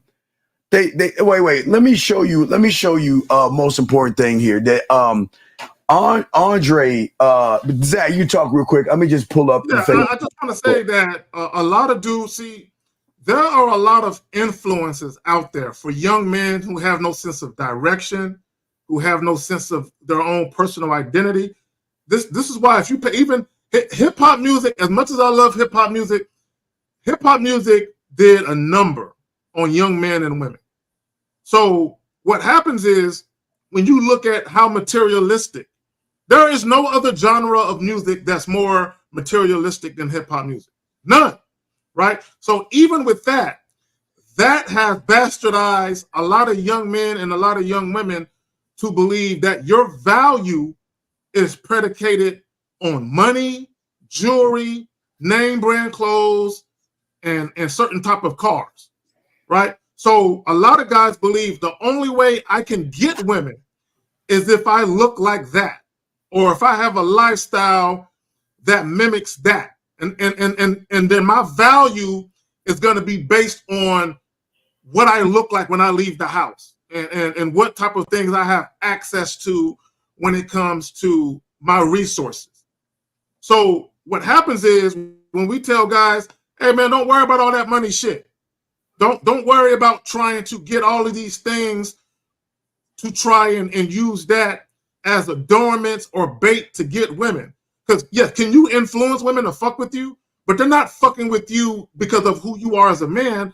They're fucking with you because what you look like is a person that could secure certain things for them. So now those things become the value, not you as the man, but those things you have access to. Because if a woman can get access to those things via you, those are going to be the things that women find value in. And I'm going to tell you right now, there are women out here that will automatically not value you as a man because of what you use to secure their affection. When you lead with your wallet, you're automatically devaluing yourself, not only as a man, but as a human being. Yeah. All right. Well, here we go. Let me play this real quick. Let's see if he talks about it here. Listen, Dre. Listen. See, I've never had an issue with a woman submitting to me. Never. Black woman, Mexican woman, whatever race she is, I never had an issue for a woman submitting to me. And I didn't always have a lot of money. When I first, but what it is the money that attracts, money has always attracted certain kind of women, right? But I wanted my manhood to attract the right kind of woman. I said money have always attracted a certain type of woman. But manhood attracts the right kind of woman because a man knows that is emasculation. Yeah. That stuff of blaming and trying to say why a woman is this, why she's that, why she listen. I never expect a woman to come ready-made. Never. No. Right? You out there expecting a woman to come ready-made. Let me stop that. I'm trying to get where he's talking about manhood real quick. Let me see if I can grab that. He's talking about manhood, and I think he talks about it in the beginning. Give me 2 seconds. Let me see if I can pull it and find the question that he's saying. Right quick. I always say, the information is mine until a person applied and it's theirs. And then it's theirs to develop it with their own personality and their own character. Ooh, and so I love how see what y'all see what I always say to y'all guys, y'all see how pimps, max players, real motherfuckers always teach you applying shit to and having a mindset and a thought. It's amazing how you always could tell the motherfuckers that have gamed up will never try to force you down a cubby hole to think like them. They will never do that. But Laurel, let's continue because he was spitting that yak, man. Listen to shit. You know, express it through your own personality, your own character, right? I love it. Thank you, nephew. I appreciate that. Yes. And hello to your audience. It don't have no footprint, so it's a throwaway line. So it don't have no footprint. Let me go. Here Perceive goes, you as. I perceive myself as a man first, right? Oh, hold on, Dad. This is very important. I'm sorry. I got to back up because I know. Be here, right? Like I said, I don't get to go many places by choice, but I'm so happy to be here with you. So just tell them a little something about yourself. You know, I tried to do what I could do for you, but just tell them a little bit about yourself, and then we're going to jump into these questions and what I really have you here for.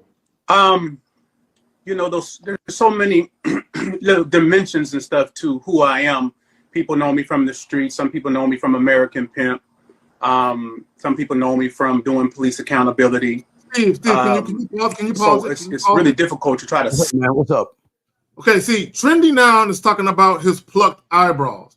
Do you see why dudes are losers and are always going to be in a fucked up position?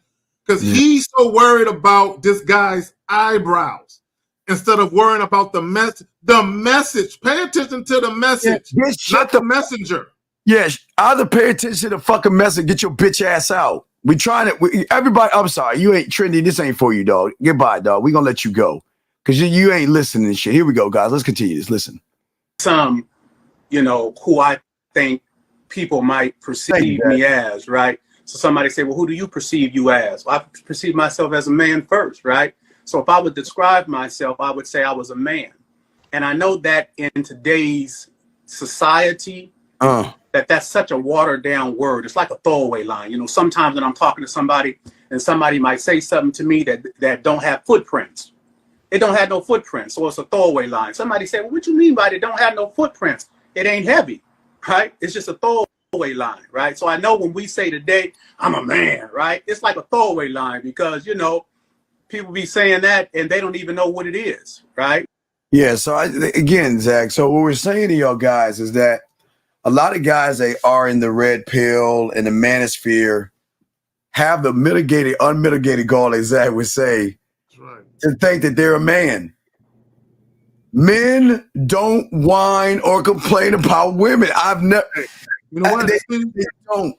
In the history of mankind, when has complaining ever yielded any results or success? You can't complain your way to success. And that's a quote. You cannot complain your way to success. You have to take action.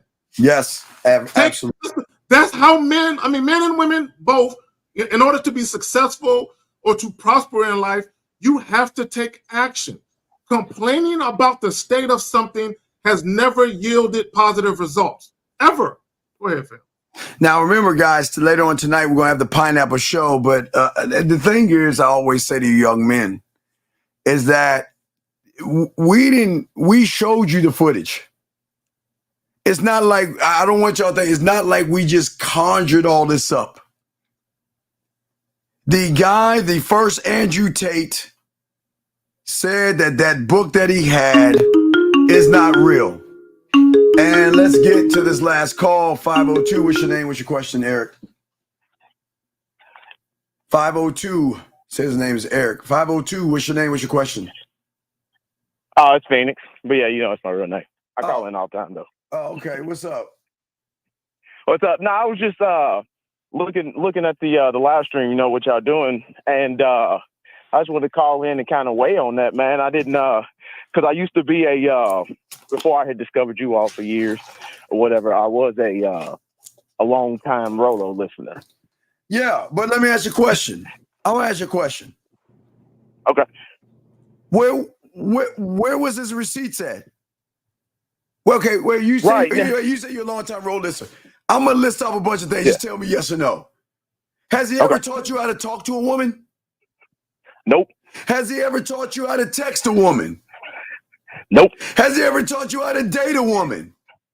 Nope. Has he taught you to teach you how to be smooth with a woman?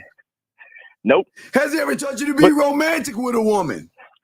Nope. Has he taught you to be seductive to a woman? Nope. Has he taught you to fix your crib up so you can have a sexual amusement park? Nope.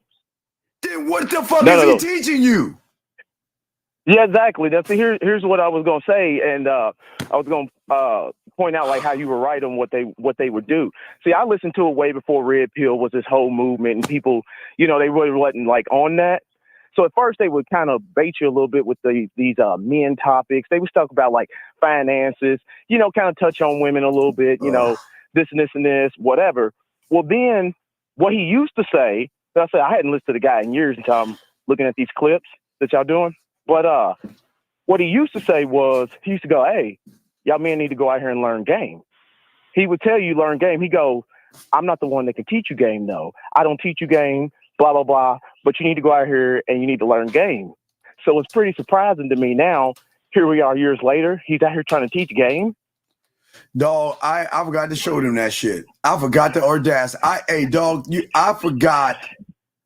Guys, I forgot the worst thing that nigga put out. Let me find that bitch. Well, and let me say this to Phoenix. He wrote a book called Well, hold on. Well, this is what happened. Hold on, caller. This is what happened. This is why AMS came in there. This is why guys took the red pill off their name and started giving dating advice.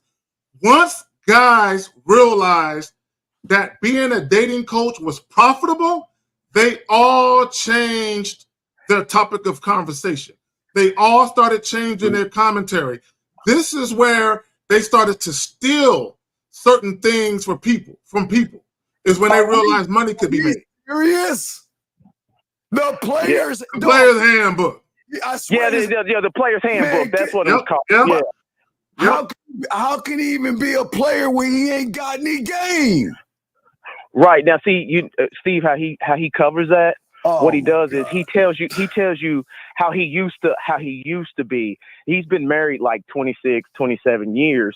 So he'll go, well, back in my day, see, we did it like this and this, and I did this like this, and this is how I met my wife, and blah, blah. So he kind of tries to allude that he used to be a player and used to get a bunch of. No, let me tell you, this is what guys did. What they did was they stumbled on to certain information on YouTube. And they like the way that dudes talk. They like the way that dudes worded shit, the way that dudes put shit. So then they started studying. And shout out to Kevin Samuels. This is what Kevin Samuels did. He started in ARC before his untimely death said this. He started studying how different guys move.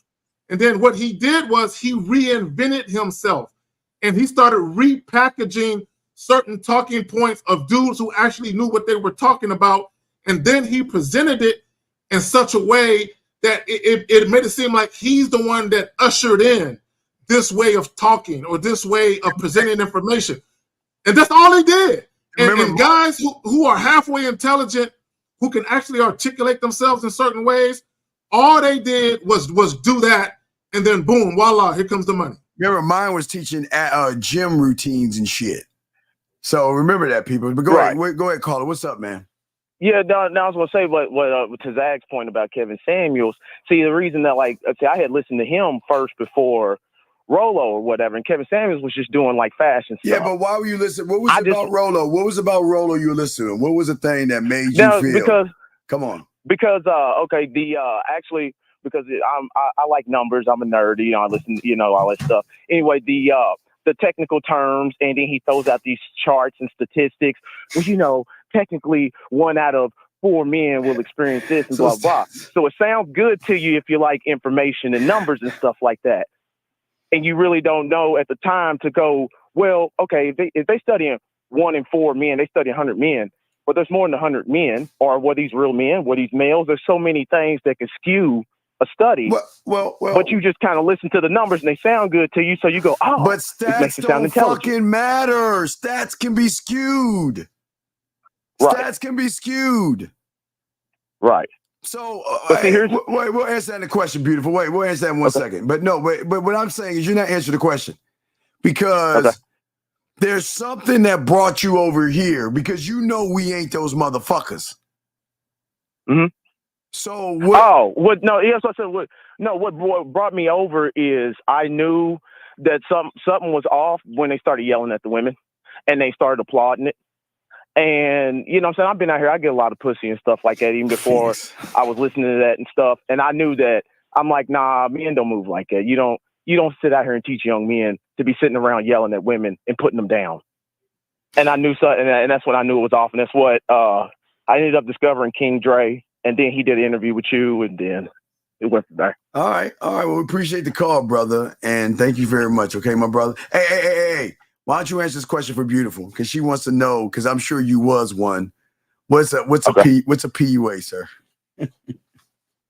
Oh no, it's a pickup artist. No, I never was one. You never was. No, and to be honest with you, my first introduction to the game when I was in my early 20s was from one of them dudes, and I'm gonna let you know I know they full of shit. When I did try that stuff does not work. So and them dudes, what they'll do is they'll lie. And they make themselves seem confident only to dudes who don't know. So you new to it all. You freshly going to the club, fresh 21. You go out there and you try to learn that stuff and you're doing what they're saying. And then when it don't work, they'll blame you and go, oh, you just don't know how to run game right. Oh, it's because you're lame. You didn't do it right. And they keep saying all this stuff. But they don't tell you the real stuff that they're doing on the back end, like simping and tricking and stuff like that. All right. Well, thank you, man. We'll throw you back in. And all right, y'all. Appreciate you. Yeah, so there you go. It's just they use canned routines and seduce room to answer your question. Yeah.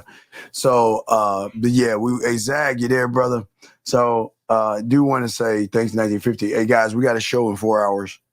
4 hours, we got a show, but Zag. Yeah, I'm a promoter multitasking and shit, but I'm here. Yeah, we always no. I got multitasking. I got screen over here, I got the phone. Yeah, I'm doing some things. Yeah. So what's your final thoughts on all this before we I just want to say, right, and to Steve's point, let me just plug the title. The red pill code is hurting young men today, and it is. Because it's distracting young men from their true journey as men. Right? When we talk about manhood and masculinity, it's a journey. And what it is, you're being distracted by these evil monsters called women, right? And guys are basically saying, hey, this bad thing happened to me, and women ain't shit, and they're distracting you from what you should be doing. And that's learning yourself as a man.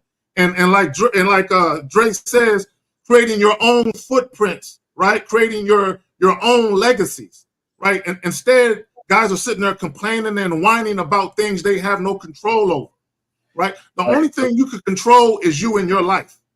You better. You got a question? Go ahead and do it. Hurry up! If you got a question, call in now. And we got. Thank you, Unique. Send that. We have that. But yeah, I just want to say, that again, as I said before in the beginning, there's so many men today, like you young kids today. There's so many men now at 40 that have midlife crises. They're going through depression. They're going through a lot of ups and downs because they unfortunately followed Neil Strauss. They followed the seduction community, and they were blinded because it was a blinded trust. They trusted these guys and what they actually believed in. And this guy was actually admitted in his, just as, on the show, it was a while back, but admitted that book is not real. You know what I mean? So let's go ahead and grab this last call. 713. What's your name, sir? What's up? 713. Hello? Yes. What's your name, sir? This is Antonio. Okay. What's going on? How can we help you, sir? So I got a question. I'm going into my senior year of college, and basically I'm having this conversation with my mom where she wants me to stay home for this last year of college so I can save up money while I'm trying to get this apartment right next to the campus. The whole setup is if I stay here, then I can potentially save up to like $15K because I got an internship this summer. Plan on getting another summer job and then refund financial aid. So I just want to know, what should I do? Like, what would you advise me to do? Okay, real quick. So I just want to understand. So your mom wants you to stay home and save up the money versus getting an apartment and spending money now? Yes, like just do my last year commute. Okay. Now let me ask you a question. Is she wanting you to pay bills while you're there? No. Okay, so she doesn't want anything from you, but she just wants you to save money. Yes. Okay, so she may have a point. Well, caller, here's the $1 million question. You ready? What's up? What the fuck do you want to do? There you go. I want to get my own apartment. Why do you want to get? Let's weigh it out. Okay, this is what men do. Weigh it out. Sell us on it. Why do you want to get your own apartment? Now listen. Now think about this. Okay, you can get your own apartment. Yes, and have that, or you can stay with your mother for a year, save up, and have 15 in the bank, 15 stacks in the bank on the back end, and then start what you want to start. So, how much you gonna have stacked up if you get a place right now? You're not gonna have the 15. How much you think you're gonna have? Just so with the 5 and then the job, I think I can at least get up to 10 this summer. Like by just okay, all right. And I didn't go to math class, but I'm just saying what sounds better to me looking at my bank account statement? 15 or 10? I'm just caller, real quick. Shout out to your mom. Look, real quick. Does your mom still have her father in her life? No.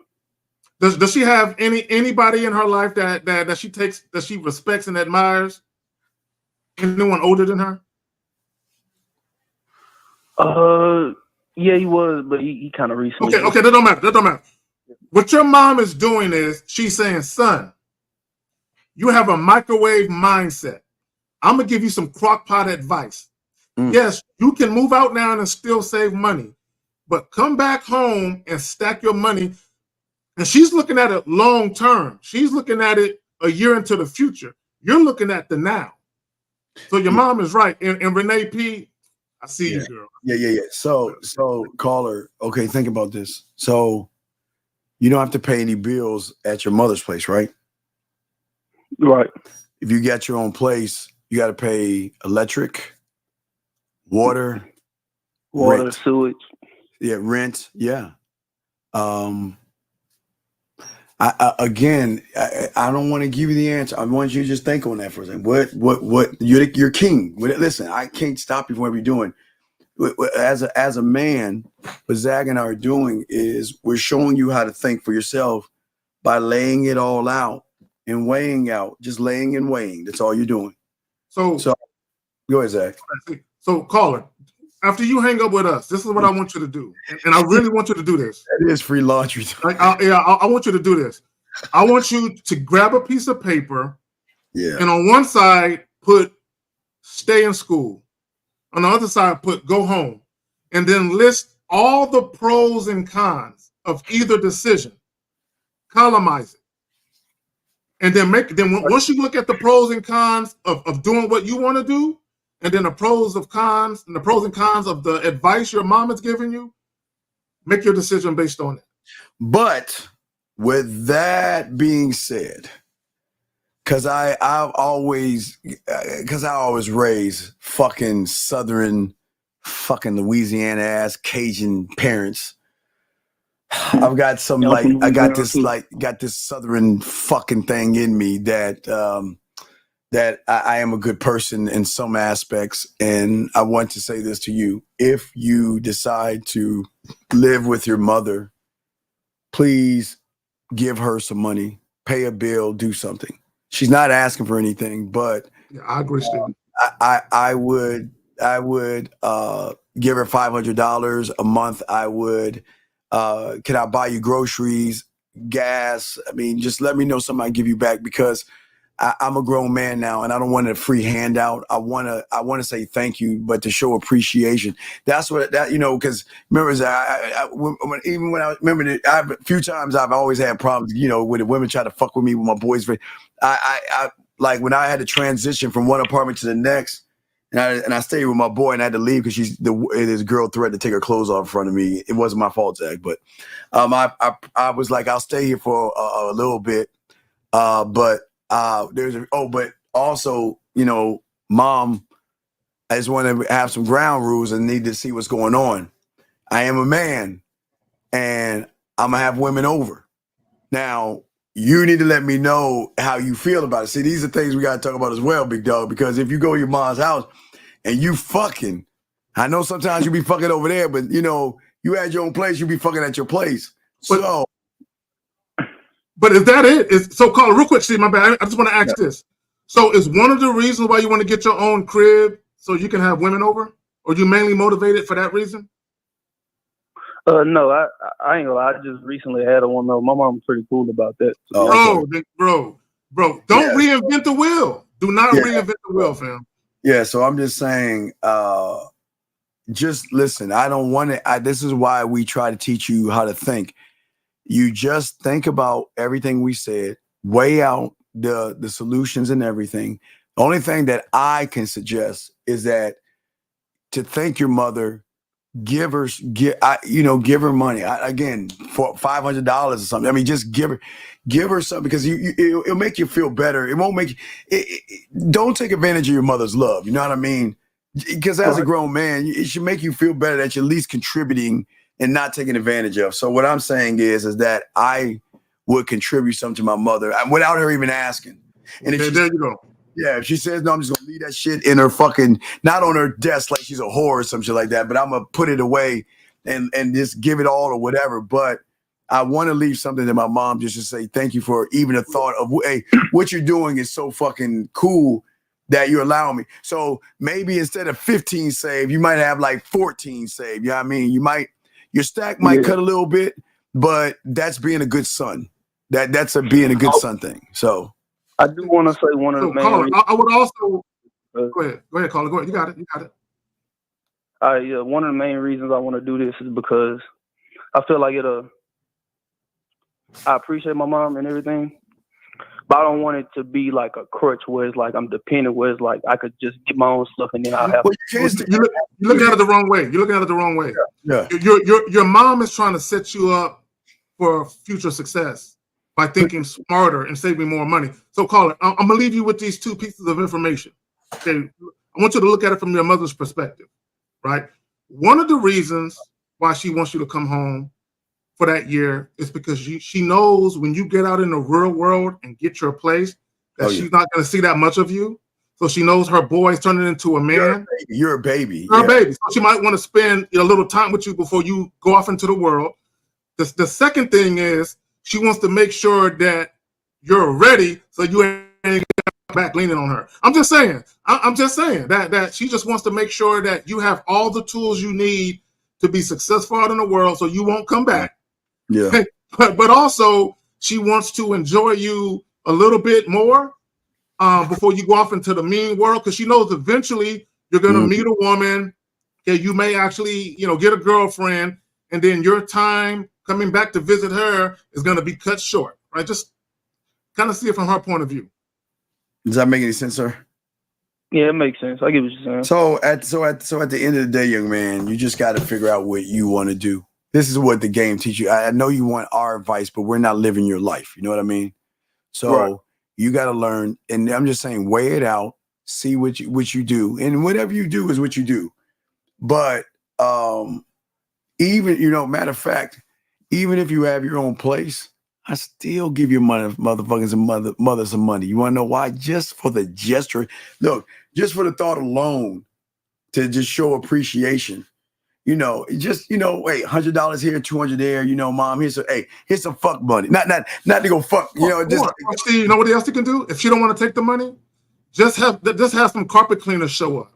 Yeah, all the carpet cleaners and have them show up and do a couple of rooms for your mom. Do a couple of rooms for Instacart grocery shop for. I mean, a lot. You can do a ton of things for the show, but sometimes even she might not take the money, but you can force it on her in another way, if that makes any sense. Okay. Yeah. But no, and how old are you? I'm 20. Okay, so all right, you doing it, young man. That's. He sound like he got a good head on his collar. You sound like you got a good head on your shoulders, and and see your mother's, and you don't have your father, you just have your mom, right? Well, I get my dad's in my life, but he's in Louisiana. Okay, But, yeah, what part of Louisiana? Because my folks are from Lake Charles and shit. We from North Louisiana. Okay, like Negative. That's why. Yeah, and you see why I fucking hate the Saints. Hey, look, I feel that other than Mississippi, Louisiana is just a dirty ass pie. I cannot. You about to set beautiful off. Hey, anything Louis Saint, fuck them Saints. We gotta play them motherfuckers and shit. Nah, fuck them Saints. I'm a Cowboys fan, but half my family. Oh God damn it, Caller! You know what? I said you had a good head on your shoulders. I take it all back now. I take it back. The only thing you're a horrible individual now, Caller. Boudin, Boudin, and beignets, and a lot of gumbo. I can fuck with it, but hey, not spice. Hey, I'm a bitch when it comes to spices. I can admit that. See, I can admit I'm a sucker when it comes to spice. I can't do spices though. So I'm just saying. So I'm just saying that at the end of the day, man, honor your mother and show appreciation. Make sure you tell your father you love and appreciate him. Sunday, honor your father. And if you get your own place, just give your mother some money. And if you move in with your mother, give her more money just to say thank you. Hey, mom, you didn't have to do this, but it's just her again. You're her baby. You always gonna be her baby. Always gonna be mama's baby. Always, you always gonna be her fucking baby, no matter how old your motherfucking bitch ass is. You all gonna be her baby. So you just want look. Does she have an iPhone? Oh, she got an Android. Oh, she part of y'all. No, look, man, that's a great. Hey, brother, that's a great mother right there. She deserves Mother of the Year award just on that alone. Mother of the Year. Oh my God! To imagine she had an iPhone, I would have told you don't even stay in that fucking house. That shitty ass phone. Can you understand the rays and melting shit and zombies? Man, don't fuck with that. But you know what? Your mother's a smart woman. She's got an Android. And the fact that your father ain't with her no more, his loss. Yeah, I don't know what the hell he was thinking. He fucked up. He should have stayed with her. Now if it was an iPhone, Papa was a Rolling Stone. I would have gone for milk and I would have kept rolling. But you know what?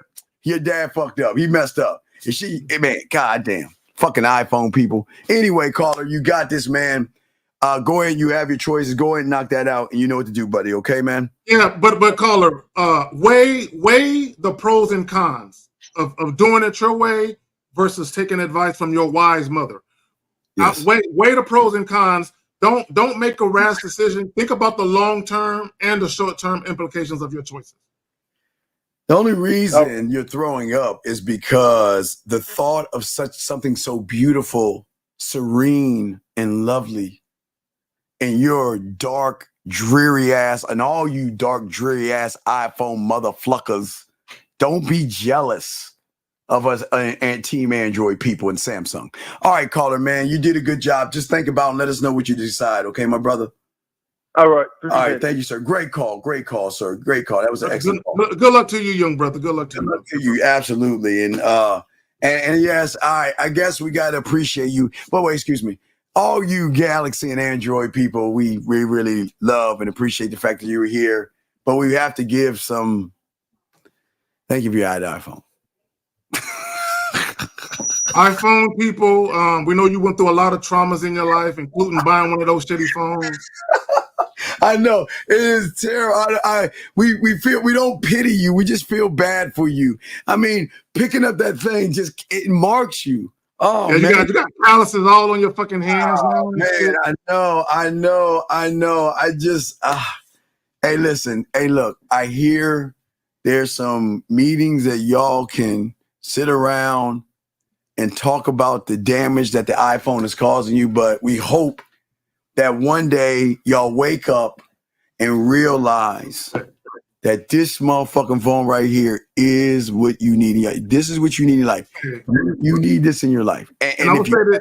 My bad. Yeah. Go ahead. No, yeah. Hey, where's the screen? Where's the screen? Do they have the screen? Do they have this, Zach?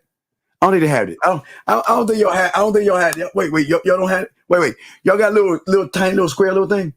Y'all don't have a flip. Wait. Hey, look, guys. If you never want to impregnate a woman again, guys, get you an iPhone and sit it on your lap while you're driving. It will make you sterile. You know what I'm saying? Hey. If you want a fucking electronic tying of your balls. Just if you want a vasectomy electronically, just set an iPhone on your lap and just drive for a couple hours. Just turn it on. So hey, look. It's okay. Everybody can't be perfect, but you can change. Come home. We welcome you home. Come home. All of you. Now, remember, we have the Pineapple Show in 4 hours. We'll be kicking the Pineapple Show off. But you will see a lot of iPhone guys because they have no game, and they struggle with it. But we are going to do everything we can to help you with the Samsung love, the Android love that you guys haven't had. I understand. It sucks. It's a tough world. It's tough out there. For all my Android people, Samsung people, you're God's favorites. Keep up the good work. Hey, last but not least, I forgot, gentlemen. The Boys drops tomorrow. House of Dragon drops Sunday. Power, The Shy, Mayor of Kingston, and The Lazarus Project. Oh my God. And the Madden the video game. Oh man, it's It's good for June, man. Oh man, I better not get no accident down. I'll be so fucking pissed in my grave. It is so good to, man. Oh, all the movies are coming back, the TV shows. The Boys are dropping, I think, tomorrow, guys. Y'all know The Boys, House of Dragon, Power, The Lazarus Project, and The Shy. Shit. Well, no, Power already came on last week. I'm saying next week. No, we're in the cycle now. But I thought they wasn't showing the second episode until September. Bitch, what you talking about? No. I think look it up, bro. No, motherfucker, they got Power. No, hold the fuck. Don't you? I think they showed the first episode last week, and they're not showing the remainder until September. Exact. They're doing what the Game of Thrones are doing. They're gonna show probably like 5 episodes and cut it and transfer like the Game of Thrones. Dog, don't be saying that shit, dog. No. Hey, double check. I could be wrong, but that's what I heard. Hold on, what the fuck you mean it got 1 episode? I know it's got 1 episode. I'm saying that they're gonna cut that shit in half. They'll cut that shit in half. I heard they wasn't going to show the second episode until September. Zach, don't make me give my. Can somebody look it up? That's just what I heard. I've heard it multiple times. I'm doing it right now. Hold the fuck up. Hold up, Zach. Now you making me Power Book 2 Ghosts. Hold up, motherfucker. See, hold up. Let me see. Information. I'm back that shit up. I know. See, that's some fucked up shit, Zach. You making me look through all this shit. Hey, I'm all excited and shit, and you, where the fuck is it at? Fuck. Hold on. Fuck. Hold on. Damn it. Anyone that got a Stars app, you know what I'm saying, on your phone, your tablet, I'm gonna get it before them. Stars app. Hold on. 530 Stars. Hold on, guys. Hold on. All right, Ghost Power. All right, Zach. Here we go. We go to all seasons. I'm going to click on season 4 and Zach, fuck you. June 14th, you motherfucker. 2 days, June 14th, you motherfucker. And the next one, June 21st. So fuck you. That's what I heard. I didn't know if it was true or not. I'm just saying that's what I heard. Are you sure you don't got an iPhone, Zach? Oh, no, I got an Android. Are you sure? I don't know, Zach. I don't know, because my iPhone told me Power, Shy, The Boy. Okay, they're splitting it in half. Okay, there you go. They're splitting it in half. Yeah, they split it in half, but we get a little. I knew that part of it wasn't going to be until September. I just didn't know if it was going to be after the first episode. I didn't know. Oh yeah, man. Yeah. Man, stop hating on my lovely Android. If you don't get your Trini ass off this motherfucker, man, get your Trini ass off and go bake some cookies. Dave G. Zach regurgitating power book talking points. That's a good one. That's a good one. Hey, y'all. Y'all were awesome, guys. So remember tonight, we're going to help you guys and talk about the game. We got the Pineapple Show with our dog 50 Zag and all this other stuff. Last question we got here. He says, I'm new here, but my girl who I had a kid with wants to fight a girl. Well, okay. See, Mike. Y'all have too much drama with females. Oh, hey, wait, hold on. You know it, motherfucker. Hey, dog. Unique. Look, write that down, Unique. I know if you missed it. Hold on, I got your question, Mike. The Lazarus Project. The Lazarus Project. Dog, if you're a sci-fi guy like me, you love that time shit where they go back in time. Dog, oh my God. You got to watch that. The Lazarus Project. I can't even roll my tongue on that, but I can roll my tongue on the other things. Now, Mike, how old are you, Mike, and why are you getting in fights? Why are you fucking women that are immature and fight? You failed by not checking who you're fucking, guys. Yeah, you have no influence. You have no influence. Y'all gotta check. You know what I mean? Look, we're about to wrap this up. If you want to call in, you can. We're about to wrap this up. And let me say this to Mike. I hope you don't have the new chick around your child, especially if you haven't known her for a while. Hey, yo, man, it's getting deep in this new season, dog. My dog, dude. Hey, man, you watch The Chi? You don't watch The Chi, do you, Zach? You don't watch The Chi? Yeah, I haven't watched it lately, but I have. I'm quite familiar with it. You need to get on with Emmett and all that shit. I'm quite familiar. Emmett a little bitch, dog. I don't like Emmett, dog. I don't really like Emmett. But the way I saw his wife, like the way that skinny ass chick was fucking, man, she is nasty. She know how to fuck. Anyway, I'm gonna go ahead and get back on The Chi. I haven't watched it in the last 2 seasons. Yeah. I missed the first 3 or whatever it was. I watched the last 2. No, what I'm saying is, why would you fuck a woman that is ghetto and hood and ratchet? You should have a woman that understands that you have a child and you got to do things better for the kid. Yeah, why would you fuck a ratchet woman, dog? Yeah, any guys, if you have children or a child by a woman and you're with a new woman, you should have enough influence where they're not at odds with each other. But if they're at odds with each other, there is something that you did within the interaction with the one or both of them where they should not be at odds if you actually have the proper influence. Now, I'm not saying they got to be the best of friends, but they shouldn't be at odds. Steve, man, I got to bounce. I'm going to holler at you, bro. I'll grab this last question before I go. All right, thanks, Zach. 799. What's your name? What's your question? My name is Alik, and I had a question about similar to the guy who called before, the 20-year-old. Yes, sir. What's up, brother? So basically the situation I'm in is that I kind of need help and I don't know what to do. And I'm gonna tell you right now what my situation is. So I'm 20 years old and I'm the only income for my family right now. And I want to know like what advice would y'all give me to in my What do you mean you're the situation? only income for your family? Like basically I work and how old are you? I'm the only one. I'm 20. Where the fuck are your parents? Why aren't they working? My mom got laid off like a couple of years ago, and my dad, it's like he's off and on with money for that. So, yeah.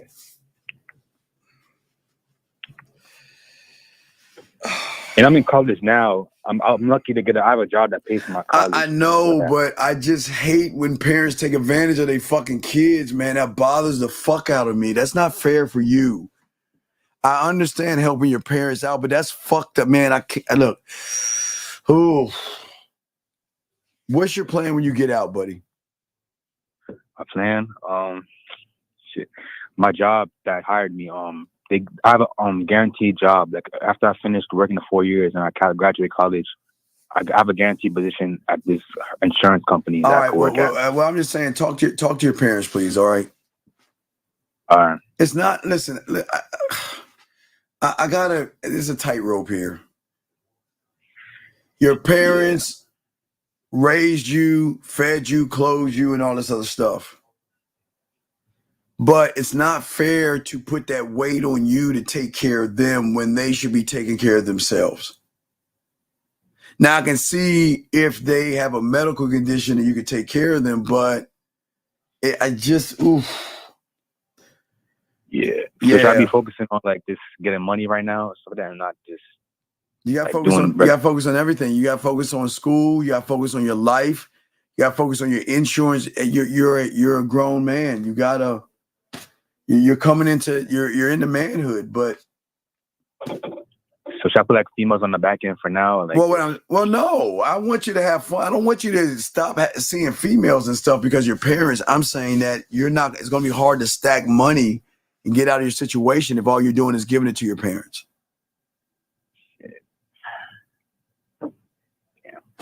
So I'm just saying that. Hey, I heard there was a great show called Clockwork. No, I'm just fucking with you. Anyway, so I'm just saying that for you, that at the end of the day, you just gotta figure out what you want to do, sir. Because as a man, you got to decide on what you want to do and how you want to do it. I can't tell you, you know what I mean? I can't say what to do. I hate that, but that's just my bitch ass opinion. But you got to do what's best for you. You see what I'm saying? I appreciate it. I know it's a tough situation. That's why I was hesitating to call. Yeah, I know. But this is what makes men men. You got to look at it and weigh it out. You got to weigh it out. But you need to start saving money. But you have every right to say, Mom, Dad, what is the plan? I'm not going to be here forever. What's the plan? Are you getting? You're allowed to do that. Do you see what I'm saying? Yeah. So I definitely. It's no disrespect, Mom, Dad. I love you. You know what I mean? I appreciate this, but I have to start my life. I've got to start my life, and I'm saying, dog. You know what I mean? Yeah. And I love you. I'll take care of you the best way I can, but I need to start saving my money because my future's ahead of me. Not to say that, not to dig them, but they've got to start doing something. Fine, y'all got it. Security. I mean, damn, you can tell your dad to take on a security job, bring some money in. Oh, he just lives with me. He lives in Alabama. He just sends money whenever he can. Oh, he sends money. Okay, so you're with your mom. It's just you and your mom? It's me, my mom, my brother, and every once in a week, bi-weekly, my little brother comes. Can your mom work again? The thing is that she has a new baby, and then she watches him. Baby? Wait, how old's your mother? She's 40 something. She had a baby 2 years ago though. What? After my other brother. Yeah. Is she getting child support? Nah. What? Man, look. Look. You need to tell your mother she need to get on that child support. Start getting some money. Hey, get y'all money. Get y'all money. No, because we're cool with the baby father. That's the thing.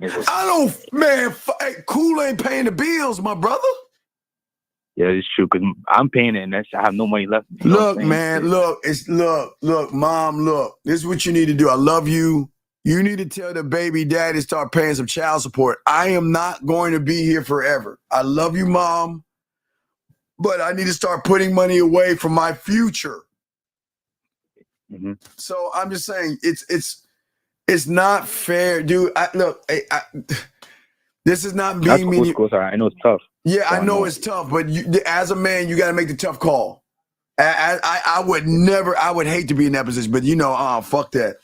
So I'm just saying, brother, I watch. I help around too. I'm watching and everything. Oh man, fuck, man. What are we doing, dude? You're letting your mom take advantage of. Sometimes I'm not saying all because it's not women bashing. I've seen it myself. It's true, but I just don't want to accept it. Fuck. It's just not fair when the mother. A lot for me too. Is that I want to help her out because nobody's there, but I realize that it's gonna hurt myself if I try to do that, but it's not fair for a mother to dangle her love or something to use you. So listen, when you're ready to have a power, I can't listen. This is the show we teach you how to think. So take what I'm saying and just figure it out. But I'm sure whatever you come up with, you'll figure out. But it can't be like this forever. You'll never survive. Because you got to save money up. I'm telling you, you got to have cars break down, your shitty ass iPhone to break down. Things happen. So I'm just saying that God, I feel like a son husband in a way. That's what I feel like. You just tell her you start getting on that child support, man. Nah, fuck that. Do child support, man. I'm not paying that shit. Mom, I gotta live my life. So we need to have a talk. Tell her you love her. We got to come up with a solution because we can't keep doing this. Okay. Okay. So I definitely think about a solution, and I appreciate your advice. No. It's not about my advice. It's your advice that you give yourself. I appreciate the call. I know you got it, Believe in yourself and listen. You stand on what you want to do. No judgment here. It's just you have to decide what you want to do, why you want to do it, and just do it. Okay, my friend? And you'll be good, okay? All right, bet. Have a good one, y'all. All right, thank you, sir. Respect to you, young man. All right, guys. Great show, man. Y'all did wonderful. Guys, we're going to see y'all in 3.5 hours, man. So we got the Pineapple Show. We're going to get into it and all this other stuff, okay? Mike, you said, so Unc, what should I do? Leave? Mike, dude, look, Mike, pay your fucking child support. Be a father to your child, man. But make better fucking decisions and stop hanging out with bottom of the barrel, low hanging, ain't shit women, man. You're kings out here. I try to tell y'all, live like a king. Have good women that have shit going for themselves, and you don't have to worry about rickety, raggedy ass shit like that. I wish I was with a woman that wants to fight another woman. Man, I'll get rid of that motherfucker. But that's your baby mama. Can't do that. So you pay your child support, be in your child's life, and figure this shit out, man. Figure this shit out. Fuck with your boy, guys. We'll see you in 3.5.